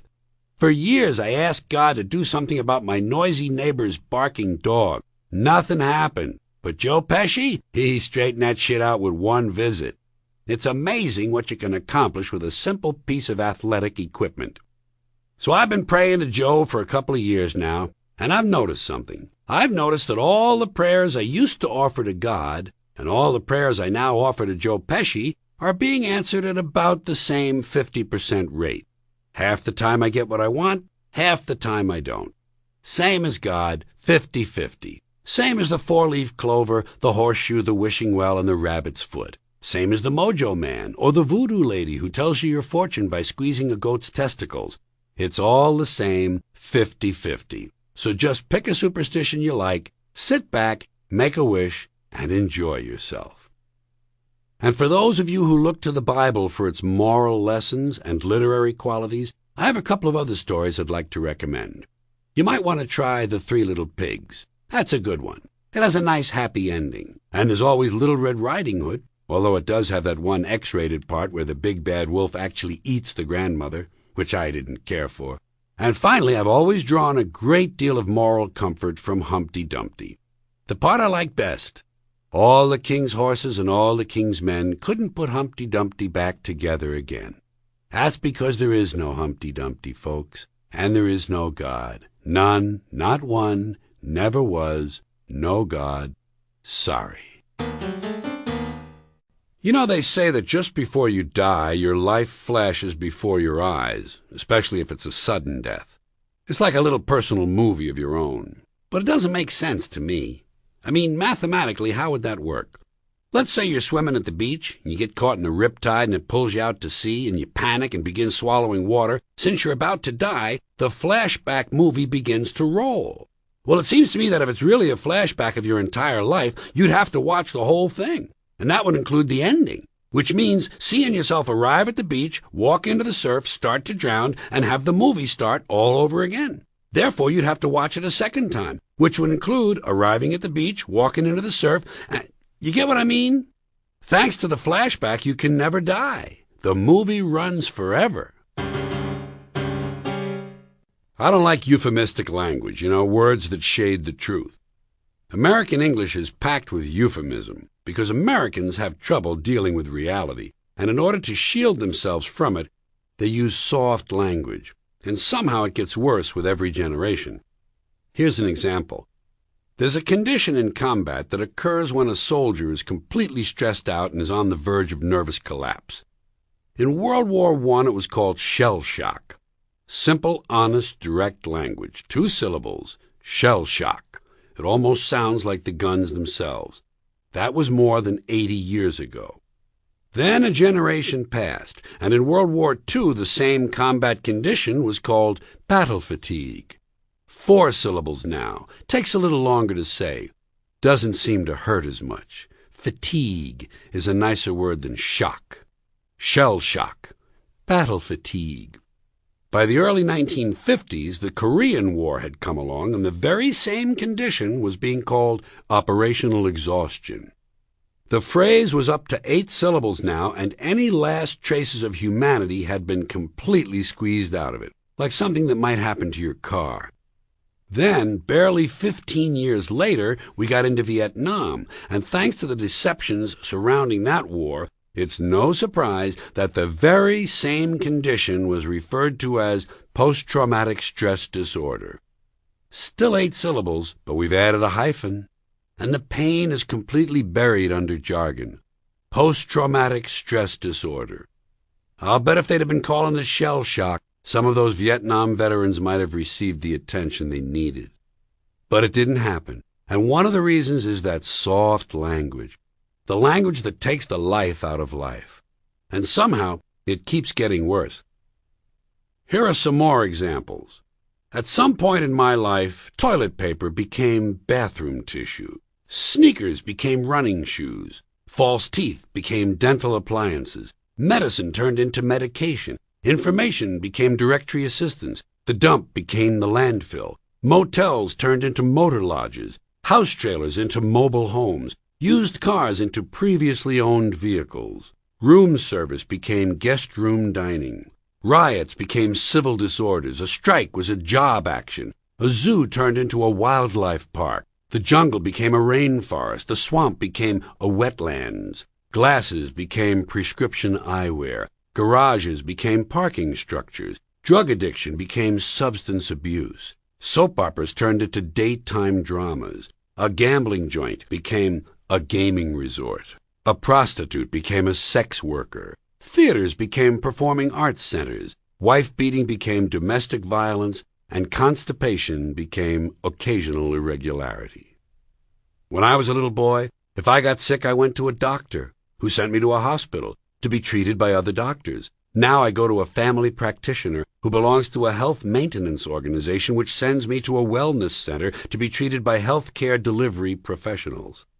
Poor people used to live in slums. Now, the economically disadvantaged occupy substandard housing in the inner cities. And a lot of them are broke. They don't have negative cash flow. They're broke. Because many of them were fired. In other words, management wanted to curtail redundancies in the human resources area, and so many workers are no longer viable members of the workforce. Smug, greedy, well-fed white people have invented a language to conceal their sins. It's as simple as that. The CIA doesn't kill anybody, they neutralize people, or they depopulate an area. The government doesn't lie, it engages in disinformation. The Pentagon actually measures nuclear radiation in something called sunshine units. Israeli murderers are called commandos. Arab commandos are called terrorists. The Contra killers were known as freedom fighters. Well, if crime fighters fight crime and firefighters fight fire, what do freedom fighters fight? And some of this softened language is just silly and embarrassing. On the airlines, they say they're going to pre-board passengers in need of special assistance.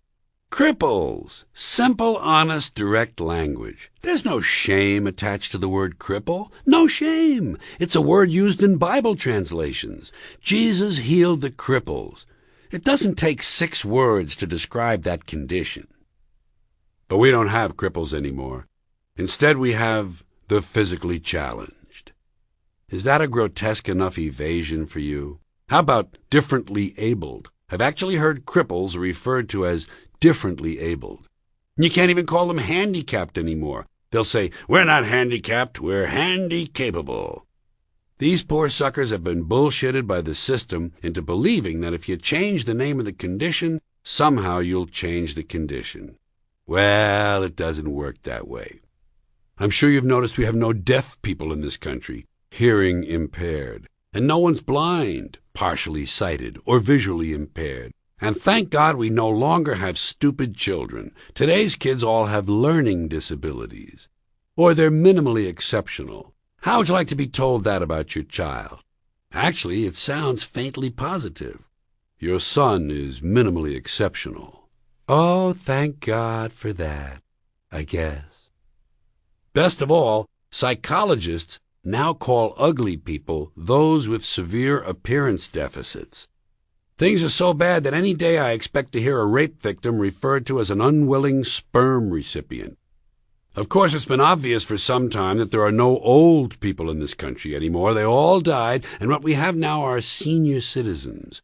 How's that for a lifeless, typically American 20th century phrase? There's no pulse in a senior citizen.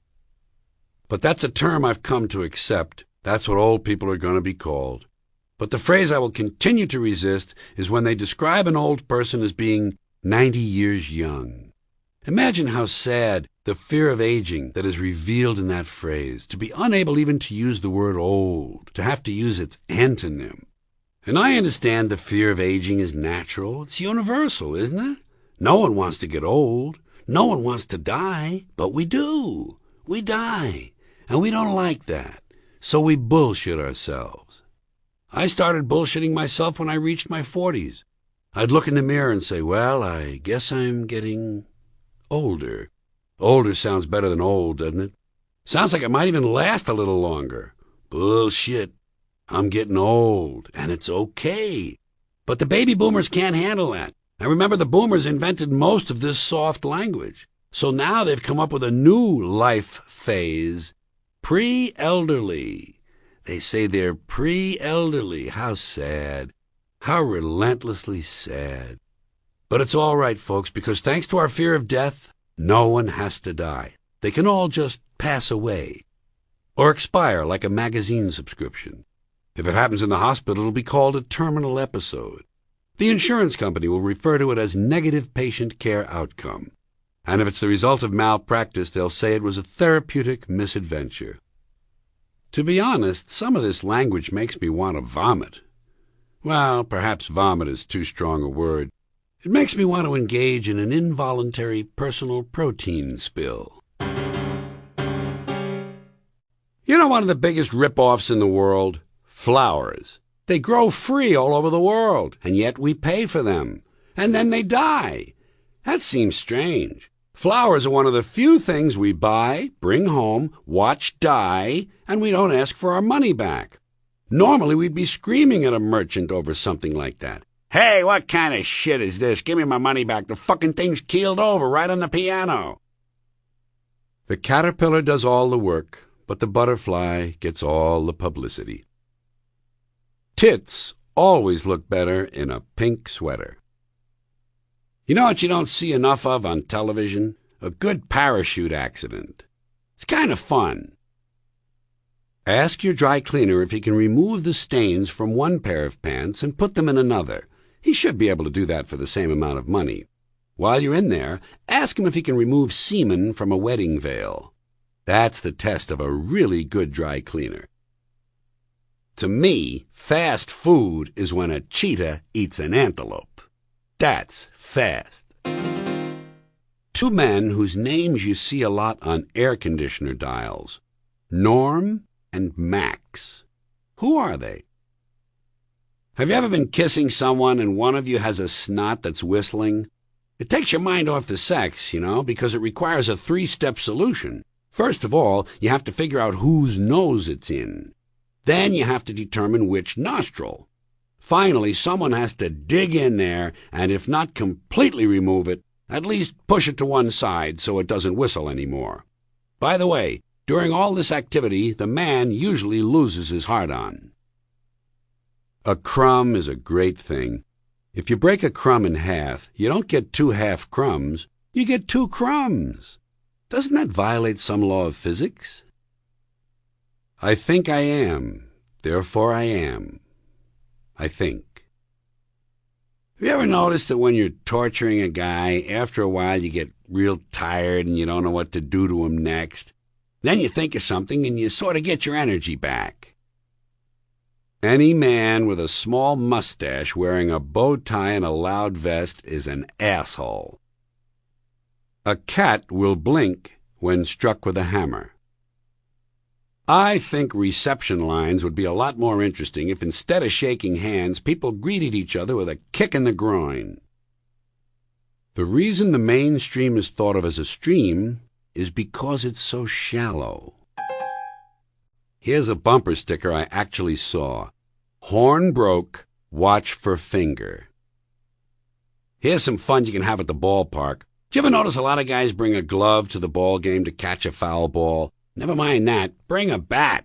When a foul ball comes flying toward you, hit it back to the players. Everyone will sense you're a fun fan. They'll be glad they came to the ballpark on straitjacket night. I read somewhere that for the average person, 14 farts a day are considered normal. Based on these figures, and judging from my own output, I have to assume there are millions of people who never fart at all. I don't have a fear of heights. I do, however, have a fear of falling from heights. Isn't it a good feeling when you read the tabloids and you realize that a lot of famous people are just as fucked up as you are? The justice system should have a penalty whereby they take you to prison and for 10 years the guards take turns doing that Three Stooges jabbing two fingers in the eyes thing. I think that would straighten a lot of guys out. I noticed in the newspaper that track and field has an event called the Women's Pole Vault. It makes me wonder, with all the options available to her in this age, how does a young woman get interested in pole vaulting? Seems like a bizarre choice. By the way, I hope you noticed I completely ignored the obvious opportunity for a cheap phallic joke. If I ever lose my mind, I hope some honest person will find it and take it to Lost and Found. In some hotels, they give you a little sewing kit. You know what I do? I sew the towels together. One time I sewed a button on a lampshade. I like to leave a mark. This goes under the category, What's Wrong with America? There are schools in Fairfax County, Virginia, where kids are not allowed to win soccer games. Whenever a team gets 2 goals ahead, they have to give up 1 player. Pathetic. The Asian country known as Mongolia used to be called Outer Mongolia, and just below the Outer Mongolian border with China, there was an autonomous region called Inner Mongolia. And since each of them had its own inner and outer regions, that means that at one time there existed, fairly close to one another, an outer Inner Mongolia and an inner Outer Mongolia. I like that sort of thing. I like picturing the road signs and all the people taking wrong turns. When someone with an artificial heart dies, I think they should take out the heart, hook it up to an artificial body, and just let it go at that. I have a proposition. I think if white people are going to burn down black churches, then black people ought to burn down the House of Blues. What a disgrace that place is, the House of Blues. You know what they ought to call it? The House of Lame White Motherfuckers. Inauthentic, low-frequency, lame white motherfuckers. Especially these male movie stars who think they're blues artists. You ever see these guys? Don't you just want to puke in your soup when one of these fat, overweight, out-of-shape, middle-aged, pasty-faced, baldy-headed movie stars with sunglasses jumps on stage and starts blowing into a harmonica? It's a fucking sacrilege. In the first place, white people got no business playing the blues ever, at all, under any circumstances. What the fuck do white people have to be blue about? Banana Republic ran out of khakis? The espresso machine is jammed? Hootie and the Blowfish are breaking up? Shit, white people ought to understand their job is to give people the blues, not to get them, and certainly not to sing or play them. I'll tell you a little secret about the blues. It's not enough to know which notes to play. You gotta know why they need to be played. And another thing, I don't think white people should be trying to dance like blacks. Stop that! Stick to your faggoty polkas and waltzes, and that repulsive country line dancing shit that you do. And be yourself, be proud, be lame, be white, and get the fuck off the dance floor. Here's something I wonder. When Britain returned Hong Kong to China, there was a long, formal ceremony. I saw it on television, and the whole thing looked very well rehearsed. And I wondered how everyone knew exactly where to stand and what to do. I mean, after all, the event had never taken place before. How could there be a set of procedures? Do the British have a manual on returning colonies? Well, if they do, they won't be needing it much longer. And I noticed the same thing is true when a pope or a king dies. The elaborate funerals always involve at least 30 or 40 groups of participants, each with different roles and different garb, and each of whom seems to know exactly where to walk, when to stop, and where to stand. And everyone knows all the songs and prayers by heart. Can someone tell me when these people practice all this pageantry? I'm not too enthusiastic about this organ donor idea. What bothers me most is that it's run by the Motor Vehicle Bureau, okay? I figure if I have to wait in line that long for a kidney, fuck it, I'll do without. They send you a little card you're supposed to carry in your wallet next to your driver's license. You're supposed to list the organs you're willing to donate in case you die. Are these people crazy? Do you honestly believe that if a paramedic finds that card on you after an accident, he's going to be trying to save your life? No way! He's looking for fucking parts. Look, Sid, here's that lower intestine we've been hoping for. Never mind the CPR, this man's a donor.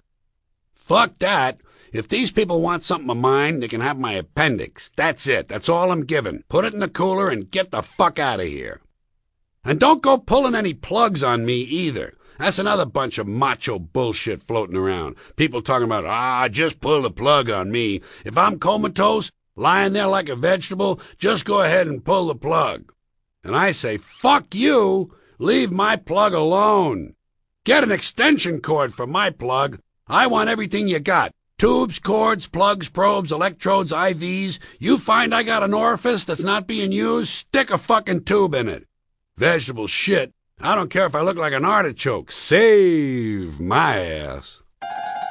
If you ever find out I'm comatose, just remember there are 3 things I gotta have.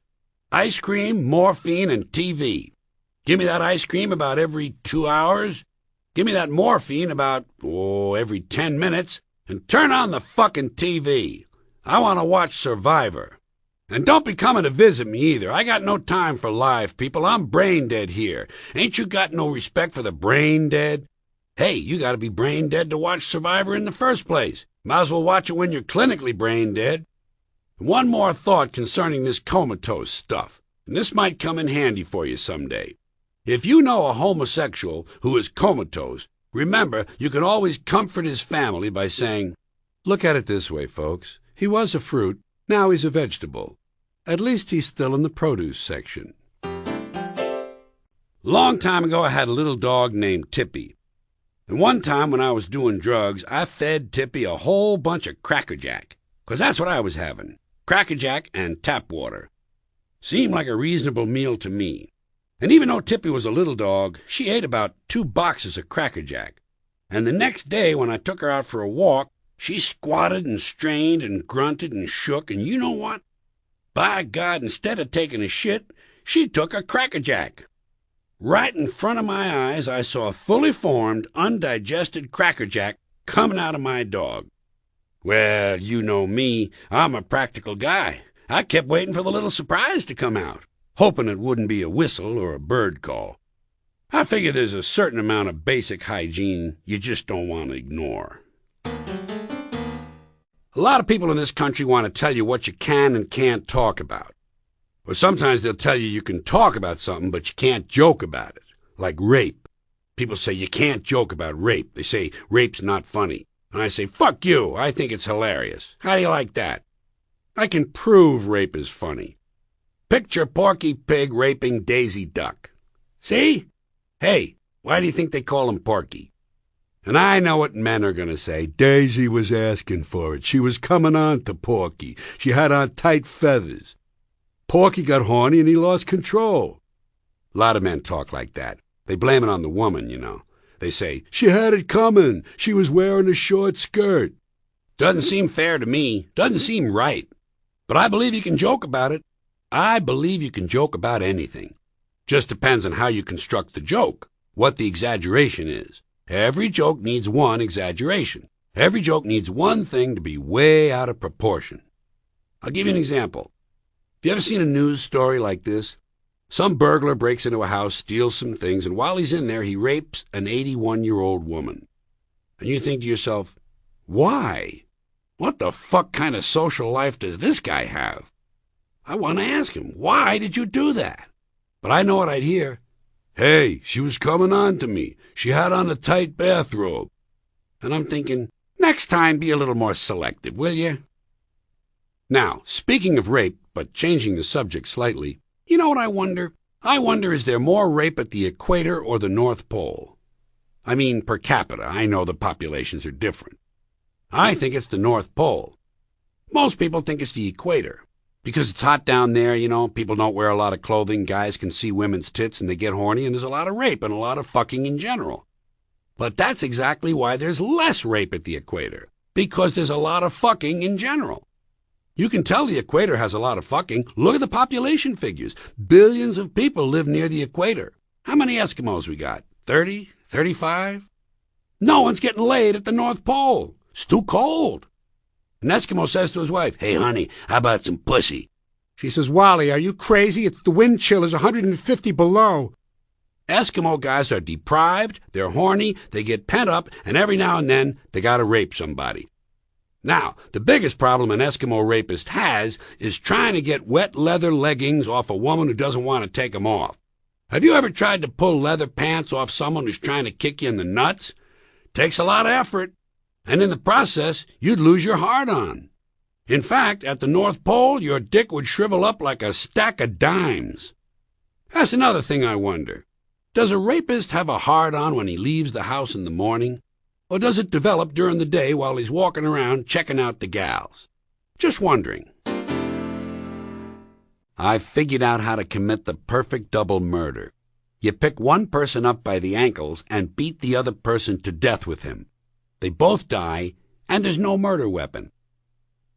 Peg-Leg Bates's wife is one person who never had to wait for the other shoe to drop. Did you ever have a hatchet go right through your face? Not a glancing blow, but a full-on shot deep into your forehead, huh? Deep enough so you can shake your head and the hatchet doesn't fall out? It's the strangest feeling. Because just after the hatchet goes in, and before there's any pain, you can feel a gentle puff of cool air on your brain. It feels good, but since it's the only way to get that feeling, I try not to get too hung up on it. When did they pass a law that says the people who make my sandwich have to be wearing gloves? I'm not comfortable with this at all. I don't want glove residue all over my food. It's not sanitary. Who knows where these gloves have been? Let's get back to human hands making sandwiches for human beings. As you swim the river of life, do the breaststroke. It helps to clear the turds from your path. Have you ever tried to throw away an old wastebasket? You can't do it. People keep bringing it back. "Here, Howie, I found your wastebasket in the garbage." Apparently, you have to completely destroy a wastebasket in order to convince people you really don't want it anymore. In Los Angeles, there's a hotline for people in denial. So far, no one has called. Just once, I'd like to see a high-speed funeral procession. A hearse, some flower cars, and a bunch of limousines tearing ass through town at 70 miles an hour on their way to the cemetery. Maybe someday a race car driver will put that in his will. You know a business that doesn't lend itself too easily to the internet? Pay toilets. Here's something I consider a crime against society. Women with hyphenated names. Hey, lady, pick a fucking name, will you? Hi, I'm Emily Jericho Fortescue. Hi, I'm George Jerk Me Off Fuck You Too. Attention women, you don't attain self-esteem or personal dignity by adding a name to your name. Modern feminists apparently think that hyphenation is some kind of radical act. It's not. Castrating a man in a parking lot with a Coke bottle is a radical act. Hyphenating your name is pretentious middle-class bullshit. No one ever knows what's next, but they always do it.